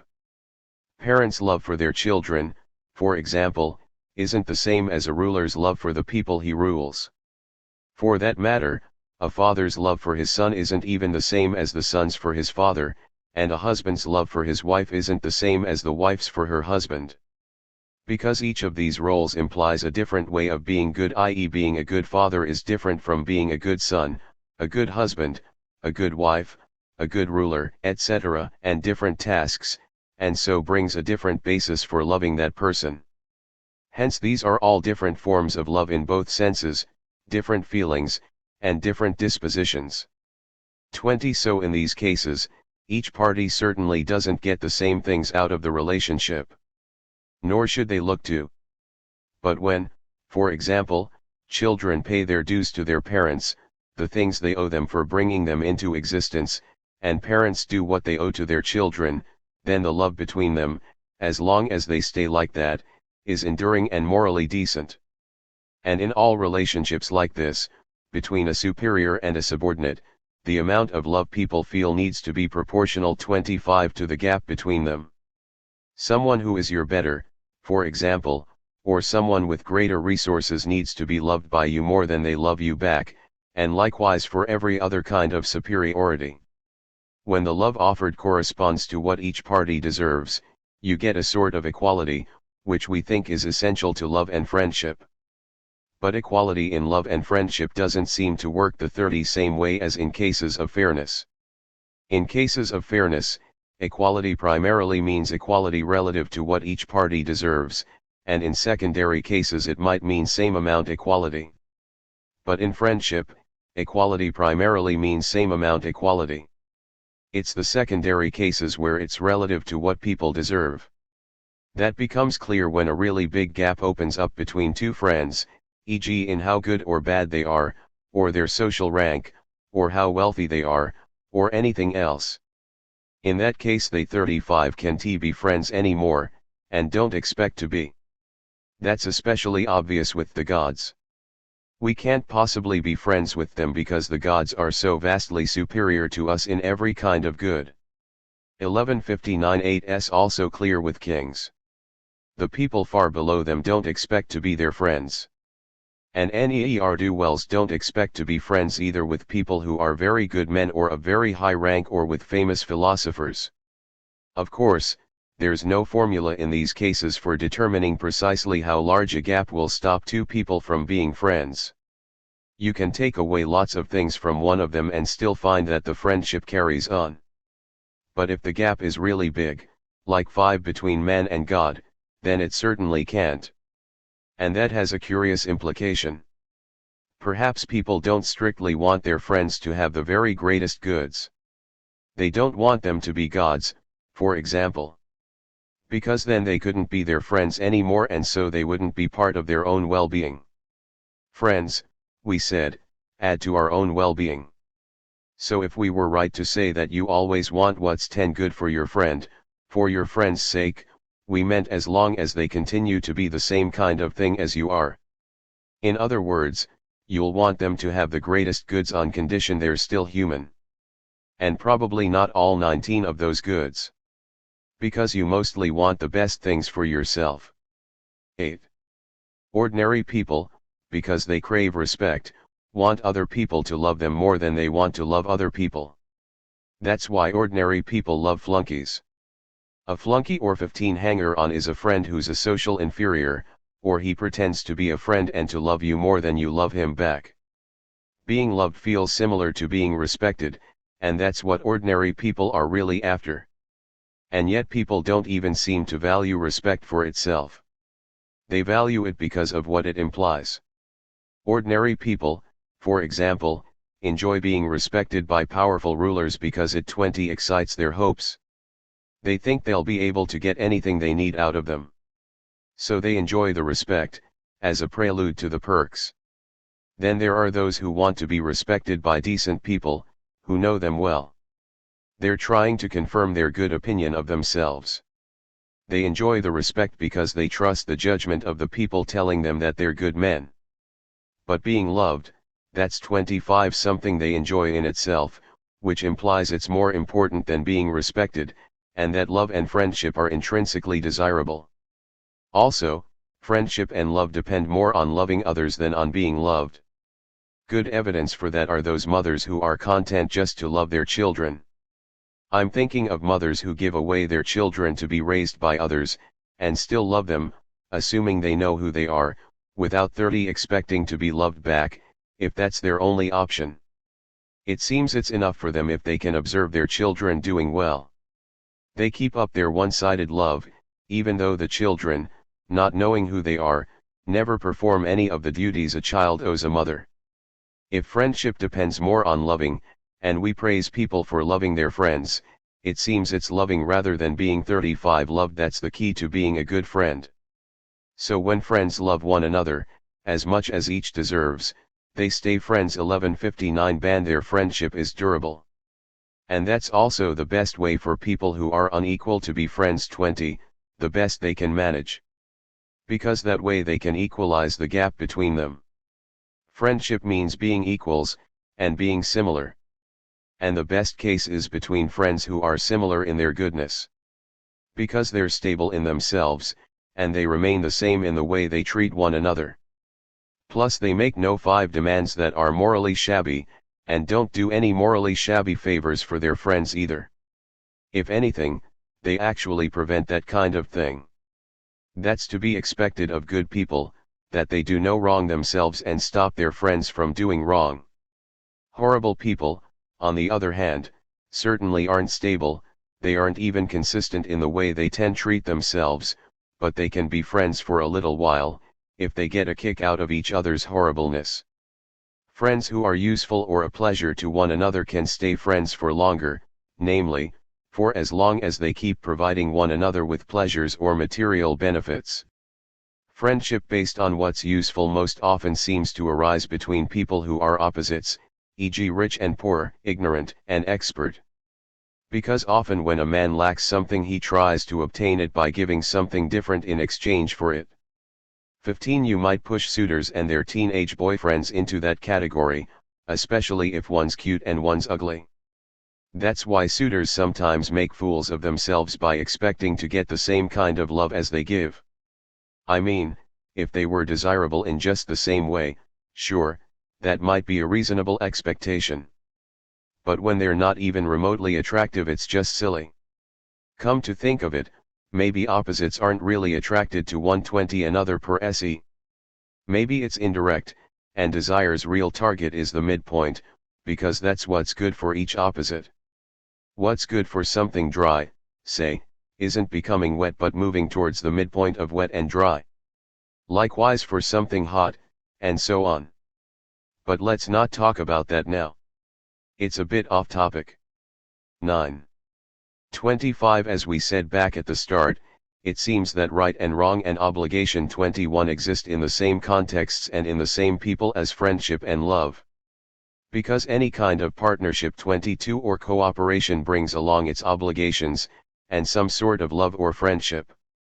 At any rate, people call their shipmates or their fellow soldiers friends, and likewise the other people in any kind of partnership. 30. And the extent of the partnership determines the extent of the friendship, because it also sets their obligations. So the old saying that friends are partners 23 is right. Love and friendship always exist in a partnership. Brothers and best friends, for example, share everything, and are partners in everything, others within certain defined limits and to varying degrees, just 35 as there are degrees of love and friendship, and, of course, different forms of right and wrong, different obligations. 1160a The obligations parents have to their children, for example, aren't the same as the obligations brothers have to one another, and our obligations to our close friends aren't the same as to our fellow citizens, and so on with the various forms of love and friendship.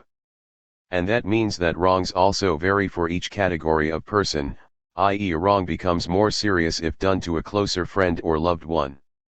Stealing from your best friend, 5 for example, is far worse than stealing from a fellow citizen. Failing to help your own brother is far worse than failing to help a stranger. Punching your father is far worse than punching anyone else at all. So right and wrong and obligation naturally expand in step with love and friendship, because they exist in the same people and have an equal range. And all forms of partnership and cooperation are parts, so to speak, of the grand partnership of fellow citizens. 10 people go on trading voyages together, for example, in pursuit of some particular interest, and to get some particular thing they need in life. And that's also why people originally came together as a community of citizens, and that's why they stay together, because it's in their interest to do so. That's what lawmakers aim for, and they call anything that serves the common interest 24 right. So, as I was saying, all other forms of partnership or cooperation only aim at some particular interest. 15 e.g. fellow sailors pursue their interests within the context of their voyage, which is for making money, or something like that, and fellow soldiers pursue theirs in the context of war, thereafter loot or victory or a city, and likewise members of the same clan or district. And some associations seem to come into being for pleasure, like religious guilds 20 and dining clubs. Those are for organizing a religious festival, or a banquet. All of these associations seem subordinate to the one that exists between citizens. The community as a whole doesn't just aim at our interests of the present moment. It concerns itself with our whole life. What was that you just said about religious guilds? They're just for pleasure.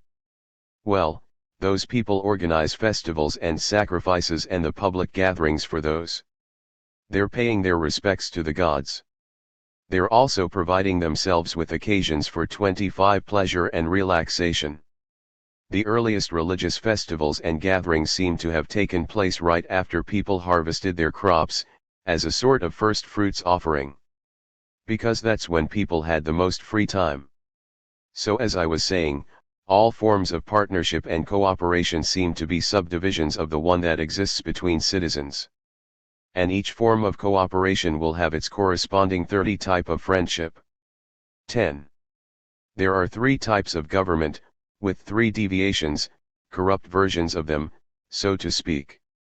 The 3 types of government are rule by a king, rule by the best class of people, aristocracy, and the third is based on property qualifications, so it would make sense to call it government by property holders 25, but in fact most people usually call it Republican 26-35 government. Of the 3, the best is rule by a king and the worst is rule by property holders. 1160b. The deviation from rule by a king is tyranny. Both are one-man rule. But they're worlds apart. A tyrant only thinks about his own interests, while a king thinks about the interests of the people he rules. Because if he doesn't already have everything he needs, if he isn't far above everyone in all goods, then by definition 5 he isn't a king. And a man like that has no further needs. The only kings not like that would be the ceremonial kind, appointed by lot. So a king won't think about ways of benefiting himself. Just the people he rules. Tyranny is the opposite of that. A tyrant pursues what's good for himself. And it's perfectly obvious, in the case of tyranny, that it's the worst form of government. And the worst is the opposite of the best. 10. Kingship can slide into tyranny. Tyranny is one-man rule gone bad. A wicked king turns into a tyrant. And rule by the better class aristocracy slips into oligarchy through bad rulers, i.e. rulers who distribute public resources without regard for merit, keep all or most goods for themselves and always give 15 out all the political offices to the same set of people, and pretty much the only thing they care about is being rich.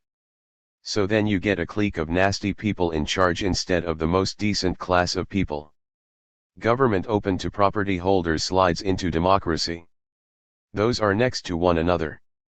Because even rule open to all property holders or republican government tends to empower the majority anyway, and creates political equals out of all the people who meet the qualification. 20. Democracy is the least bad 27 of the bad ones. It's only a slight deviation from republican government. So those are the most common ways in which governments change, with the smallest and easiest shifts from one type to another. And you can find analogies for them, models, so to speak, in the family. A father's relationship with his sons, for example, has the 25 same basic form as kingship. Because a father takes care of his children. That's also why Homer calls Zeus our father. A king's rule is supposed to be fatherly. But in Persia a father's authority is more like tyranny, because Persian fathers treat their sons as slaves. A master's relationship with his slaves is 30 also a kind of tyranny. It exists only to carry out the interests of the master. And, of course, there's nothing wrong with that kind. But there is something wrong with the Persian kind. Different classes of people, slaves and children, should be under different forms of control. The partnership between man and wife is like aristocracy, rule by the better class. The husband has the authority that he's entitled to, in the areas where a man should be in charge. All matters that a woman is suited to, he delegates to her. But if he 35 puts himself in charge of absolutely everything, he shifts their relationship into oligarchy. He's now exercising authority beyond his entitlement, and not just in the areas where he's her better. 1161a. And in some cases it's the wives who are in charge, wealthy heiresses. So in those two cases authority isn't based on who's better. It's just derived from force or wealth respectively, rather like in an oligarchy. The relationship between brothers resembles rule open to all property holders. Because brothers are equals, except in so far as there 5 are differences in their ages. Which is why if there's a really big age gap they can't really love one another as brothers anymore.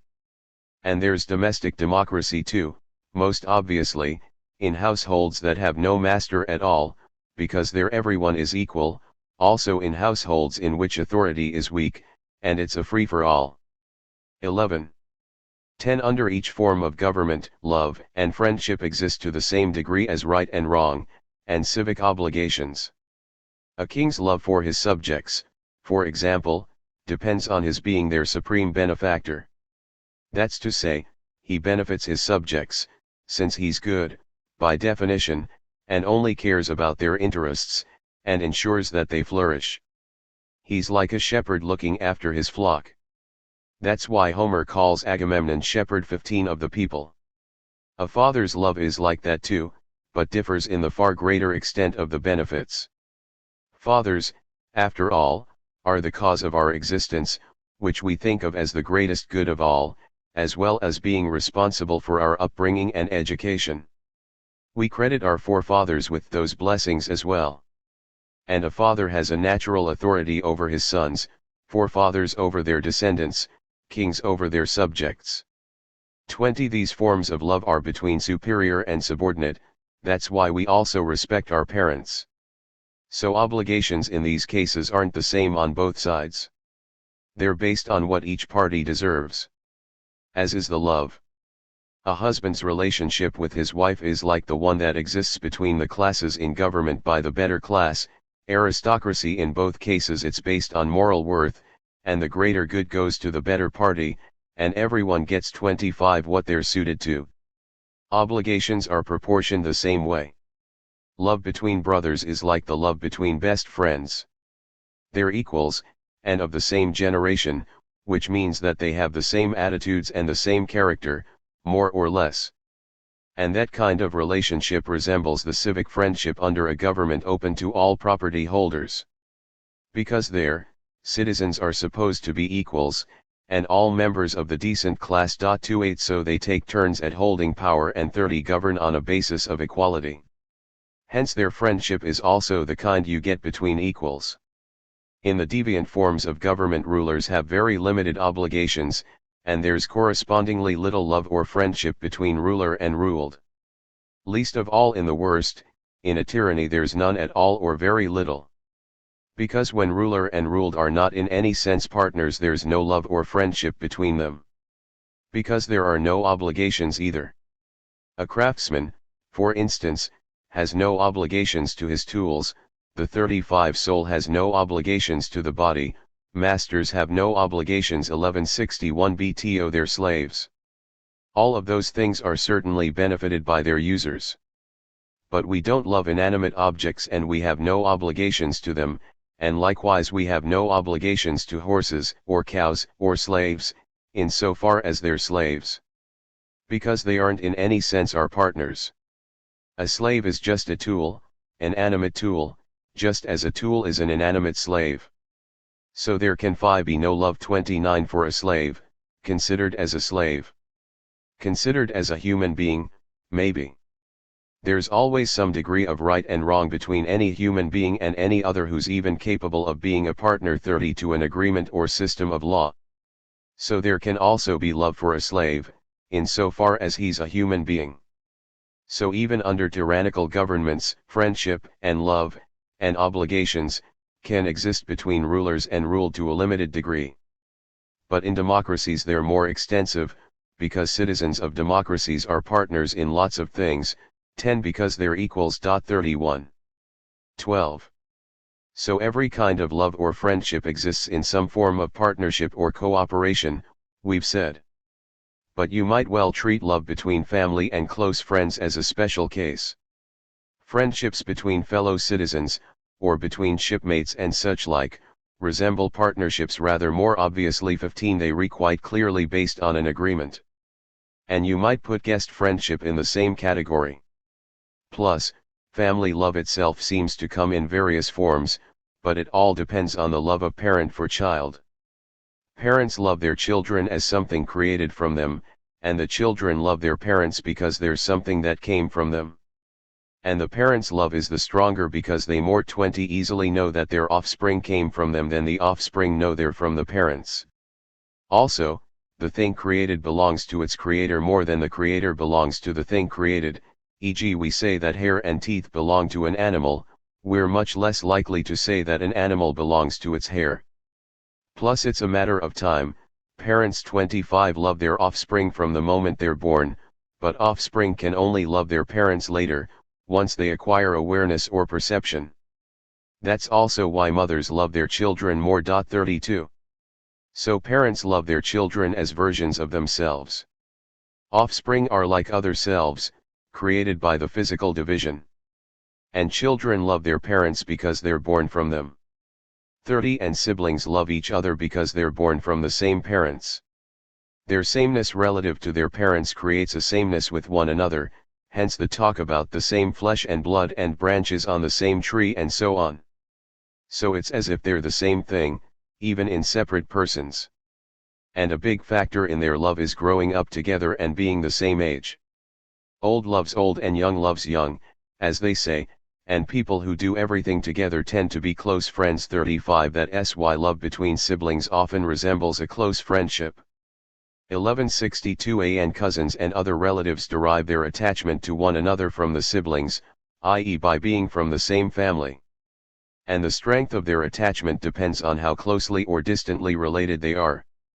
Children's love for their parents, like humankind's love for the gods, is a love for something both good and superior. Our parents have benefited us in the greatest ways possible.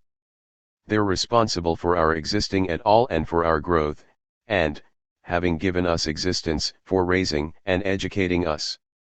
Love between family members also has more pleasure and is more useful than friendships with non-family, because a family lives a life that's more closely shared. 10. Love between brothers, as long as they're both decent, and in general similar to one another, is like love between best mates, only more so, to the extent that siblings are closer, have an instinctive fondness for one another from infancy and are more likely to share the same likes and dislikes, because they're born of the same parents and reared together and given the same upbringing. Plus, a sibling gets to sound out your character, which takes time, more fully and accurately than anyone. 15. The same factors explain the love between other relatives too, in proportion to how closely related they are. Love between man and woman, husband and wife, seems to be instinctive. Human beings are naturally a pair-bonding animal, even more than a social animal, to the extent that family comes before, and is more fundamental than, the state, and because producing offspring is something more basic, something we share with all other animals. 20. Of course, for other animals that's the only purpose of this kind of partnership. But human beings don't live together in couples just to have children. They do so for all the things they need in life. Their tasks are naturally divided, a man's being different from a woman's. So they meet each other's needs, each contributing their own particular tasks to their shared well-being. So that explains why that kind of relationship is useful to 25 us and gives us pleasure.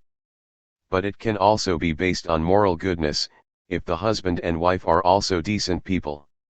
Each has their way of being good, and they can be happy in the other's being that kind of person. Plus, having children seems to tie them together. That's why childless couples break up more easily.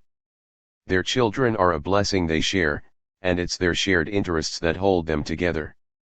30. And to ask how a man should treat his wife, and in general how we should treat our family and friends, seems no different from asking how to do what's right by them or what our obligations are to them, the point being that we evidently don't have the same obligations to family as to a stranger, say, or a best friend, or a classmate.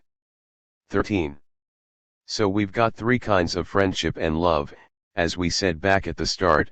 35. And within each kind people can be friends either on a basis of equality, or in the relation of superior and subordinate. Two equally good people can become friends, for example, 1162b, but also a better man and a worse one. Likewise, pleasure friends and friends who are after what's useful can be evenly or unevenly matched in the benefits they provide.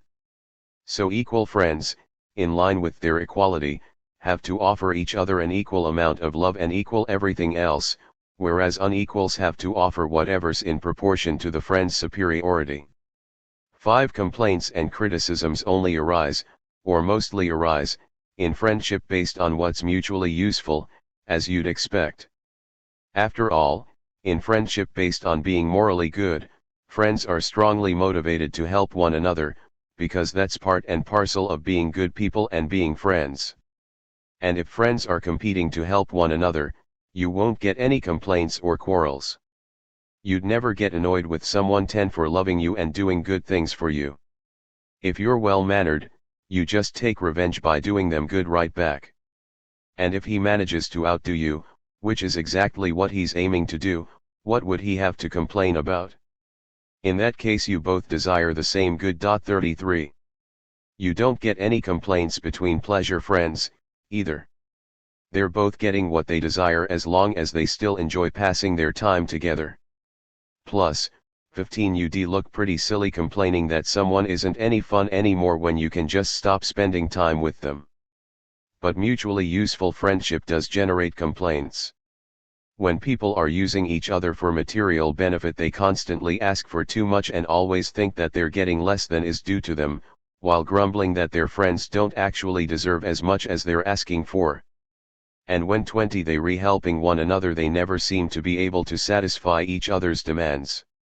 It seems that just as there are two different kinds of obligation, unwritten, purely moral obligations, and formal, legal obligations, there are two corresponding forms of mutually useful friendship. One is informal, and just a matter of character. 34. One relies on law. So complaints are especially likely to arise when people enter into an exchange on the one basis 25 but then try to settle accounts 35 on the other. The law-based kind operates on clearly stated terms. It can be the entirely vulgar kind of exchange where you pay over the counter, or the more gentlemanly kind where the payment is postponed, but there's a contract stipulating that X is to be paid for Y. In the second kind, what you owe is still fully spelt out, but the delayed payment makes it somewhat friend-like. That's why in some countries you can't sue people for breaking 30 those kinds of contracts. The attitude is that when you make deals on trust, you just have to take your chances. 36. But the informal kind lacks clearly stated terms. Instead it's like this: someone offers you a gift, or whatever it might be, as one friend to another. But really he expects to get as much or more in return. So to his mind it wasn't a gift. It was a loan. And the complaining starts when he doesn't settle the exchange on the same friendly terms 37 on which he entered into it. 35. That kind of thing happens because while almost everyone would quite like to behave honorably, in the end they opt for whatever serves their interests. The honorable thing is to 1163a help others without wanting anything in return. But it's in our interests to benefit from it. So, if you can, you just should pay back the full cost of what he gave you. If he doesn't want to be your friend, you shouldn't force him. 38. Really, it was a mistake to have accepted the gift from him in the first place, because he wasn't a friend, and 5. Wasn't he doing it just to help you? So now you should act exactly as if you'd received the benefit for an agreed price, and settle the debt. Or you can agree to pay him back when able to do so. Even your gift giver wouldn't expect you to pay him back if you can't. So you only have to pay him back if you can. And be sure to consider carefully, at the outset, who is offering you help and what they expect in return, so that you can decide whether or not to accept their help on those terms. People also argue over whether it's just the benefit to the recipient that should be the measure here, I mean, for determining the size of a repayment, or the effort someone made to give that aid. When we've been helped out, we tend to say that what we got from our benefactors was just some little thing for them and we could have got it from someone else. We minimize it. And they do the opposite. They say it was the 15 most valuable thing they had, and that we couldn't have got it from anyone else, and they risked their lives helping us, or they were very hard up at the time. Maybe it depends on the type of friendship. For mutually useful friendships, yes, the measure should just be the objective benefit to the recipient. Because he's the one in need, and the other meets that need with the idea that he'll get an equal amount in return. So the amount of aid there's been is exactly the benefit to him, 20, and he should pay back the amount that he gained, or more. That would be more honorable. But with friendships based on moral goodness, not that there'll ever be any complaints, of course, the measure for repayments should be the choice or intent 39 of the giver. Because with moral goodness, and character in general, choice is key. 14. You get quarrels in friendships between superiors and subordinates, too. 25 Each thinks he deserves more than the other, and when that happens the friendship ends. The better man, of higher social rank, thinks he should get more because after all, a good man deserves the larger share. Likewise the wealthy friend with the greater resources, a friend who's no use to me shouldn't get an equal share. If what I get out of this friendship doesn't match the cost of all I've done 30 for him, that's not friendship, that's charity. They think a friendship should be like a financial partnership, where the people who contribute more get more of the profits. But the poor and needy friend, or the friend of inferior rank, sees it the other way round. A high-ranking friend is supposed to provide for his friend's needs. What's the point of being friends with a good man 40 or a powerful man, they say, if I'm not 35 going to get any benefit out of it? 1163b They actually both correct in their expectations. Each one should indeed get a greater share than the other, but not of the same thing. The superior friend should get more respect, the needy friend should profit more materially. Because the proper reward for being a good man, and for helping others, is respect, material gain is what helps a friend in need. 5 This seems to apply in political life as well. A statesman earns no respect if he doesn't contribute to the common good. Public goods are only granted to people who benefit the public, and respect is a public good. It's impossible, for example, to make money from public office and earn respect at the same time. Nobody tolerates a situation that makes them worse off 10 in every sense, so if public office makes you worse off financially, people will compensate you with respect. If you're corrupt, on the other hand, you just get the money. 41. Giving people what they deserve is a way of equalizing, and preserves love and friendship, as we said earlier. So that's also how unequal friends should interact with one another. When one friend is benefited financially, or by being made a better person 42 he should pay the other back with his respect, which is paying him back the only way he can. Because friendship 15 and love only demand of us what's possible, not the full amount we owe.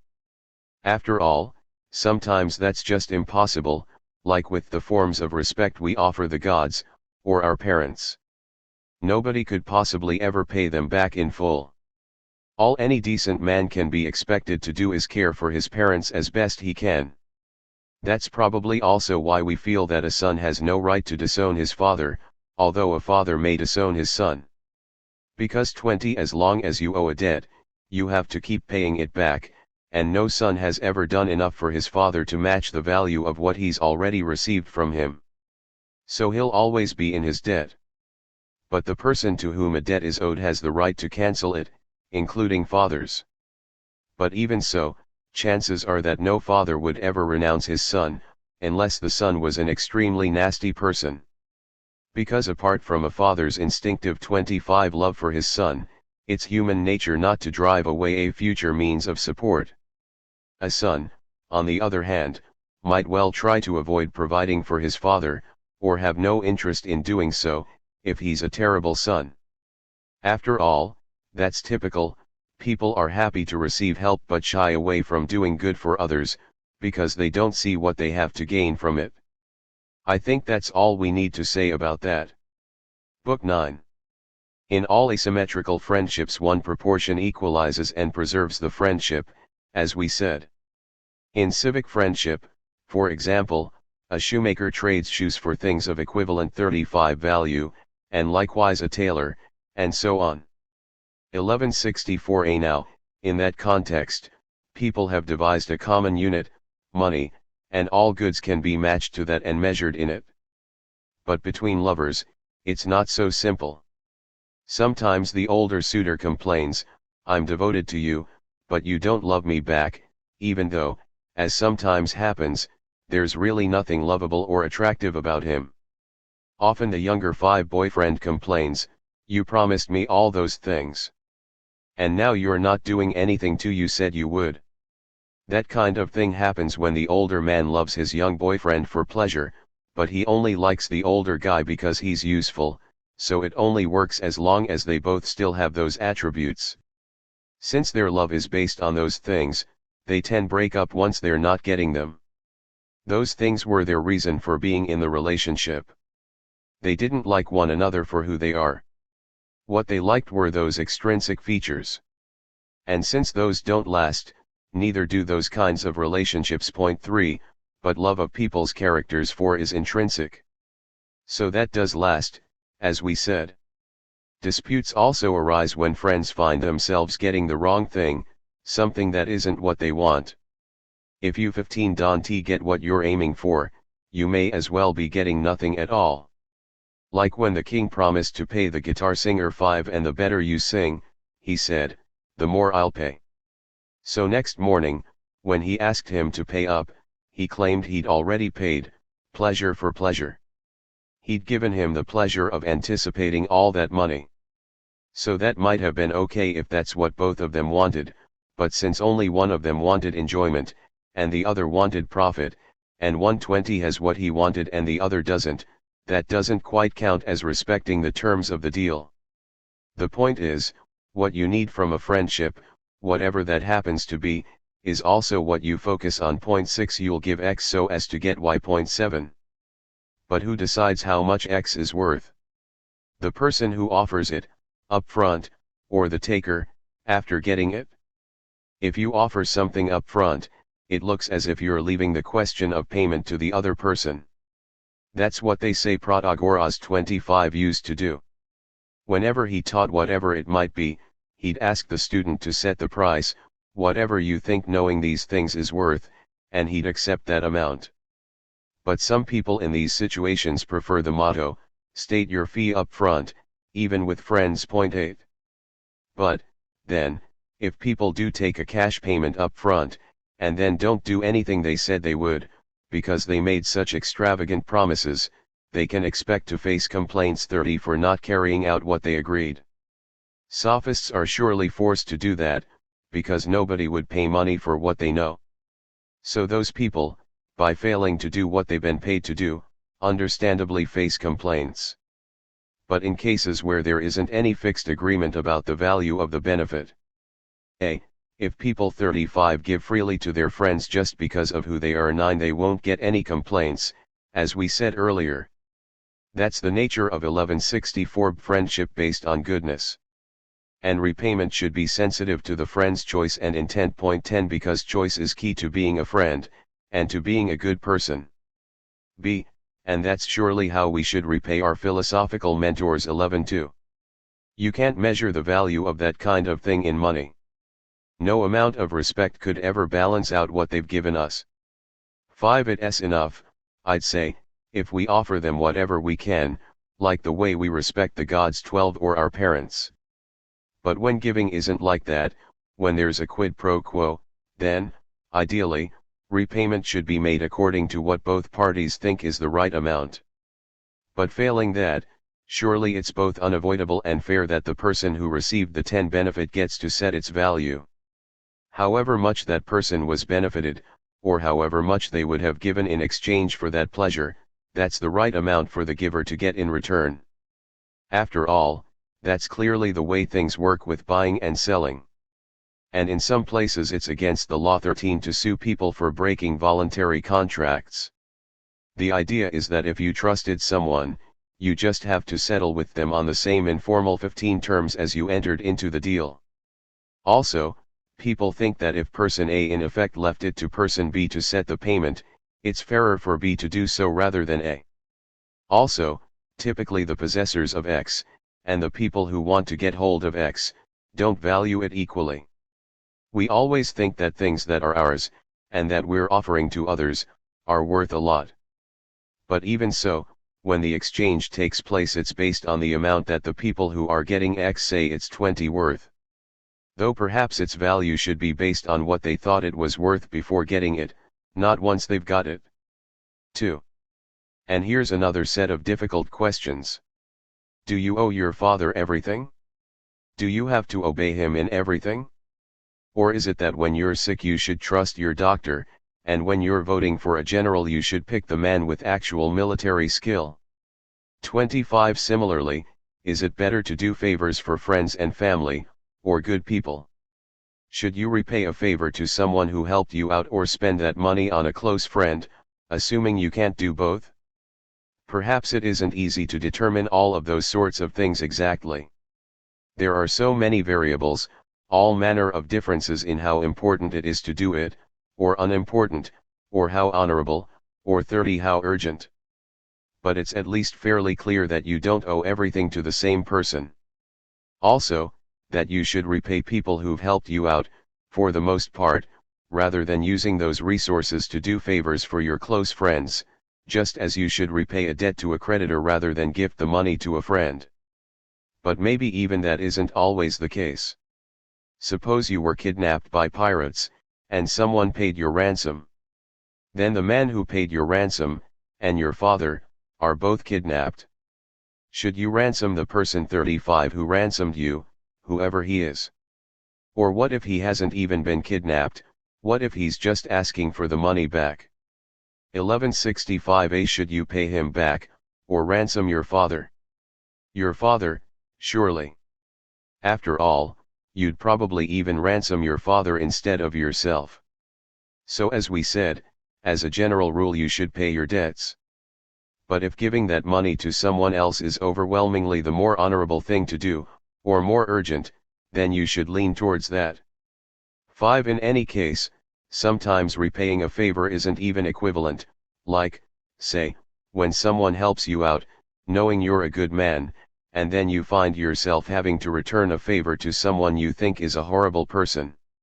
And if someone has lent you money, that doesn't always mean you have to do the same for them.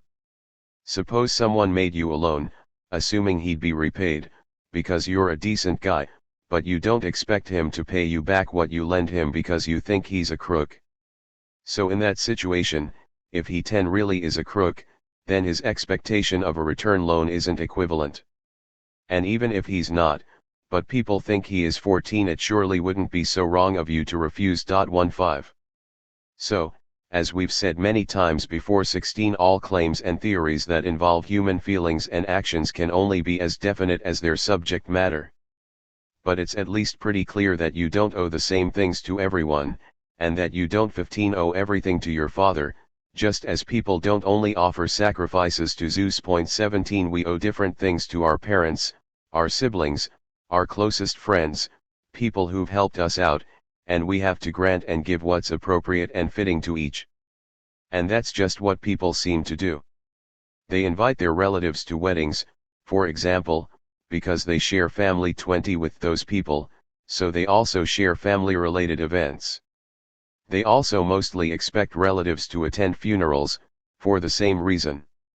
And surely we have a duty to provide support and sustenance for our parents, before all others, because of our debt to them. They're the reason we exist at all, and if we had to choose it's better 18 to provide for them than for ourselves. We also owe our parents respect, as to the gods. But not every 25 kind.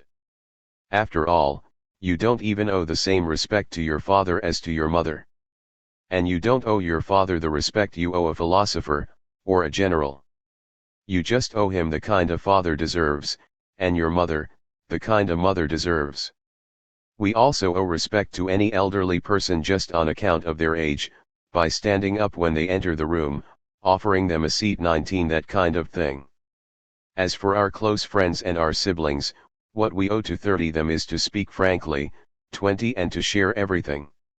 As for relatives, fellow tribesmen, fellow citizens, and so on, in each case we have to try to give them their due, and to weigh up their competing claims on us in terms of kinship, social rank, how good they are, or how useful.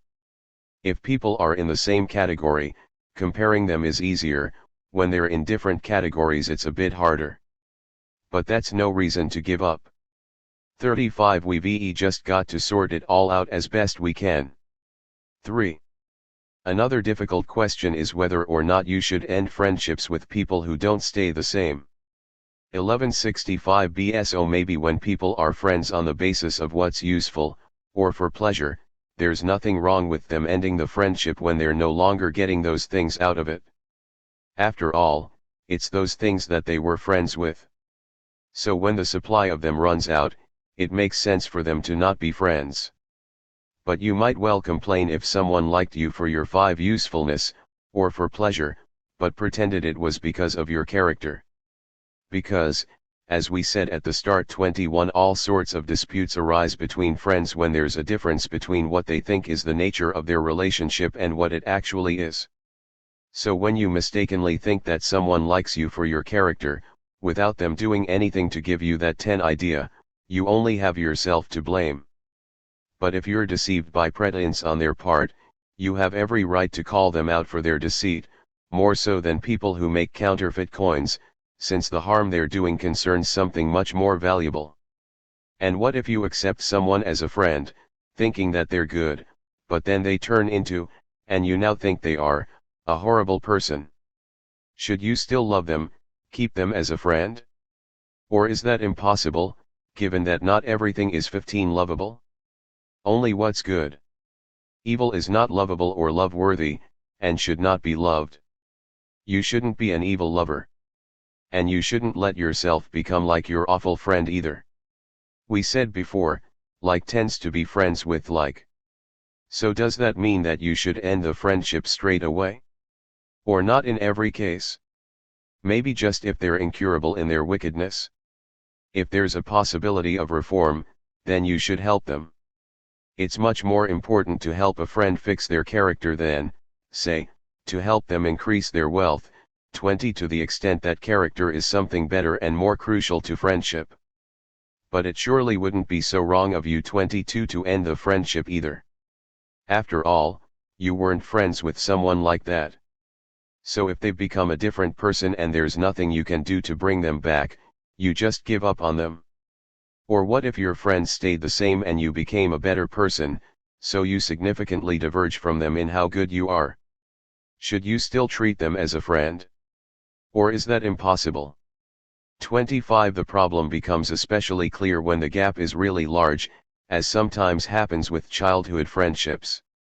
That's to say, if one friend remained mentally a child and the other became as good a man as any, how could they be friends? If they don't have the same likes and dislikes, aren't pleased or pained by the same things. In fact, that won't even be true of how they relate to each other. 23 But without those features 30 there's no way that they could be friends, because it's impossible for them to share their lives. We talked about that already. So should the one now treat the other exactly as if they'd never been friends at all? Or take account of the closeness that they once had? We say we ought to favor friends and loved ones over strangers. Perhaps, in the same way, you owe at least 35 something to the people who were once your friends, on account of the friendship that existed between you in the past, as long as the breakup of your friendship wasn't caused by any really extreme nastiness on their part. 4. 1166a The things that characterize friendship and love towards others, the features by which we define them, seem to derive from the way we relate to ourselves. Consider, people define a friend or someone who loves you as a. Someone who wants and does things that are good for you, or that they think are good for you, for your sake, or b. Someone who, because they love you, wants you to exist, to be alive, for your own sake.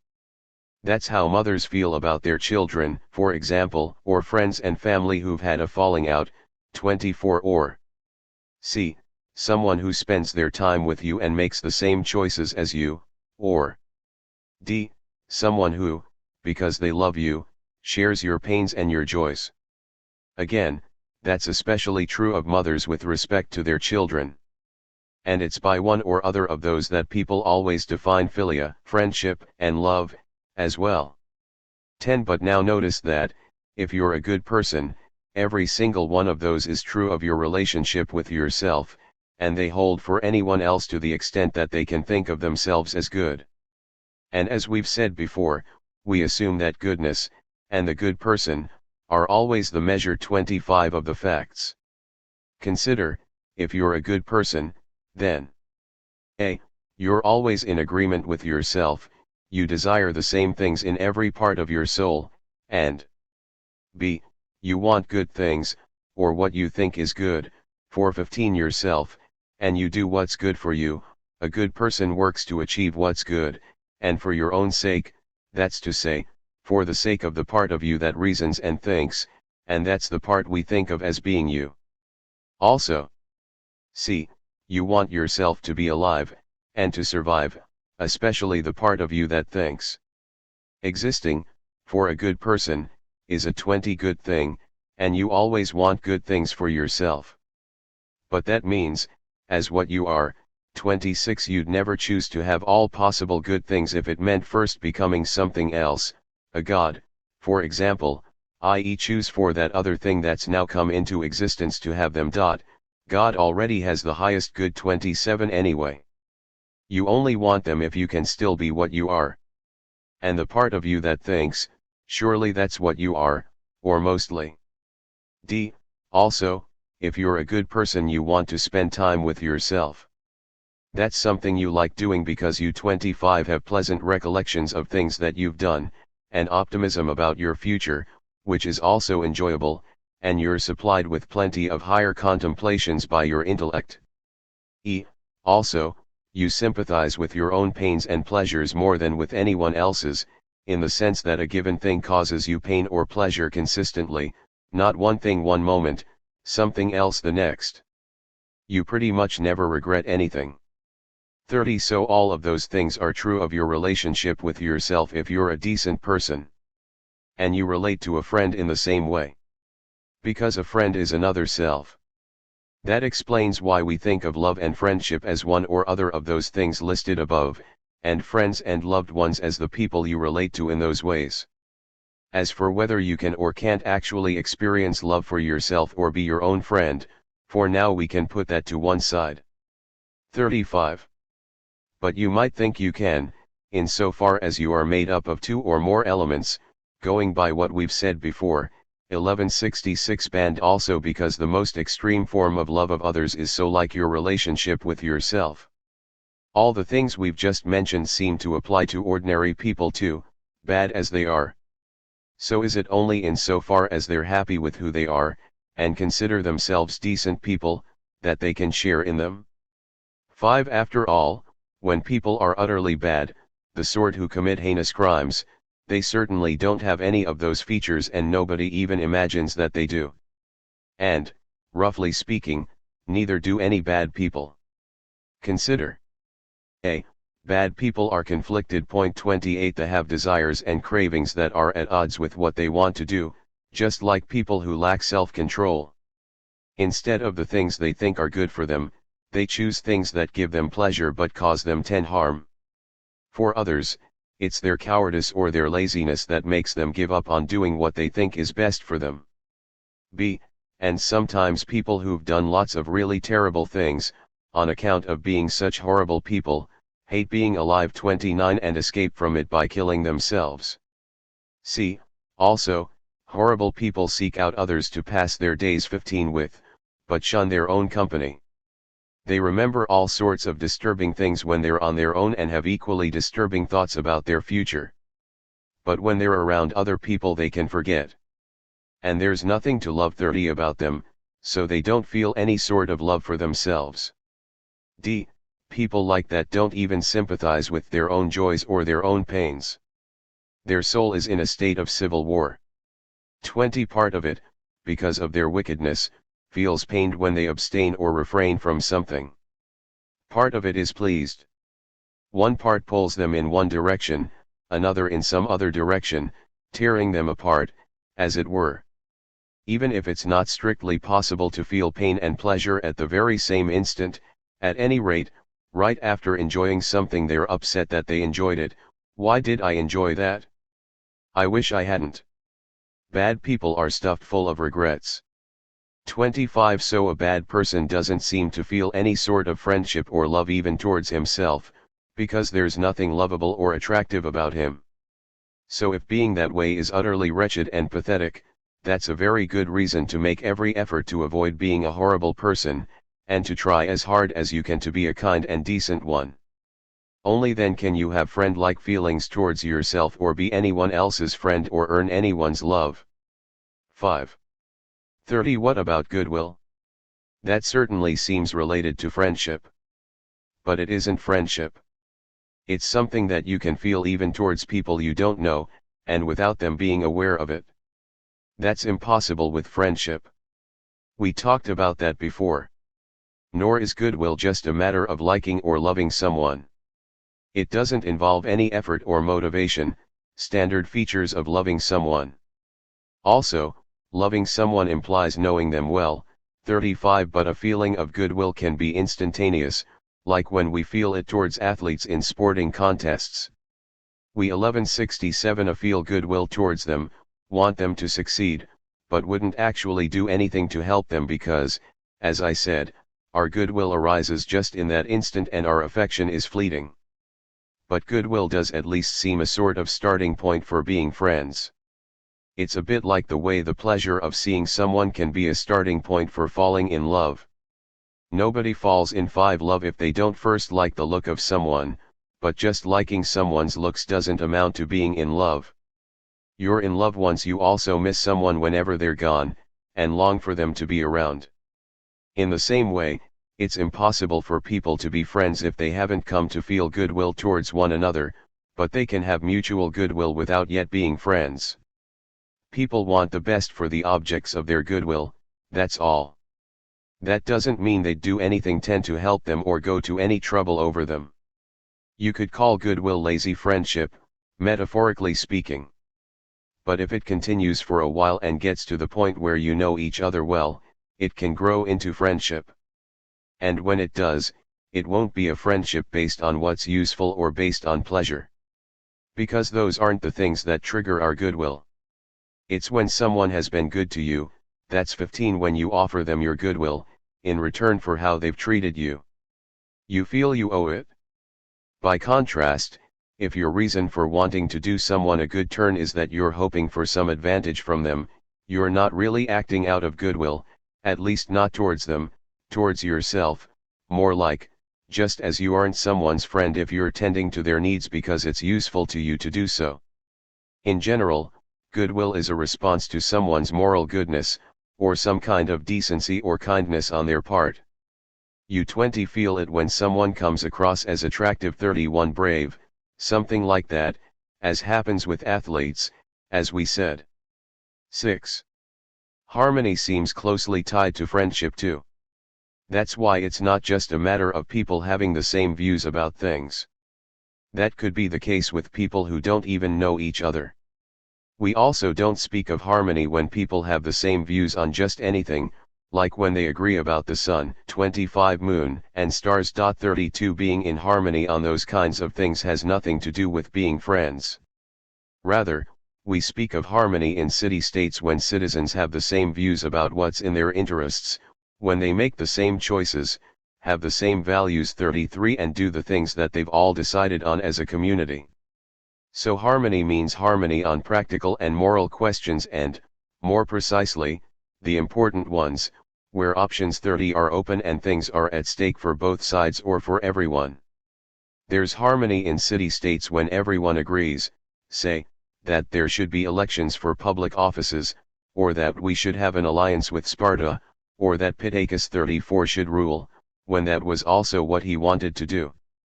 But not when two people are both saying I want to rule, like Eteocles and Polynices in Euripides' Phoenician Women. That's civil strife. Harmony isn't just a matter of both parties having the same idea, 35 whatever it might be. It's a matter of people having the same view applied to the same person, like when the common people 1167 ban the decent classes all agree that the best people should rule. That way everyone's getting what they want. So it seems clear that harmony is civic friendship, friendship between citizens, exactly what the word usually means. Because it's about things that are in people's interests and that affect the way we live. Harmony in that sense is a feature of decent people. Decent people 5 are in harmony, within themselves and with one another, since they have pretty much the same attitudes. With people like that you know where you stand, what they want stays fixed. It doesn't flow back and forth like the shifting currents of the Euripus. And they want what's right and fair, and in people's best interests, and strive for those things for their community as well. Bad people, on the other hand, can't experience harmony, 10 except to a limited degree, just as they can only be friends to a limited degree. When they live together they all strive to get more than their share of the benefits, but fall short when it comes to the burdens and their public duties. Every man is only out for himself, so everyone investigates and thwarts his neighbor. And the fact is, if people don't look after the common good, it's destroyed. So they end up falling into faction and civil strife, coercing one another to do 15 what's right, never wanting to do the right thing of their own accord. 7. When people have helped others, they seem to love and care about the people they helped more than the people who received that help love their benefactors. It's surprising it works that way, and people have tried to figure it out. So most of them think it's because helpers are owed a debt 20 by the people they helped. What happens with debts is that, while the people who owe the debt would like their creditors to cease to exist, the lenders take great care to make sure that their debtors stay alive, and in much the same way, when people have been helpful to others they want the people they helped to stay alive long enough to return the favor, whereas the people 25 they helped aren't so concerned about paying them back. A scoundrel's view 35 of things. Epicharmus might say about that claim. But true to human character. Most people are inclined to forget and are more interested in being helped than in doing good for others.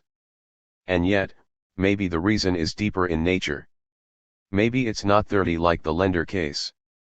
After all, lenders don't actually love or care about their debtors. They only want them to survive so they can collect the debt. But people who've helped others actually care about, and love, the people they've helped, even if they're not useful to them in any way and are unlikely ever to be so in the future. The same thing happens with craftsmen. Every craftsman loves his own work, his own creation, more than the work 35 would love him back if it came to life. And it probably happens 1168 most of all with poets. They just adore their own poems and plays, love them like their own children. So it seems that something similar is also going on with people who've helped out others. The person that they've helped is their creation, their handiwork.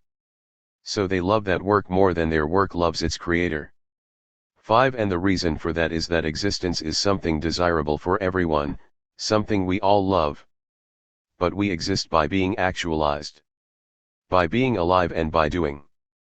And a creator is actualized, so to speak, in his work. So he loves his work because he loves existence. That's natural. What he is in his capacities, his creation reveals and makes actual. 10. Also, if you've helped someone your action is honorable, so you cherish the person who embodies that fact about you. If you've been helped, the person who helped you doesn't embody anything honorable of yours. At most they represent a benefit to you, and that gives you less pleasure and is less lovable. We get pleasure from our activities in the present, from our expectations about the future and our memories of our past. 15. But we get most pleasure from our activities, and it's those that we love the most. So for someone who's done something helpful, their work lasts, because it was honorable, and what's honorable endures. For the person who received that help, the usefulness of it is soon gone. Also, the memory of our honorable actions gives us pleasure, the memory of things that were useful to us gives us no pleasure at all, or less. With our expectations, it seems to work the other way round. Also, loving someone seems like the active role, being loved 20 the passive role. So outdoing others in your actions naturally goes with loving them and being a friend. Also, people always feel greater fondness for things they've toiled hard to bring about. People who've made their money themselves, for example, are more fond of it than people who've inherited their wealth. And being helped seems effortless, while helping others is hard work. That's also why mothers love their 25 children more than fathers. For mothers, producing a child involves a lot more toil. It's also easier for them to know the child is theirs, which, come to think of it, is another thing that might apply 36 to benefactors. 8. Another puzzle: should you love and care about yourself most of all, or someone else? We criticize people who mostly care about themselves, call 30 them selfish as a rebuke. The common view is that a bad person does everything for himself, and the nastier he is the more that's the case, and people hold that against someone, as in everything he does, it's always about him. A decent person, by contrast, does things because it's the honorable thing to do, and the better they are the more they act for that reason. They also do things for their friends and loved ones. As for 35 their own interests, they put them to one side. But the facts are at odds with these claims, and with good 1168 Brezen. People say you should love your dearest friend the most, and your dearest friend is the person who wants what's good for you just for your sake, even if nobody's ever going to know about it. But that applies above all to your relationship with yourself, as do all the other things by which we define a friend. 5. We said earlier, remember, that all the main features of friendship and love start from your relationship with yourself and extend from there to others. And all the sayings 37 support the same idea, as in friends are a single soul, friends share everything, friendship is equality, knees closer than shin. All of those would apply most of all to your relationship with yourself. Because you are your own dearest friend. 10. It follows that you should also love yourself the most. So, reasonably enough, there's a puzzle here as to which of these sets of claims we should go along with. They both seem pretty plausible. Maybe what we should do is analyze the two lines of argument and try to determine to what extent, and in what way, each is correct. Alright, so we can probably clear things up if we get a sense of what each set of claims means by selfish. 15. So, the people treating it as a term of reproach are calling someone selfish if they assign themselves the larger share when it comes to money, prestige, status, physical pleasures. Those are the things that most people desire and care about, as if they were the best things in life. That's why they're the fought over goods. 38. So when people are greedy over those things, they're indulging 20 their desires and cravings, and in general their feelings and the non-rational part of their soul. And that's what most people are like. So that's also how the term selfish arose, from that crummy, flawed majority. So it's right to reproach people for being selfish in that sense. And it really is clear that for most people, by common usage, selfish only applies to people who assign themselves those kinds 25 of things.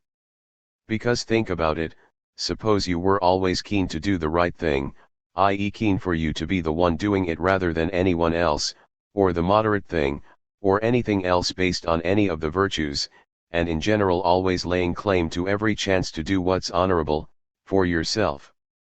Nobody's going to call you selfish or criticize you for that. But you might think that's actually a way of being more selfish. At any rate, you're now awarding yourself the finest, most 30 honorable things, goods in the fullest sense, and you're indulging the most authoritative element of yourself and fully obeying that part of you. And just as we think a city-state, or any other union of parts, is, above all, its most authoritative part, so too a human being. So if you love and indulge that part of yourself, you're selfish, you care about yourself, in the truest sense.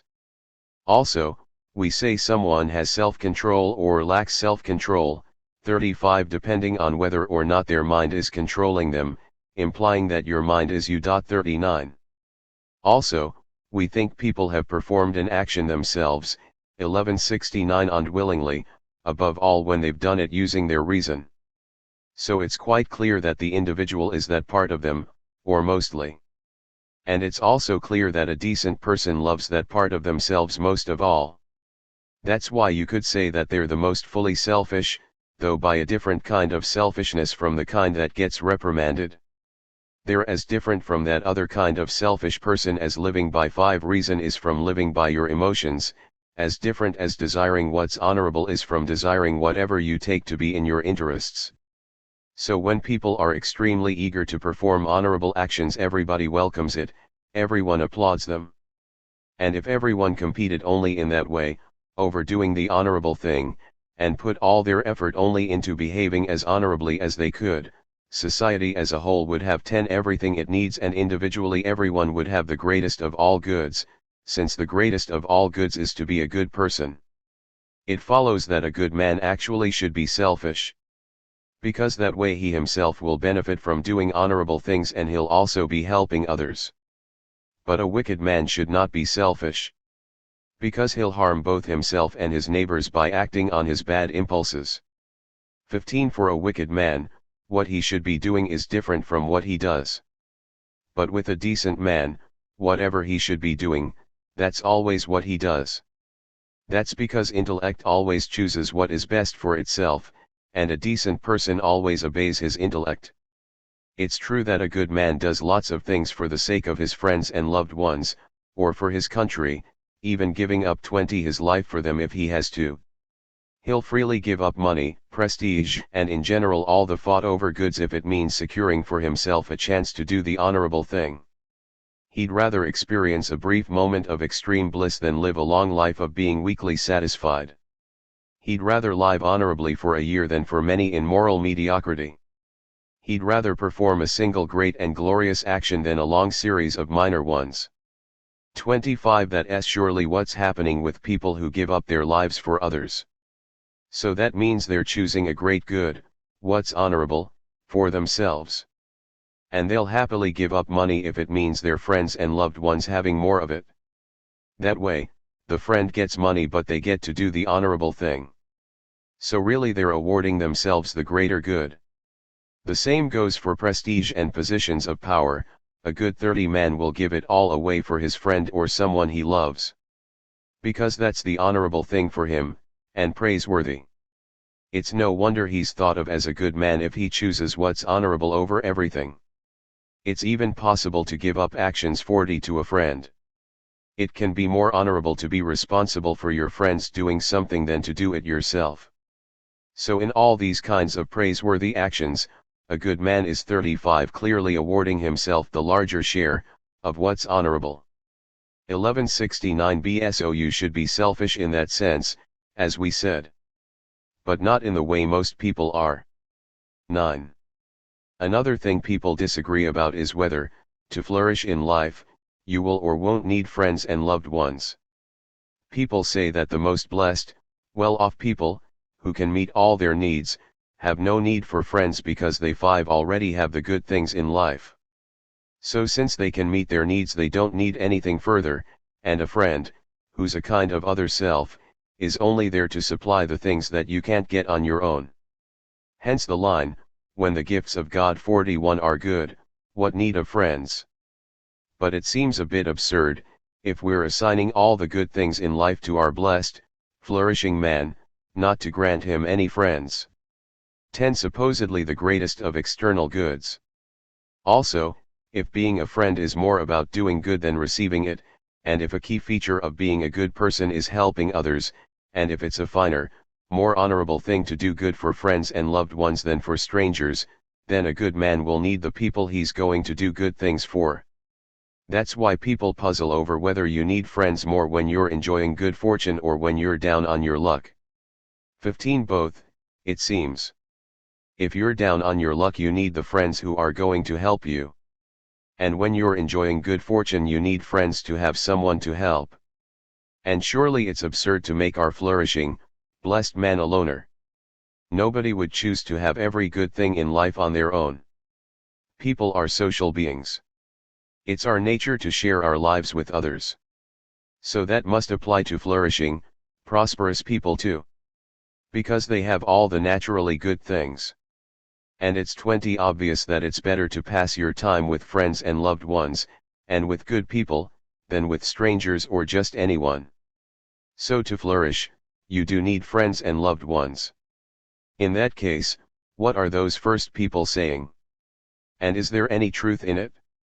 Maybe it's that most people think that friends just means friends of the useful kind. It's true that a flourishing, i.e. prosperous man won't have any need for those kinds of friends, 25, since he already has all the good things in life.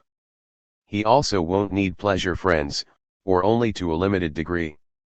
His life is pleasant, and has no need for extra, imported pleasure. So since he doesn't need those kinds of friends, people think he just doesn't need friends.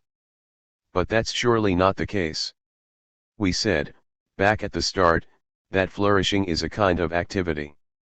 An activity is obviously something ongoing, not something 30 you just have, like a possession. And if 1. Flourishing depends on living, an activity, and 2. A good person's activity is morally good and pleasant in itself, as we said right at the start, and 3. What's our own is one of the things that gives us pleasure, and 4. We're more able to observe others than ourselves, and the actions of others more than our own actions, and 35. 5. The actions of good people, who are also our friends, give us pleasure, if we're good people, 1170a, because they have both naturally pleasurable features. It follows that to flourish you'll have to have morally good friends, given that one of your aims is to observe actions that are, a. morally good and, b. your own, and the actions of a good person who's your friend nicely fit that description. Also, people think that if you're flourishing, you should be 5. enjoying life, you should be happy. But a loner's life is hard. It's not easy to exercise your virtues continually on your own. But with others, and on others, that's easier. So that way your activity, enjoyable in itself, will be more continuous, which has to be a feature of any flourishing life. A good person, as a good person, takes pleasure in others' actions that express goodness, and is bothered by actions 10 caused by badness, just as a musician enjoys beautiful songs but finds bad ones painful. 42. Also, by sharing your life with good people you get a sort of training in how to be a good person, as Theonis says. Thinking about it more scientifically, it does seem that a morally good friend is a naturally desirable thing for any good person. 1. We said earlier that what's naturally good is always good, 15, and pleasant, to a good person. 2. And people define being alive, for all animals, by their capacity for perceiving, and for human beings by their capacity for perceiving or thinking. But a capacity only exists for the exercising of it, the key thing is in the exercising of it. So that implies that being alive, in the key sense, means actually perceiving, or thinking. 3. Being alive is 20 something good and pleasant in itself. It's a determinate state, and what's determinate is part of the nature of what's good. And whatever's naturally good is also good and pleasant for a good person. That's why being alive seems pleasant to everyone. Because everyone sees themselves as good. But for our purposes we shouldn't assume a depraved or corrupted form of life, not even for talking about pains. That kind of life is indeterminate, and so are all its features. This will be 25 explained more fully in the next section, on pain. So being alive, in itself, is good, and something we enjoy. That also seems to be the case from the fact that everybody desires it, and especially people who are morally good, and flourishing. Theirs is the most desirable kind of life, for them, living is flourishing in the fullest sense. For, when you see something, you also perceive that you are seeing, and when you hear something, you perceive that you are hearing, 30. And when you walk, you're aware that you're walking, and with all the rest, there's always a part of us that's aware that we're exercising that capacity. So if we're perceiving, we're also aware that we're perceiving, and if we're thinking, we're aware that we're thinking. 5. To be aware that we're perceiving, or thinking, is to be aware that we exist. Because to exist, or to be alive, we just said, is to be perceiving or thinking. 1170b, 6. To be aware that you're alive is something that gives you pleasure in itself, since being alive is a natural good, and to be aware that you hold that natural good gives you pleasure. 7. Being alive is especially desirable for good people. For them above all, existing is good and pleasant. They experience 5. Pleasure from perceiving the intrinsic good that they have. 8. As a good person, you relate to a friend the same way as to yourself, because a friend is a second self. So just as your own existence is desirable for you, so is your friend's, or in very nearly the same way. 9.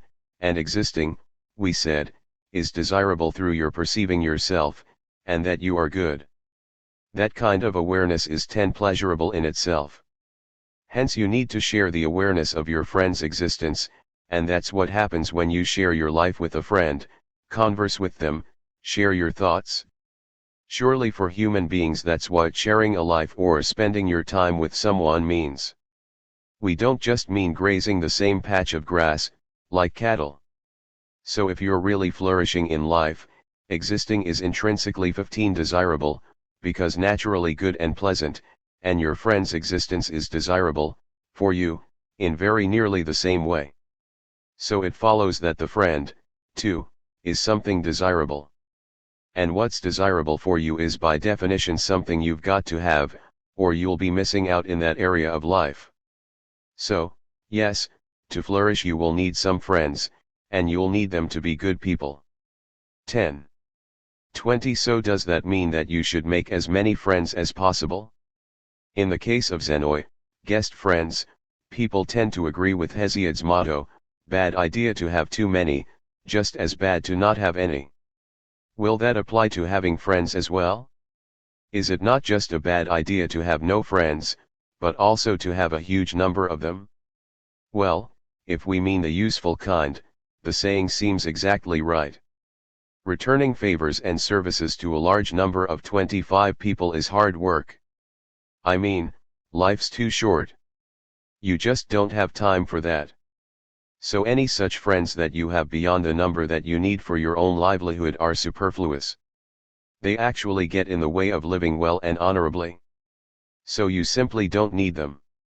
A small number of pleasure friends is also enough, just as you only need a little bit of spice with your food. What about morally good friends? Should you make as many 30 as you can? Or is there some sort of measure of the quantity of friends you can have, like with a city? You can't make a city out of 10 people, and if you have 100,000 people that's not a city anymore, either. As for the right amount, well, it's surely not some single number. It's a whole range between an upper and a lower limit. Likewise with friends, there's an upper 1171 a limit to the number of friends that you can have.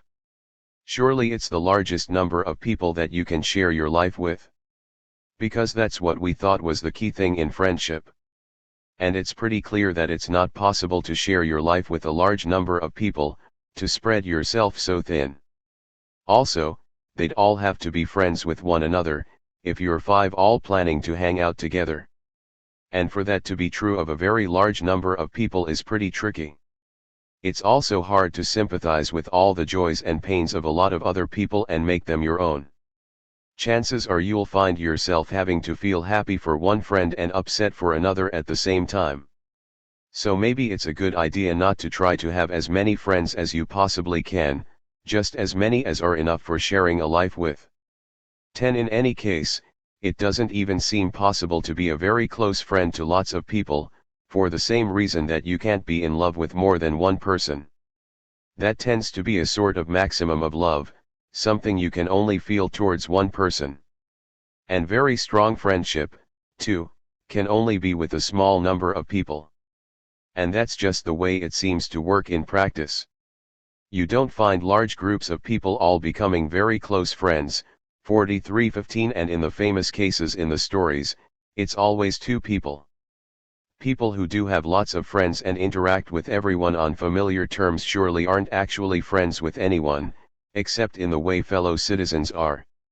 We call those types people pleasers?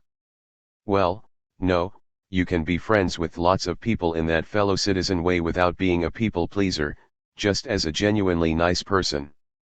But to be friends with lots of people on the basis of their goodness and their intrinsic qualities, you can't do that. 20. You should be happy to find even a small number of friends like that. 11. Question: when do you need friends more? In times of good fortune or in adversity?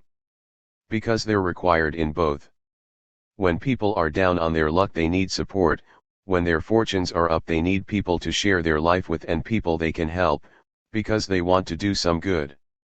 So in adversity, friendship is more of a necessity.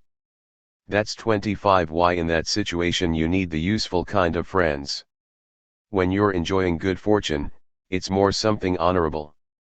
So then you look for morally decent friends, since those are the people it's more desirable to do good things for and pass your time with.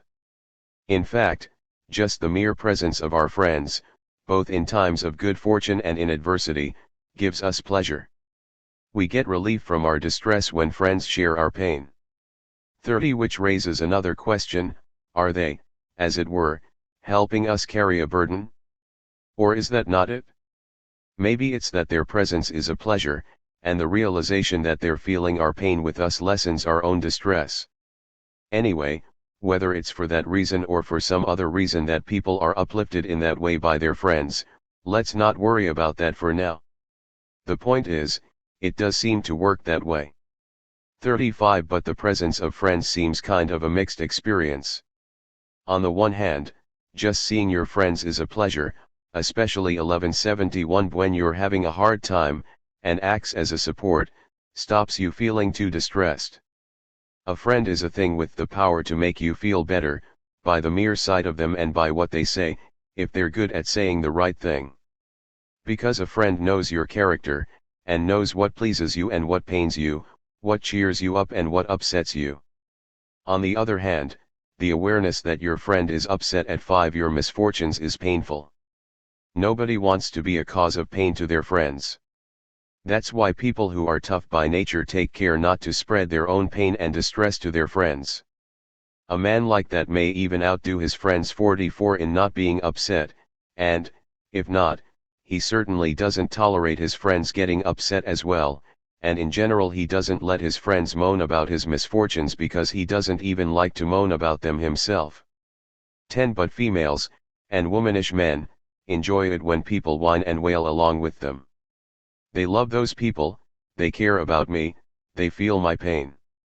And in all things, obviously you should imitate the better type of person.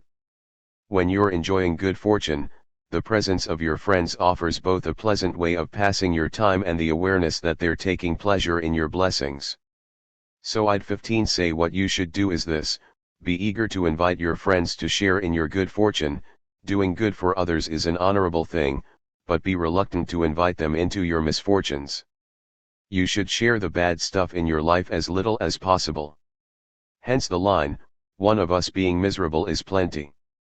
Ideally, you should call on them only when they're going to be a very big help to you with very little trouble to themselves. 20. But when it comes to going to people's aid, I'd say the reverse applies. If your friends are in trouble you should go to their aid without being called, and eagerly. Because being a friend means helping out, and especially helping out friends in need, and without them even having to ask, because that's more honorable, and a greater pleasure, for both of you. But as for when friends are enjoying good fortune and success, well, by all means be eager to help make it happen, we need our friends for that, but when it comes to taking favors from them, 25 you should hang back. There's nothing honorable in hankering after perks from your friends. On the other hand, you should probably avoid a reputation for being a killjoy by constantly refusing such things, too. That sometimes happens. So all in all the presence of our friends seems desirable in all contexts. 12. So is it like this? When people are in love with someone, what they cherish most of all is seeing them. They'd 30 choose that way of perceiving them over all the others, since their love arises and exists mostly through that sense. So is it that, in a similar way, what friends want more than anything else is to share life. Because friendship is a kind of sharing, a kind of partnership, and your relationship with your friend matches your relationship with your own self. And in your own case, your awareness that you exist is desirable. So your awareness that your friend exists must be too. 35 Also, we exercise friendship by sharing a life. So it's no surprise that that's what Friends 1172 aim to do. And whatever existing means to each group of friends, i.e. whatever their reason is for wanting to be alive at all, that's what they want to spend their time doing with their friends. So some friends drink together, some play dice together, some train together, some hunt together, 5 Some do philosophy together. In each case they spend their time doing whatever it is that they most cherish in life. Because what they want is to share life with their friends, so they do the things, share in the things, that they think amount to really living. Now, for bad people friendship is corrupting.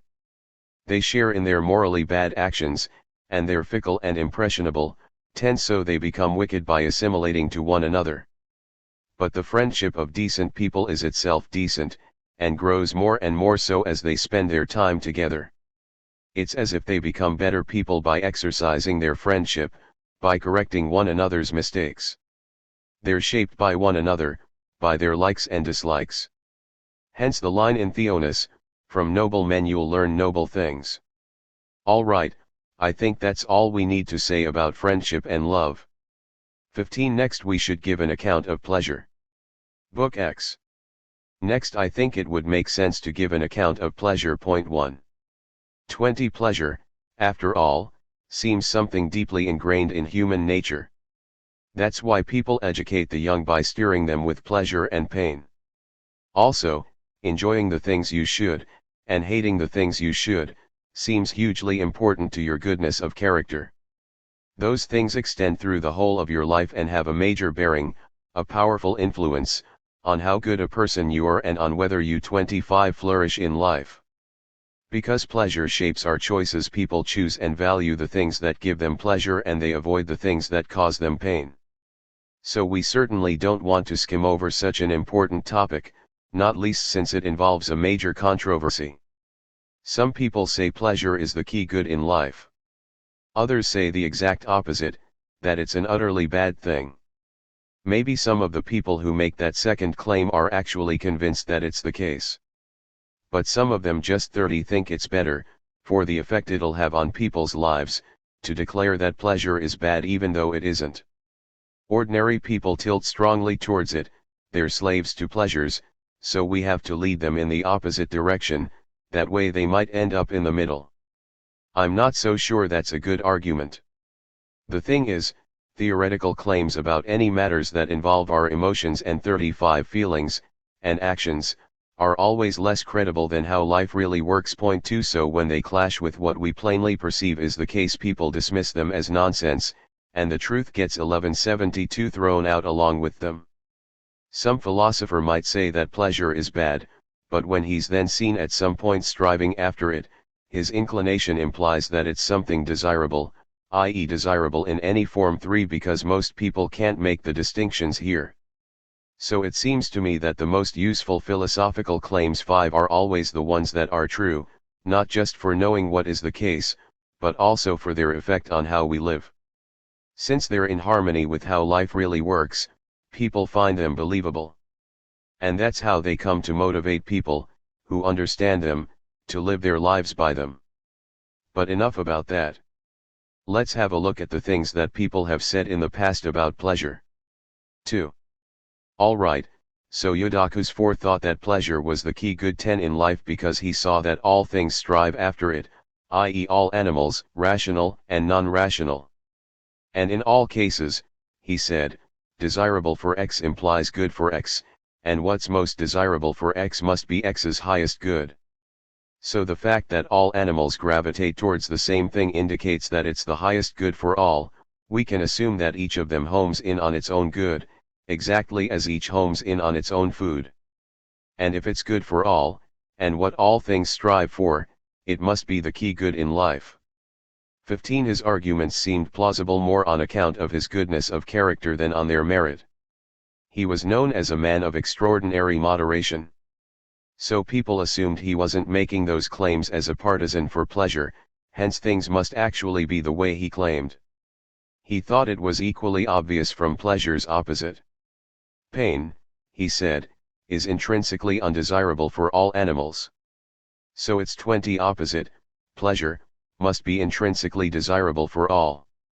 Also, what's most desirable by definition is whatever we choose, not because of something else or for the sake of some other thing. And pleasure undeniably fits that description. We never ask someone who's doing something for pleasure, yes, but why experience pleasure?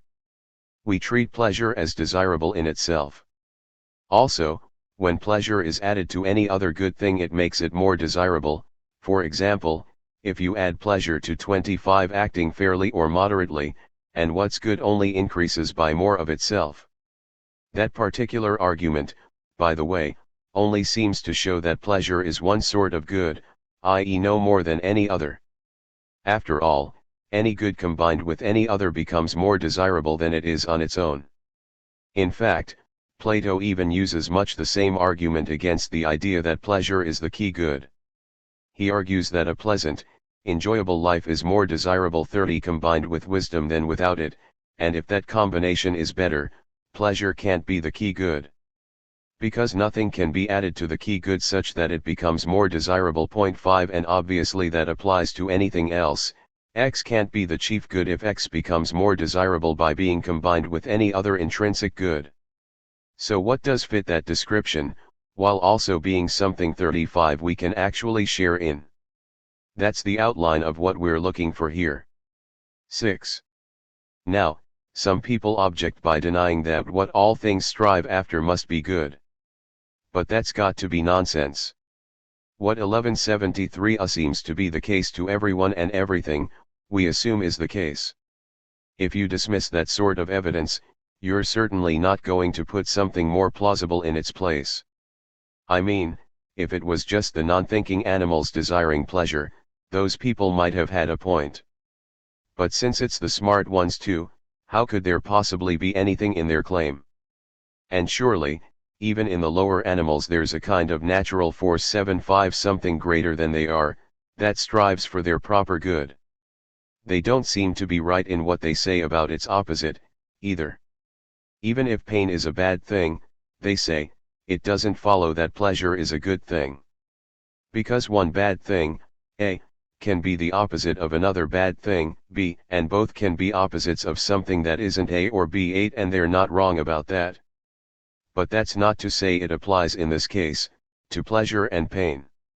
10 If both of them were bad things then they should both be undesirable, and neither should be in the desirable neutral class, or both equally. 9 But that's not how it is. People obviously shun pain as something bad and choose pleasure as something good.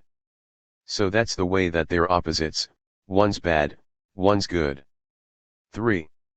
Also, the fact that pleasure isn't a quality doesn't mean that it's not a good thing. After all, the activities and 15 behaviors that express our moral goodness 10 aren't qualities either. Neither is flourishing. They also say that what's good is determinate and definite, while pleasure is indeterminate because it comes in degrees. So if they're basing that judgment on the way we feel pleasure, then the same thing is going to be true even of, say, being fair and the other moral virtues. They'd agree that we evidently possess those qualities to greater or lesser degrees and act on 20 our virtues to varying degrees. That's to say, we can be brave people, or fair people, by degrees, and we can act fairly or moderately in varying degrees. And if it's just a judgment about pleasures as such 11 then I suspect that's not the real explanation, given that some pleasures are pure and some are mixed. And anyway, why shouldn't pleasure be like health? Health 25 is determinate and comes in degrees. It isn't the same balance of elements in everyone, or even the same one in a given person all the time. It can be relaxed, up to a point, and persist. It exists in different degrees. So something like that could also be the case with pleasure. Also, they assume that the key good is something perfect and complete, and that processes, and in particular processes 30 that bring about something, are incomplete, and then they try to show that pleasure is a process and brings about something. But I don't think that's right. Not even that it's a process. Every process seems to have its way of being fast or slow, if not in itself, as in the case of the motion of the cosmos, 12 at least relative to something else. But neither of those applies to pleasure. You can certainly be quick to take pleasure in something 1173b, just as you can be quick to get angry, but you can't feel pleasure at high speed, not even relative to something else. It's not like walking or growing, or anything like that. In other words, you can transition into pleasure quickly or slowly, but you can't then exercise it, I mean feel pleasure, quickly. And does pleasure bring about something? How so? They can't just be vague about that. You don't get just anything 5 coming into being from anything. When X comes into being, what it comes out of is what it also dissolves back into. They also say, what pleasure brings about, that's what pain destroys, and that pain is the lacking of your natural state and pleasure the refilling and the restoring of that natural state. But those are things that happen to the body. So if pleasure is the refilling of your natural state, it should be the thing 10 where the refilling is going on that feels the pleasure. So, the body. But it doesn't seem to be. So pleasure is not the refilling. Rather, we should say that, when the refilling is going on, you feel pleasure, just as when you're being cut you feel pain. Point 13. Their view seems to be based only on the pleasures and pains to do with eating and drinking. The idea is that people 15 get into a state of need and first experience that pain, then feel pleasure at filling up again. But that doesn't happen with all pleasures. The pleasures of learning, for example, are painless throughout, and of the sensory pleasures so are the pleasures of smell, as are hearing and seeing, in plenty of cases, remembering and anticipating. So what shall we say all those pleasures bring about? There's 20 no prior need or lack of anything here. So there's nothing that can be refilled. And to those people who go on about the disgraceful kinds of pleasures, you could reply, first, that those things aren't actually pleasurable. When things are pleasurable to people whose character is in poor condition, we don't have to think those things actually are pleasurable, except to those people, just like with things that are only healthy, sweet, or bitter to people 25 who are sick, or that only look white to people with an eye infection. Or you could say this, that those pleasures are desirable, they're just not desirable when they arise from those things, just as we might say that being rich is desirable, but not if it comes from an act of betrayal, or that health is desirable, but not if you have to eat just anything 14 for it. Or maybe there are different kinds of pleasure. The pleasures that arise from honorable things are just of a different kind from those that arise from shameful things. It's not even possible to experience the pleasure that an ethical person experiences 30 without being an ethical person, or the pleasure a musician experiences without being a musician, and so on with the rest. And the fact that a friend is a different thing from a flunky shows, arguably, that pleasure is not the highest good 15 or at least that there are different kinds of pleasure. A friend spends his time with you with a view to what's good, a flunky with a view to pleasure. And flunkies are vilified, friends 1174 operaist, so we must see a friend's companionship as having different aims. Also, nobody would choose to live their whole life with the mind of a child, even if it meant enjoying to the absolute full the things that children enjoy. And nobody would choose to get pleasure from doing something utterly shameful, even if they were never going to experience any pain as a result of it. Point 16. Also, there are plenty of things that we'd still value highly 5 even if they didn't bring us any pleasure at all, like seeing, remembering, knowing things, having our moral virtues. Even if pleasures inevitably do accompany those things, that doesn't affect my point. The point is, we'd choose to have them even if no pleasure came from them. So it seems pretty clear that pleasure is not the key good in life, and that not every pleasure is desirable, but also that there are some pleasures that are desirable, i.e. in themselves, and those are different in kind from the undesirable ones, or in what they arise from. All right, that's enough on the things other people say about pleasure and pain. 4. So what is it, or what kind of thing? Maybe we'll get a clearer sense of that if we take it up again from the beginning. Consider seeing.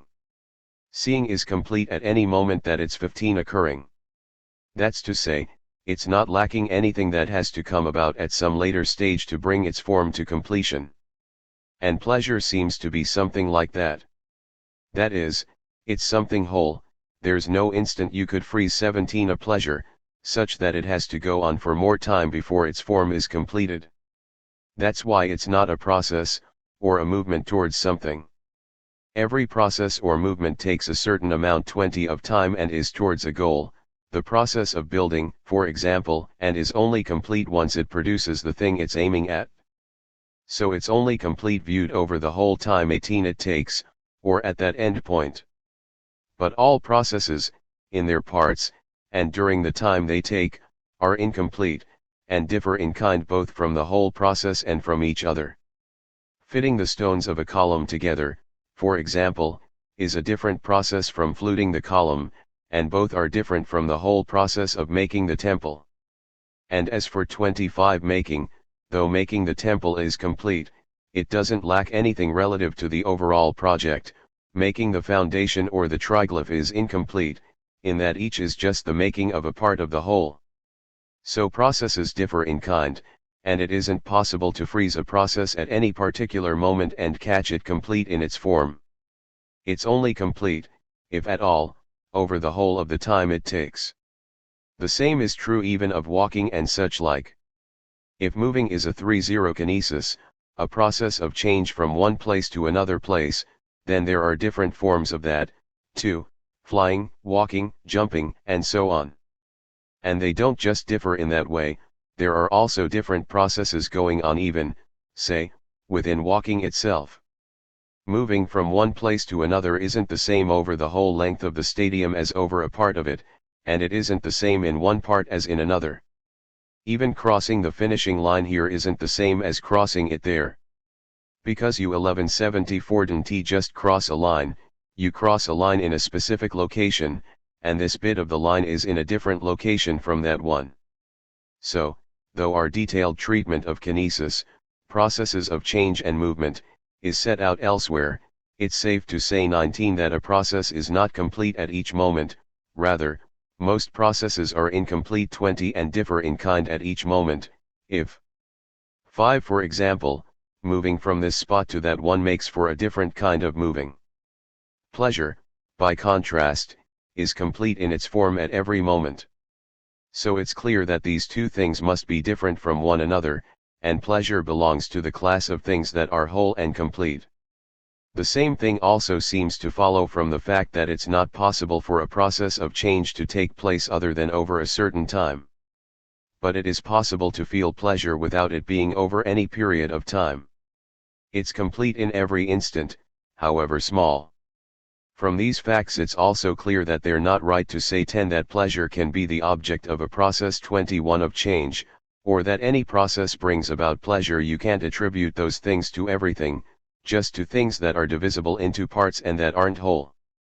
There's no process, for example, that brings about seeing 22 or that brings about a point or a unit, and conversely, none of those is a process or brings any x into being. So there's no process that brings about pleasure either. Because it's something whole. Every sense operates on an object of perception and is completely 15 and perfectly active when it's in good working order and operating on the finest of the objects that fall under it. That's what we see as the paradigm case of complete, perfect activity. And let's say it doesn't matter whether we say it's the sense itself that's active, or the thing that has it. So, for each of the senses, the best kind of activity is of a sense organ in the best possible working order operating on the best object that falls under it. 20 that's the most complete and perfect, and also the most pleasurable. Because for every kind of perception, and also every kind of thought and higher contemplation, there's a corresponding pleasure, and it's most pleasurable when at its most complete and perfect, and that means the activity of a faculty in good condition operating on the best thing that falls under it. The pleasure perfects and completes the activity.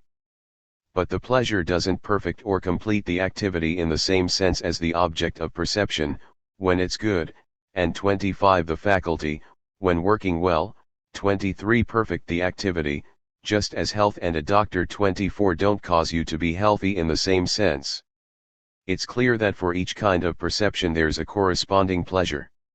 For example, we speak of sights and sounds that give us pleasure. And it becomes especially obvious when the perception in question is the best kind and operating on the best possible object. If they both fit that description, the object 30 perceived, A, and the thing doing the perceiving, B, there'll be a continuous pleasure, as long as A is there to act upon B and B is there to be acted upon by A. And the pleasure perfects and completes the activity, not in the same way as the disposition does, by already being in place, 25 but as a kind of emergent, perfecting feature, like the bloom of youth. So as long as the object of thought or perception is as it should be, and likewise the thing doing the discriminating or the contemplating, then there will be pleasure 1175 and the resultant activity. As long as they stay the same and stand in the same relation to one another, i.e. both the thing acted upon and the thing that acts upon it, you naturally get the same outcome. In that case, why is it that you can't ever be in a continuous state of pleasure? Is it that you get tired? That's true of all human things. 5 They re incapable of continuous activity. So you don't get continuous pleasure, either. Because pleasure tracks activity.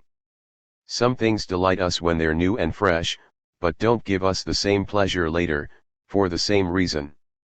At first our mind is drawn into them and engages with them very intensely, in visual terms, like staring at them. Later its engagement isn't the same. It's more casual. So the pleasure fades. You might think the reason everyone desires pleasure is that everyone also strives to be alive. Being alive is a kind of activity, and each of us lives by exercising whatever faculties we value most, on whatever things we value most. If you're a musician, for example, you exercise your hearing, on music. If you love learning you exercise your 15 intellect, on objects of contemplation, and so on for everyone else. And pleasure perfects and completes our activities. So that means it perfects being alive, too, and that's what people desire. So it makes sense that people also strive for pleasure. Because for each person, pleasure perfects and completes being alive, which is something desirable. As for whether we choose being alive for the sake of pleasure, or pleasure for the sake of being alive, for now let's not worry about that. The two things seem to be tightly bound 20 together. There's no way of separating them. Without life's activity there can be no pleasure, but pleasure perfects and completes every activity. 5.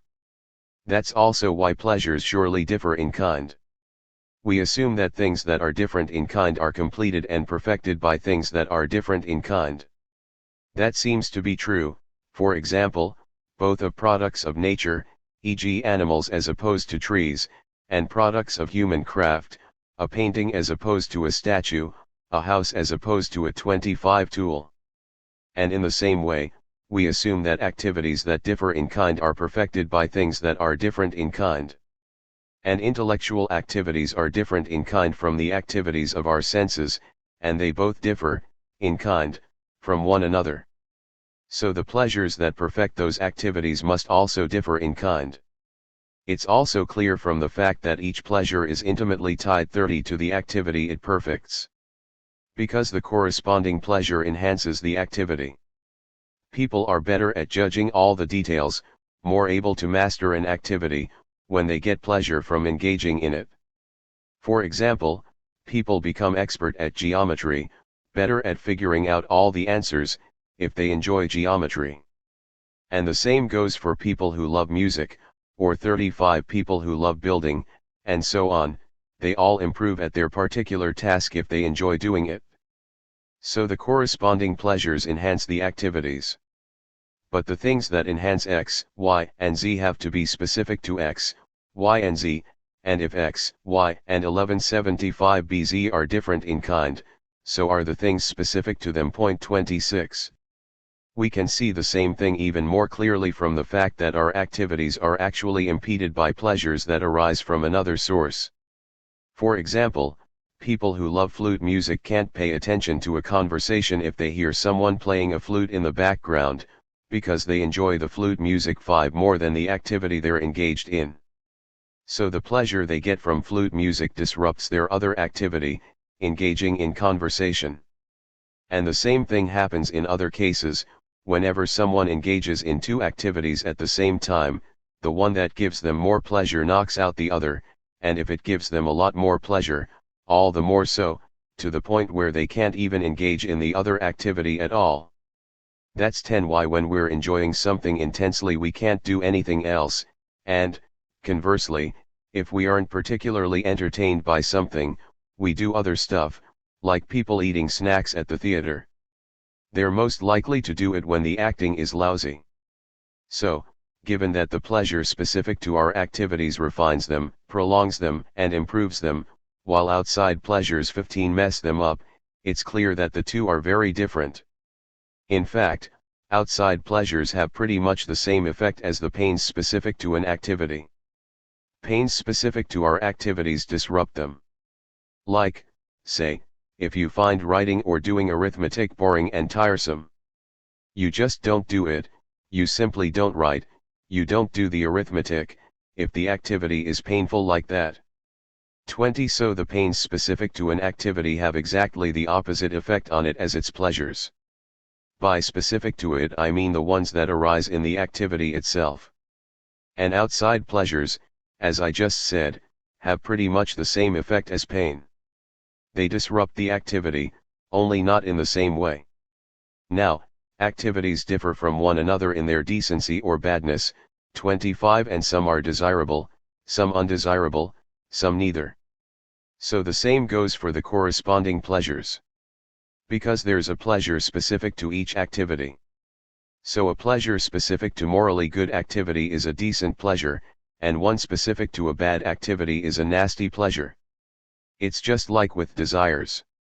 Desires for honorable things are praiseworthy, desires for shameful things are blameworthy. But the pleasures of 30 activities are actually more specific to them, more tied to them, than our desires. Desires are distinct from the activities, both in the times they occur and in their nature. But the pleasures are right in on the activities, and so hard to distinguish from them that people even argue over whether the activity is the same thing as the pleasure.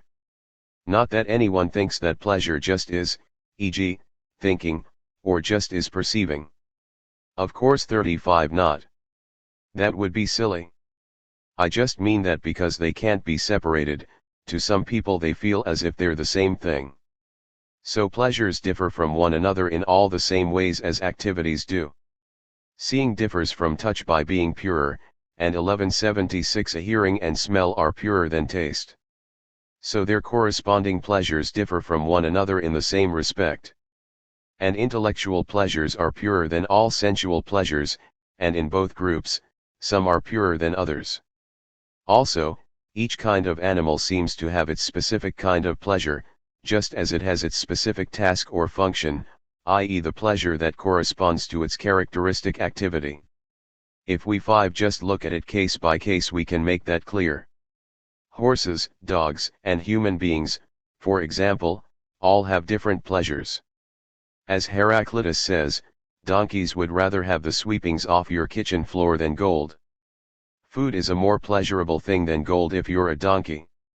So the pleasures of the different kinds of animals themselves differ in kind, and it seems likely that the pleasures of a given species of animal don't vary. 27.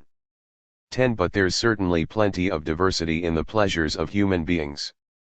The very same things give some people pleasure but cause other people pain, are painful and distressing and loathsome to some people, enjoyable and pleasing and attractive to others. That also happens with the way things are sweet. The same things don't seem sweet to someone in a fever as to someone healthy. And the same thing won't seem hot to someone who's unfit as to someone in good shape. And it works the 15 same way with other things too. But surely, in all those kinds of cases, how things are is how they seem to a good person, or someone in good condition. And if we're right about that, as we surely are, and the measure of each thing is goodness and the good person as such, then it follows that actual pleasures are what seem to be pleasures to a good person, and actually pleasurable things are the ones a good person enjoys. And if the things a good person finds distasteful seem pleasurable to someone else, what's so surprising about that? There are so many ways that human beings can be depraved and damaged.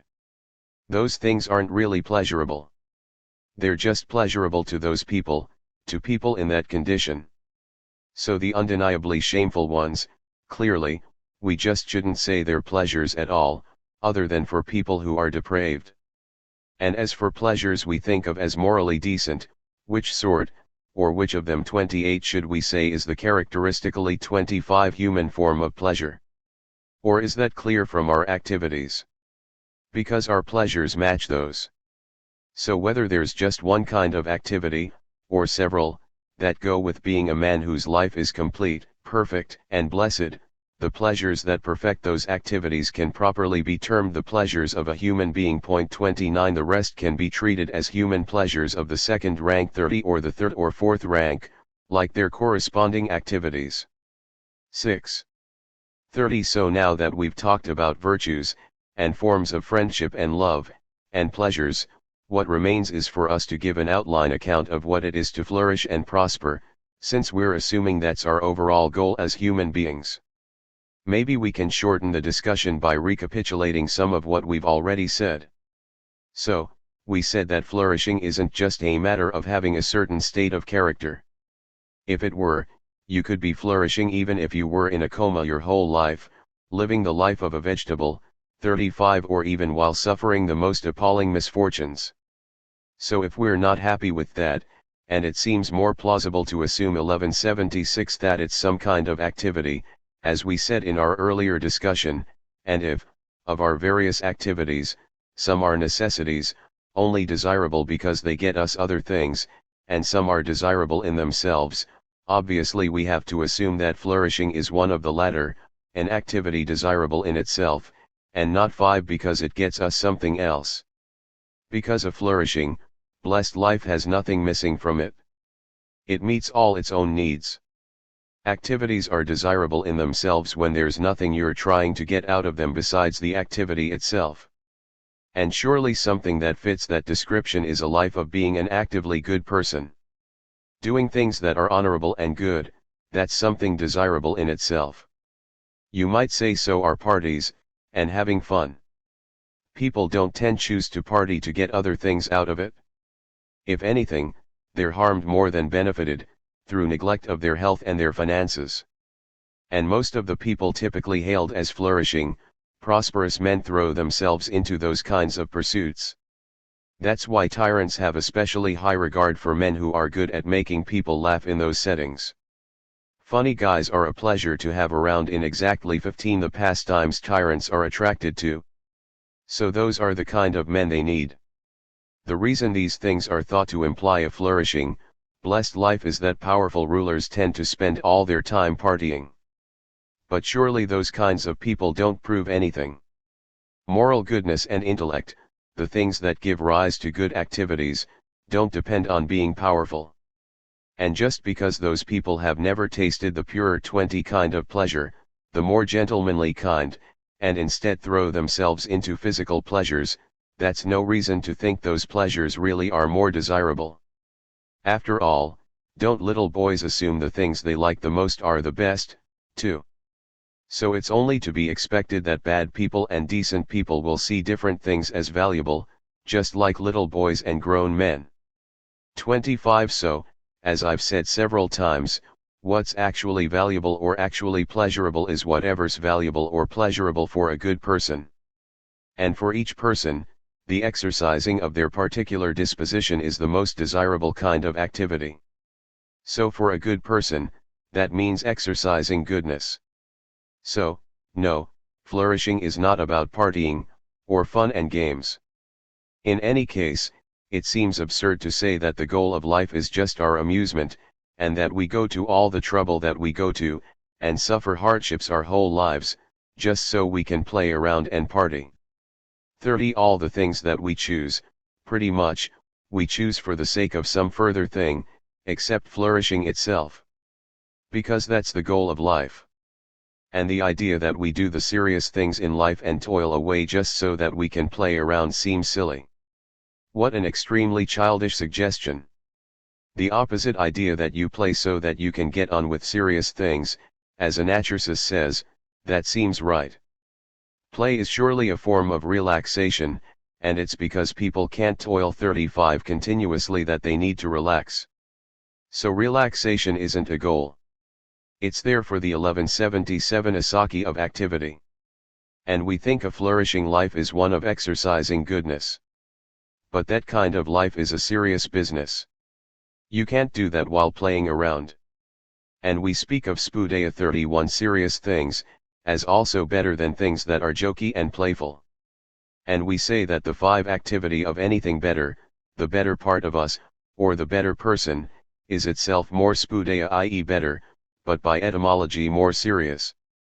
And the activity of something better must itself be a superior activity, which means more important to our flourishing. Also, anyone at all can indulge in physical pleasures, a slave just as much as the best. But nobody would say that a slave is flourishing. To any degree. Would we say a slave is even living? 32. No, flourishing doesn't depend on those kinds of diversions. It depends on the ways we exercise our goodness, as we said before. 7. If flourishing is about exercising our goodness, exercising our virtues, it makes sense for it to be the exercising of our very best kind of virtue. And that would have to be the virtue specific to the best part of us. Now, whether that's our intellect or something else, whatever it is that by its nature seems to rule us and to lead us, 15. And to have a conception of all that is beautiful and divine in the cosmos, whether it's actually divine itself or as divine as anything in us can be, surely the exercising of that part of us, according to its specific virtue, surely that ought to be the most perfect form of flourishing. And that means contemplating the higher truths of the cosmos, as we've said before. That seems consistent both with what we said before and with the truth. That kind of activity really is the best, just 20, as intellect is the best element within us, and the best possible objects of knowledge are the ones we use our intellect to grasp. Also, it's the most continuous kind of activity. It's easier for us to contemplate the cosmos continuously than to perform any kind of action continuously. Also, we assume pleasure is an ingredient of flourishing. And of the various forms of exercising our virtues, the exercising of higher knowledge of the cosmos is undeniably the most 25 pleasurable. Certainly philosophy, the pursuit of that knowledge, involves the most extraordinary pleasures, extraordinary in their purity and dependability. And it stands to reason that people who possess that knowledge must pass their time even more enjoyably than people who are still seeking it. Also, we've talked about a flourishing life meeting its own needs. And that will surely apply, above all, to contemplation. Someone with higher knowledge and someone who's fair, and the rest, 33, both need the bare necessities of life. But assuming 30 they adequately supplied with those, a fair person still needs the people he's going to treat fairly, and people to help him do it. The same goes for someone moderate or brave, and all the rest. 34 But a man with higher knowledge can contemplate it all by himself. And the more such knowledge he has, the more he can contemplate alone. Sure, it's probably better to have collaborators. But even so he can meet his own needs more than anyone. 1177b Also, this is surely the only activity we value purely for itself.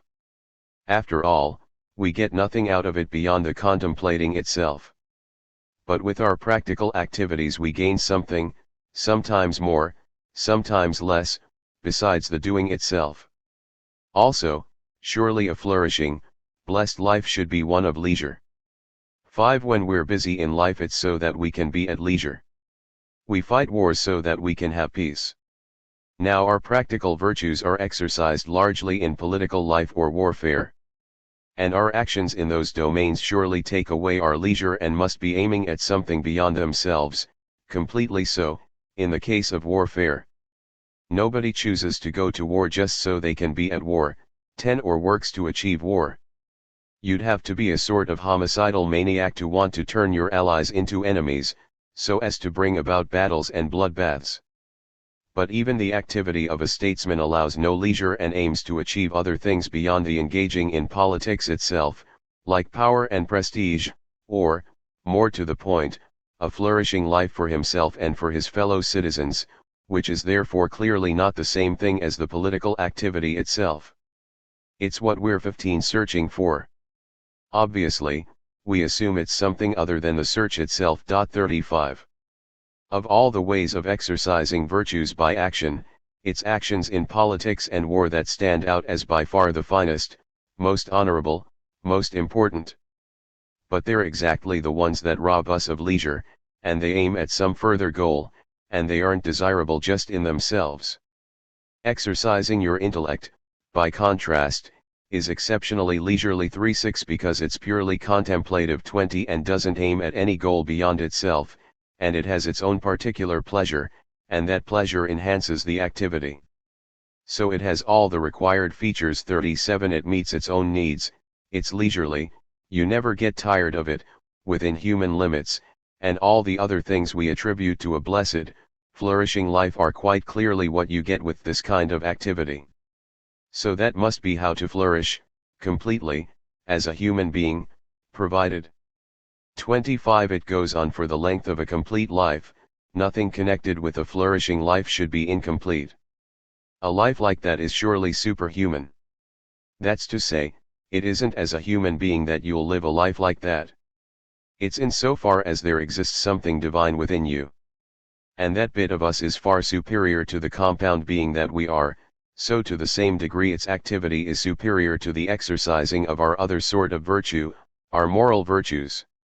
30 So if intellect is something divine compared to the human being, then a life of the intellect is also a divine life in comparison with a human life. But that doesn't mean we have to follow the motto and think human. 38 Since we're human, or think on mortal things since we're mortal. No. We should transcend our mortality as much as possible and do everything we can to live our life by the very best element within us. Yes, it may be 1178 as small in bulk, but in its power and exaltedness it far surpasses everything else we have. It's also, surely, what you are. Because it's the part of you that's in charge, the better part of you. So it would be absurd not to choose the life of what you are, your own life, to choose some other thing's life.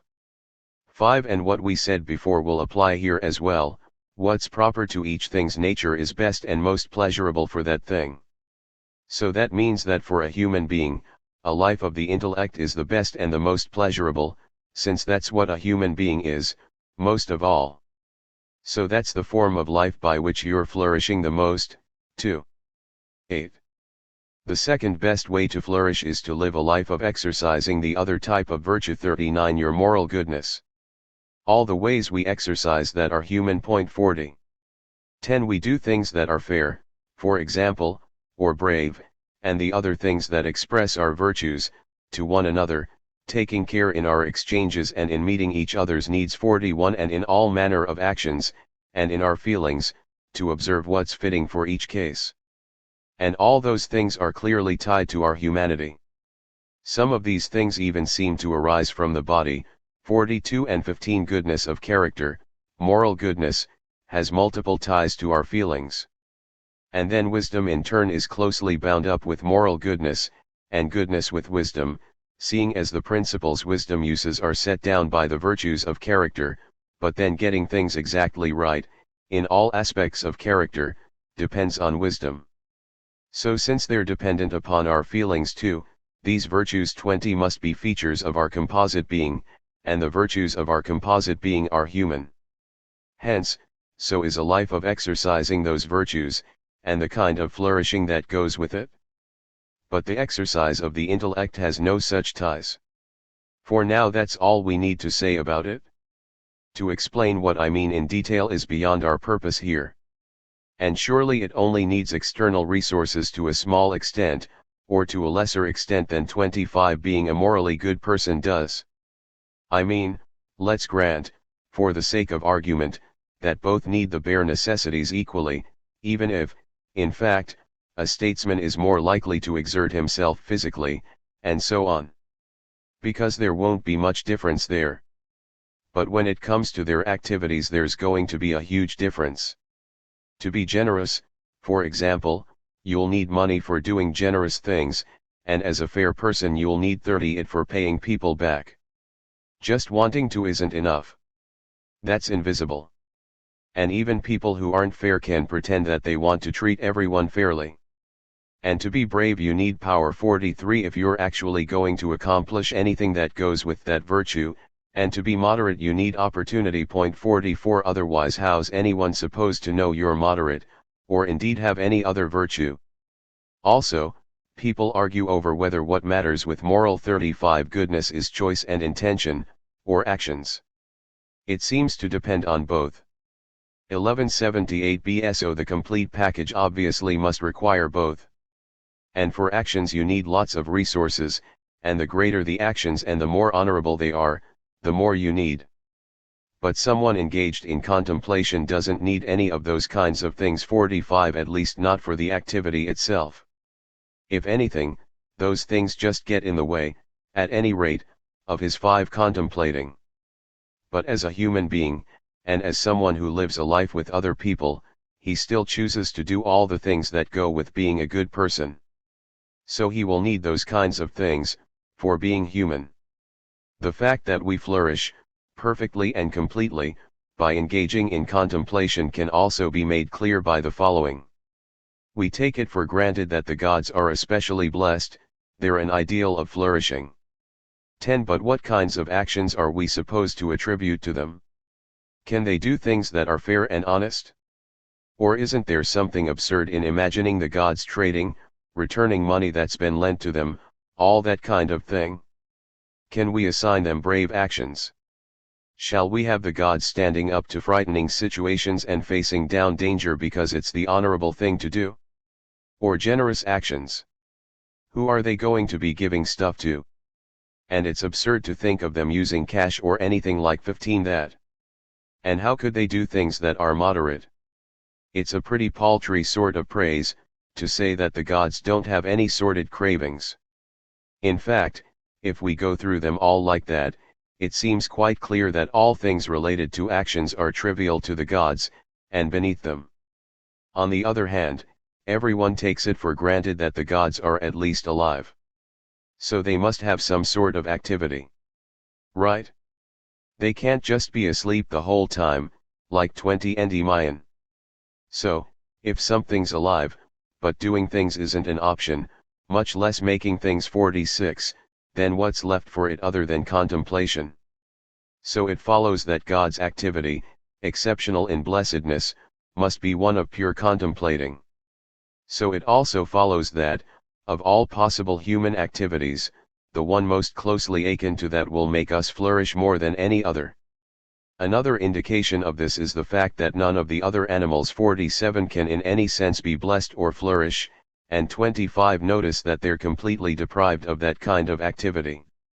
The gods have a life that is wholly blessed, and human life to the extent that it allows some sort of imitation of that kind of activity, but none of the other animals gets to flourish since none of them can experience contemplation to any degree at all.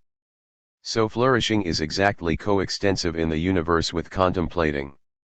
30 The more X has the ability to contemplate, the more X flourishes, and not just by coincidence, but because of its contemplating.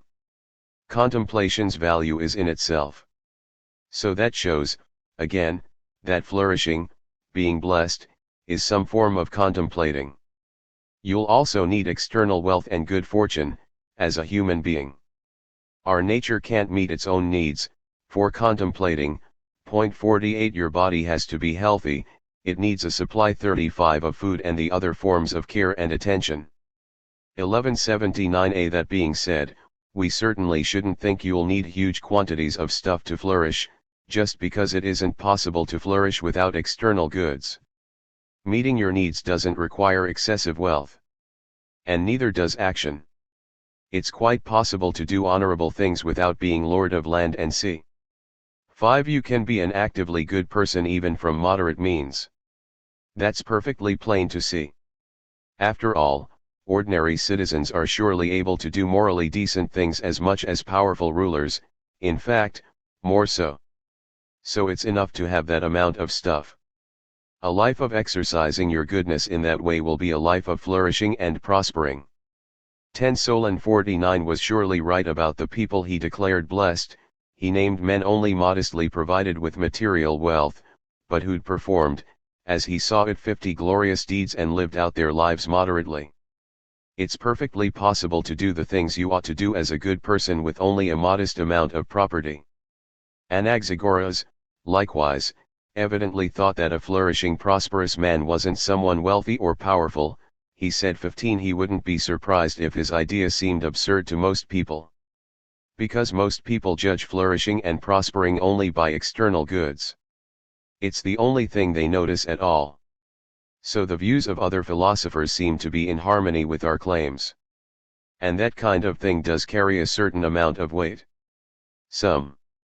But the truth in practical matters is ultimately judged from the realities of life. Those must have the final 20 word. So we should always test the claims that people have made in the past by holding them up against how things actually work. Against life. And if they're in harmony with those, then we should accept them. But if they're at odds with life, we should take them for what they are, mere theories. Someone who exercises their intellect and cultivates their intellect is surely in the best possible condition any person can be in, and is the most beloved by the gods. 25 Because if the gods have any concern for human affairs, as people assume, then it would make sense that they take pleasure in the best element in human beings, the thing most closely akin to themselves, our intellect, in other words, and that they reward those people who value and cherish that part of themselves most of all, reward them for caring about the things they love, and who act correctly and honorably. 51. And it's quite clear that all of those things apply, above all, 30 to a man of higher philosophical knowledge. So that kind of person is most beloved by the gods, and it stands to reason that the same person must be flourishing the most. So by that argument, too, it's higher philosophy and science that makes us flourish. 9. So, if we've said enough, in broad outlines, about those things, and the virtues, and friendship, and love, and pleasure, 35 should we feel that we've achieved what we set out to do? Not really. Because, as we said 52 our goal in practical matters 1179 isn't just to theorize about all the things we're supposed to do, and know about them. Our real goal is to do them. So the same applies to goodness. Knowing about it isn't enough. We also have to try to have it and use it. We have to strive, in every way we can, to actually become good people. Now, if philosophical arguments were enough on their own 5 to make people decent, they'd rightly earn many a fine, fat fee, as Theonis says, and all we'd need to do is provide people with plenty of those. But as it is, they only seem to have the power to motivate and encourage young men of gentlemanly character. They can take an already noble nature, genuinely devoted to what's honorable, and make it ready for goodness to take hold. But with most people, the common people, arguments seem powerless to motivate them to become decent men. The trouble is that common people by their nature don't respond to shame. They only respond to fear. They don't refrain from bad behavior because it's shameful, they need the threat of punishments. They live by emotion and feeling and pursue the pleasures that go along with that, and whatever will get them those pleasures, and avoid any pains that are the opposite of those pleasures. 15 But as for what's honorable, and truly pleasurable, they're not even aware of it. Because they never even get a taste of it. So with people like that, how could philosophical argument transform them? It's simply not possible, or at least not easy, when things have long taken hold in people's characters, to pry them out with argument alone. but we may be able to get hold of goodness if all the things that we need to become decent people are already in place. That's probably the best we can hope for. 20. How do people become good? Some think it's a matter of your nature. Some say by habit. Some say by being taught. So the bit of it that's innate obviously isn't something you can do much about. It's something that some people have through some divine cause, lucky people, in the truest sense. As for argument and teaching, I suspect that it may not be effective for everyone. The student's soul has to be well tilled beforehand. 25. By good habits, so as to already enjoy the right things, and already hate the right things, like a field that's going to nurture seed. Someone who lives by their emotions 53 and feelings wouldn't listen to any argument that tried to turn them from their course. Or even understand it.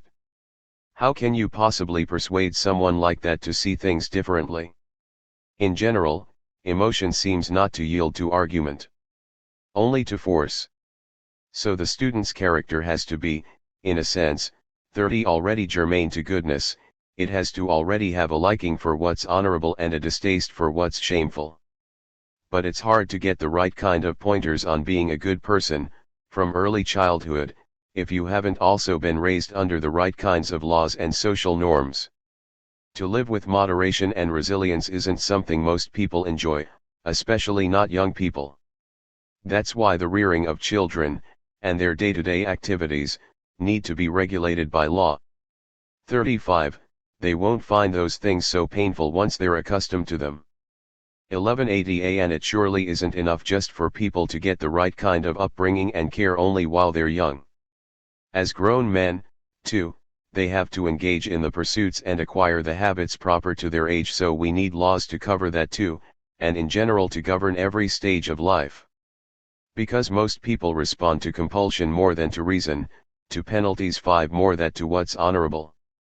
That's why some people think that while, of course, lawmakers should call upon all citizens to be good people, and urge them to do what's honorable for its own sake, in the knowledge that at least those who've been set on a decent path by good habits will respond to that appeal, they also have to impose punishments and penalties on people who disobey, and whose natural tendencies aren't as good, and some people, the 10 incurables, they have to remove from society altogether.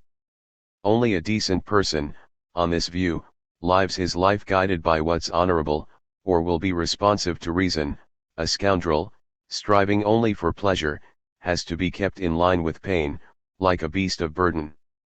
That's also why they say that the pain needs to be, in each case, whatever kind is the precise opposite of the pleasure they're attracted to. So, as we've said, anyone who's going to be a good person has 15 to be brought up the right way and given good habits, and from there live their life in decent pursuits and never do bad things, willfully or otherwise. 54. And that can only happen if people live their lives according to some sort of intelligence and under the right sort of order, and that order has to be strong.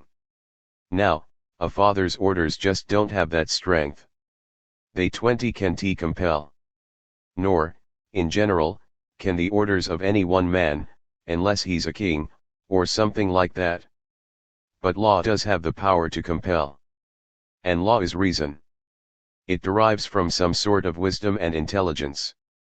And though people can't stand it when other human beings oppose their impulses, even if they're right to do so, law can order us to do what's decent without being oppressive to anyone.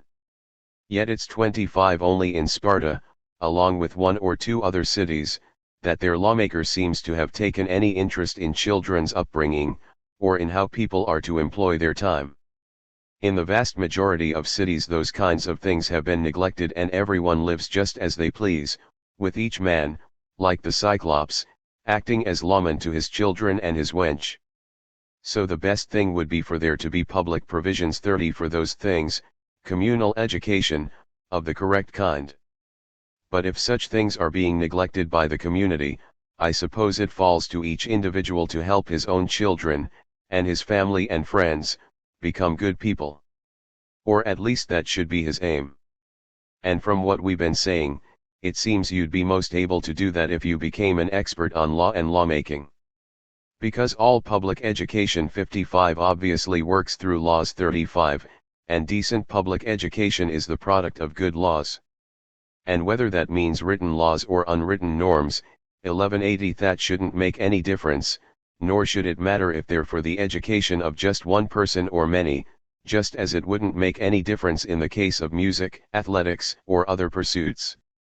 And a father's ideas and habits hold sway within each household in much the same way as laws and national character 5 hold sway in each city, or even more so, given family bonds, and all the good things he's done for his children. That makes them instinctively affectionate and obedient from the outset. In fact, individual education may even be better than communal education, as with medical treatment. It might be a general rule that someone with a fever benefits from rest and fasting, but that might not be the case for this or that individual. 10 And a boxer surely doesn't use the same style of fighting with all his opponents. 56 So when the care taken over someone is personal, it's likely to be more precisely honed to the individual. Each person is more likely to get what's just right for them.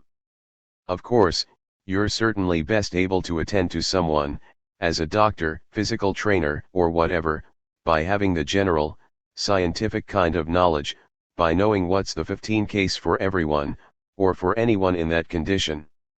The sciences, after all, are supposed to be knowledge of universals, and they are. But, that being said, there's no reason why you can't do a perfectly good job of attending to one particular person, even without any scientific knowledge, as long as you've observed through experience and experiment exactly what happens, every time, with each thing 57 you try on them, just like the way some people seem to be really good at being their own doctors, even though they wouldn't have a clue how to cure someone else. 20 Still, the fact remains that if you want to master a technical expertise or theoretical science, for that at least you surely have to make your way to its universal principles, and get as much knowledge of those as you possibly can. Because that's what sciences are about, as we said. So, case in point, if you want to make people better by attending to their education, whether lots of people or just a few, you probably have to try to become expert at laws and lawmaking, since it's 25 through laws that we become good people, because to take whoever it is, whoever's put in front of you, and put them into the right condition, that's no ordinary ability. If anyone can do it, it'll be someone with knowledge, just like with medical treatment, and everything else that requires care and attention and wisdom. So does that mean that what we should think about next is how you can become an expert lawmaker? Where do you get that knowledge from? Will it be, as in other cases, from the 30 people who have that knowledge, so from statesmen? Because we said lawmaking was part of statesmanship. Or does it seem different with statesmanship, compared to the other sciences and abilities? With the others, we see the same people practicing the abilities and passing them on to others. Like doctors and painters. But when it comes to political 35 matters, the people offering to teach it are sophists. But none 1181 of them does anything in politics. Only the politicians do, and they seem to do that by some kind of intuitive ability and by experience rather than thought. We never see them writing or speaking about those kinds of questions, and why not? Wouldn't that be a finer thing to do than write speeches 5 for the courts and the assembly? And we never find that they've turned their own sons into good statesmen, or anyone else among their family or friends. But surely they would have, if they could. Because what better legacy could they have left their cities? And there's no other kind of ability they'd rather have themselves, so they ought to have wanted the same for the people they cared about the most. 10 On the other hand, experience surely counts for quite a lot.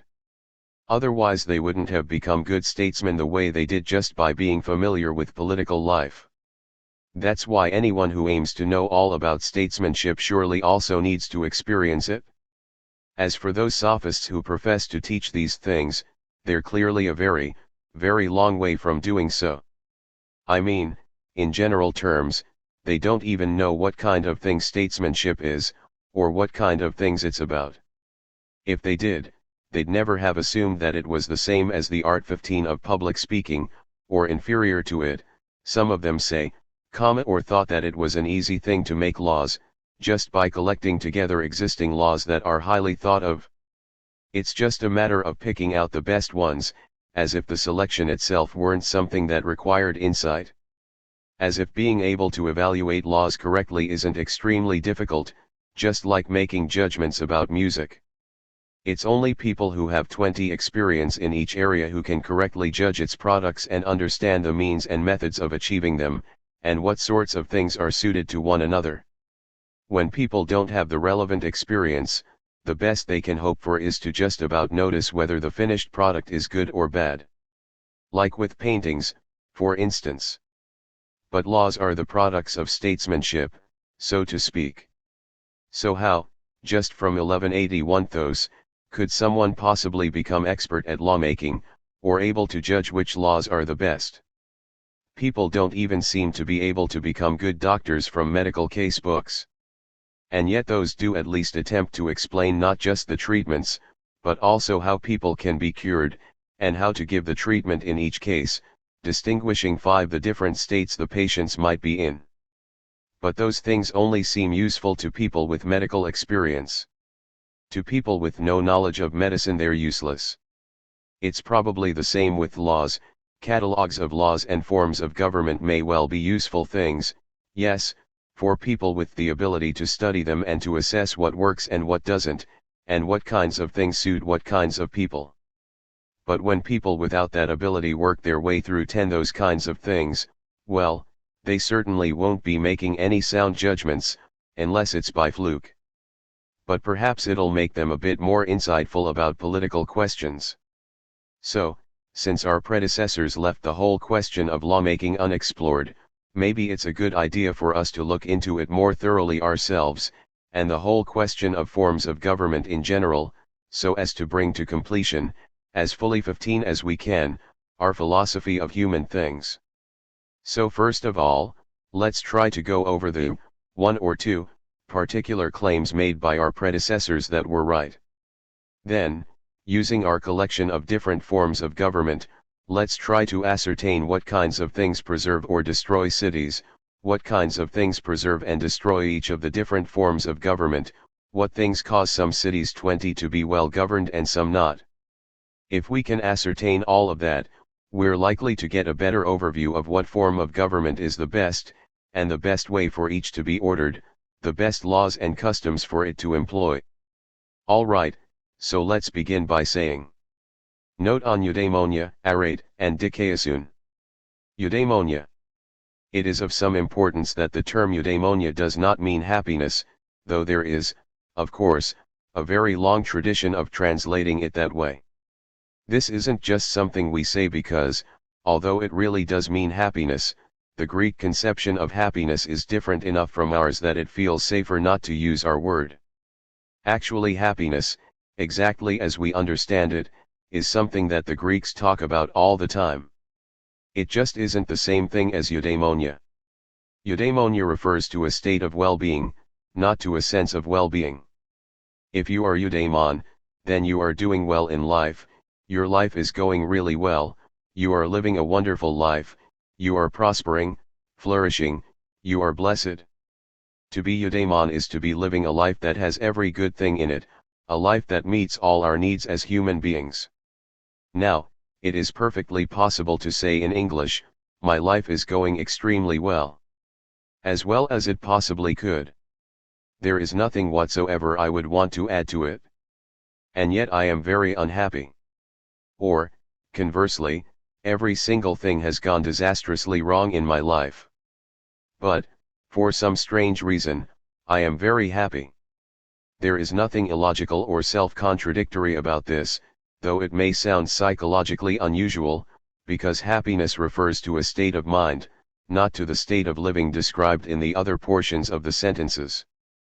But if you made the same claims in Greek using eudaimon in place of happy, you would produce an actual self-contradiction. It would be like saying, my life is going extremely badly in every way but going extremely well in every way. The fact that eudaimonia does not mean happiness is not a cultural matter. The Greeks, as I said, fully possess our concept of happiness too. They speak of feeling happy, being happy about something, being happy with something, being happy for someone, making someone happy, being happy to do something. They think very hard about how to stay happy in the face of hardship and misfortune.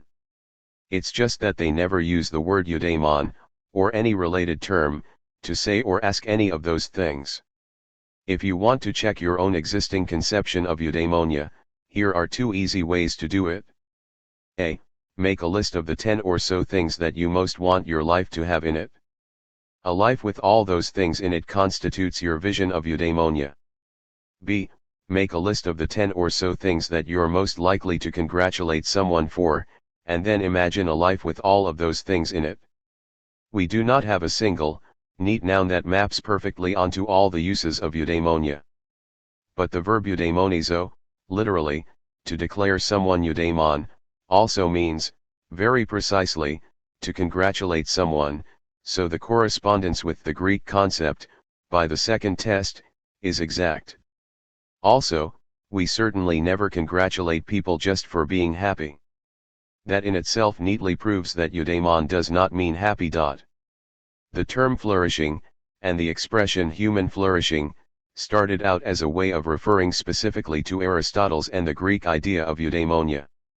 It has now also started to be widely used in normal English, in a variety of other, non-scholarly and non-Aristotelian contexts.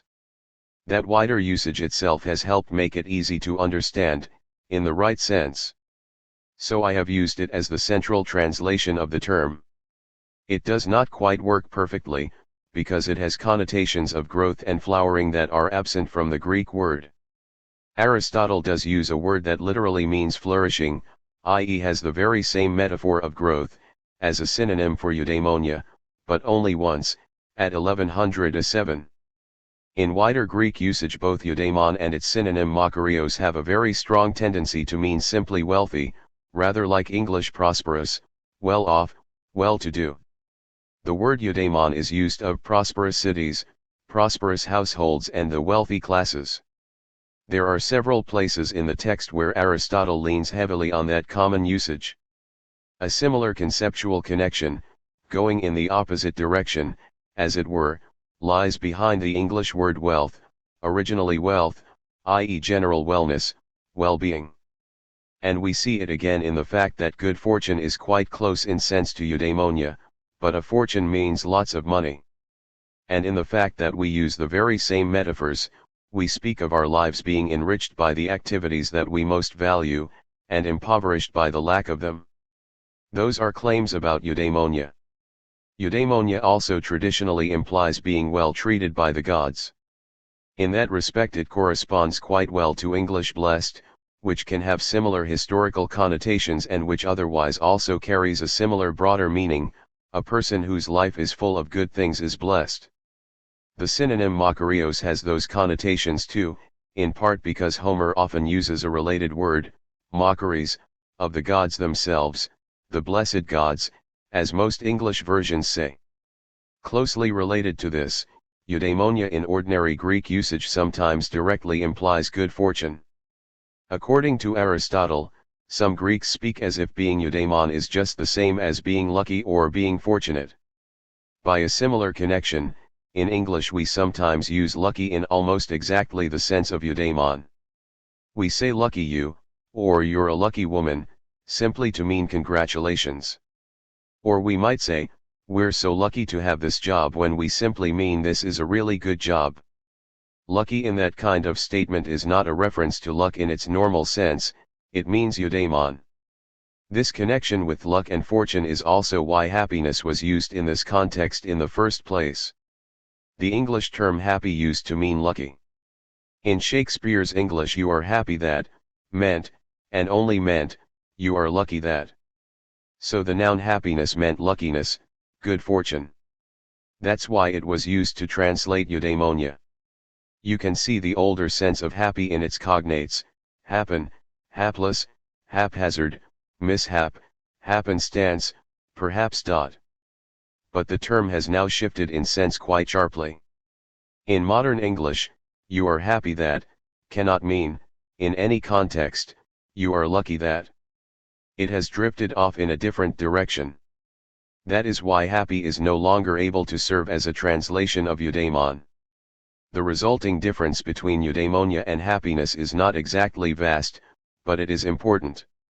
If we attribute to Aristotle the idea that the ultimate goal of life is happiness, taken in its standard current English sense, then we give him a view that is indistinguishable from ancient hedonism. But hedonism was not his view. He does not think the goal of life is just to be happy, i.e. content, satisfied, pleased with life, tranquil, enjoying a steady and stable sense of well-being. He thinks the goal of life is to live a genuinely desirable, worthwhile life, one that really does have all the greatest blessings in it, whether you feel that way about it or not. Further, his own distinctive view of eudaimonia is that you will attain such a life if you exercise the best human virtues to the full, if you live a life of action, of achievement and accomplishment. He also argues, somewhat differently, that the most wonderful life available to us is one of higher philosophy and pure science, a life of contemplating the cosmos. He thinks such a life will also, mostly and usually, but not infallibly, and not all the time, be a happy one. And that's an extra observation about eudaimonia. Arete. In Aristotle's Greek the term arete has two distinct uses, general and particular. In its particular sense it means a virtue, typically a moral virtue, and most often occurs in the plural, virtues. I discuss the particular sense of the term at some length in the notes on books I, 2 and 4. See notes I.19, I.83, 2.2, 4.18, 4.42. Here I will confine myself to discussing a key feature of general arete. Arete does not mean excellence. That's a common misconception. It means goodness, and most often, moral goodness. When unqualified, it refers to the state of being a good person. It is the noun that corresponds to the adjectives agathos or spoudeos, and it gets its sense very precisely and tightly from those adjectives. Agathos, when unqualified, means a good man or a good person. So does spoudeos. That's to say, the unqualified adjective does not have a generic sense. Even though, when suitably qualified, it can mean a good X, e.g. a good guitar player, a good doctor, a good actor, the unqualified adjective does not thereby mean a good something. Rather, it reverts to meaning a good person, with a very specific, ethical sense. The English dummy qualifier person performs exactly the same role as the masculine ending of the Greek adjective, which shows that you are referring to a person. So we have the very same phenomenon in English that I am trying to explain in the Greek case. A good person is not a person who is good at something. Obviously. And just as obviously to a Greek speaker, agathos, or spoudeos, good person, does not mean good at something, or good at anything. The same is true of the opposite, kakos. Aristotle discusses this, at 1148 b8. He tells us that if someone is a bad doctor, kakos iatros, it certainly does not follow that you can call them just kakos. That is because kakos unqualified means a bad person. Being a bad doctor does not make you an evil person. Obviously. Note that if the unqualified sense of kakos were generic, i.e. if it meant bad at something, then you could call a bad doctor kakos, unqualified. Because a bad doctor is bad at something, namely, bad at being a doctor. Since kakos, unqualified, means a bad person, the noun that goes with it, kakia, when similarly unqualified, takes on the corresponding specifically moral sense, being a bad person. The same is true of its opposite. Just like the adjectives to which it is tied, the noun arete, as long as it is unqualified, specifically means being a good person, which further has a specifically character-related sense, to about the same degree as its English equivalent, even if modern ideas about what makes someone a good person are different, in some details, from Greek ones. Nor is this a coincidence. All human cultures have some easily identifiable way of talking about good people and bad people.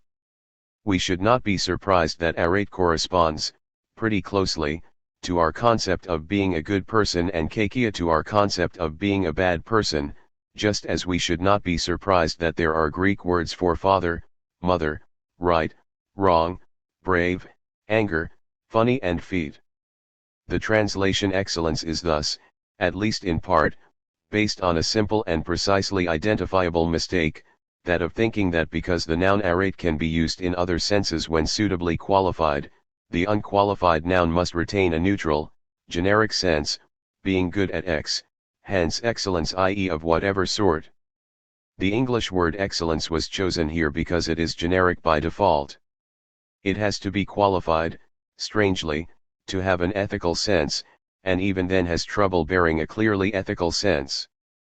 But the word arate, in the Greek of Plato and Aristotle's time and later, behaves in exactly the opposite way. It is ethical by default, naturally and easily carries its default ethical sense, and has to be qualified, strangely, not to have an ethical sense. Dikaiosune. There is a long-standing tradition of translating the term dikaiosune as justice. It is a feature of the special dialect that we use for translating Aristotle. But in standard English dikaiosune does not mean justice. Dikaiosune is a virtue. It is the virtue of being dikaios, that is, of being someone who reliably does what's right. In normal English we refer to this as the broad quality of being a moral or ethical person. We also call it righteousness, the virtue of being a righteous person. That is the general, i.e. broadest, sense of the terms, closely dependent on the broader sense of the underlying, more basic concept of dikaion and adikon, right and wrong. Those more basic terms also have a particular or narrower sense, fair and unfair. And corresponding to that narrower, particular sense of dikaion, the virtue term, dikaiosune now picks out the narrower virtue of being a fair person, and adikia refers to the narrower vice of being an unfair person. Now, in standard English we do not refer to either of these virtues, general or particular, as justice, and we never have. That is why you cannot, for example, admire someone's justice, or say that your friend's two best qualities are her kindness and her justice. Justice is never analyzed by native English speakers as a character trait. Dikaiosune, by contrast, is only analyzed by Greek speakers as a character trait. You can, of course, call someone a just person, and thereby refer to a character trait. I am not denying that. My point is that the noun, justice, cannot serve as the relevant virtue term, and that fact makes it very inaccurate as a translation of dikaiosune. Of course, there may be other reasons for preferring the traditional term, unconnected with accuracy. The error is on a par with translating sense of humor into another language by way of a term that only ever means laughter. Latin, classical or medieval, for righteousness, the quality of being a righteous person, is iustitia, or justitia. That Latin term is the origin of the Gringlish dialect word justice, traditionally used to translate dikaiosune. To be properly understood it has to be taken strictly in its Latin sense, not its English sense. We could instead speak of the virtue of being just or being a just person, rather than justice. That would be an improvement. But being just has little currency in normal English. It still implies some non-standard dialect and it prompts the reader to expect something unusual, quite wrongly. As for the action describing adjectives dikaion and adikon, it is obvious that right and wrong are the most accurate English translations when they have their general sense, and equally obvious that their most common particular sense is fair and unfair. Hence there is no place where just and unjust are the best available terms. Just and unjust can be used, sometimes, to mean fair and unfair, but are obsolescent in that sense. To see this, imagine one child shouting at another, "You got more than me." That's not just. If you are a native English speaker, you know that the term cannot occur in that way in natural language, even if it is still intelligible in written texts. The personal adjective just is also moribund, in part because it never had much currency anyway, and in part because of its competition with the adverb. The sentence "my friend is just" prompts most English speakers only to have the thought "your friend is just what?" All good writers of English carefully avoid the personal adjective. Though justice cannot translate the virtue term, it works more acceptably as a translation of THIRD-WORLDISM, right and wrong, considered abstractly. But then there is the problem of its very special domain. Justice in English is strongly tied to the context of public institutions, governments, and the judiciary. When John Rawls says justice is fairness, he means that the rightness of a political institution depends on its fairness. That makes justice an important term in good English in those contexts. But the same fact also makes it too narrow to match the Greek terms dikaion and adikon in their broader sense. Greeks use these terms to refer to all forms of right and wrong, including, indeed especially, between family and friends, and random individuals, even when there is no connection whatsoever with public institutions or the courts.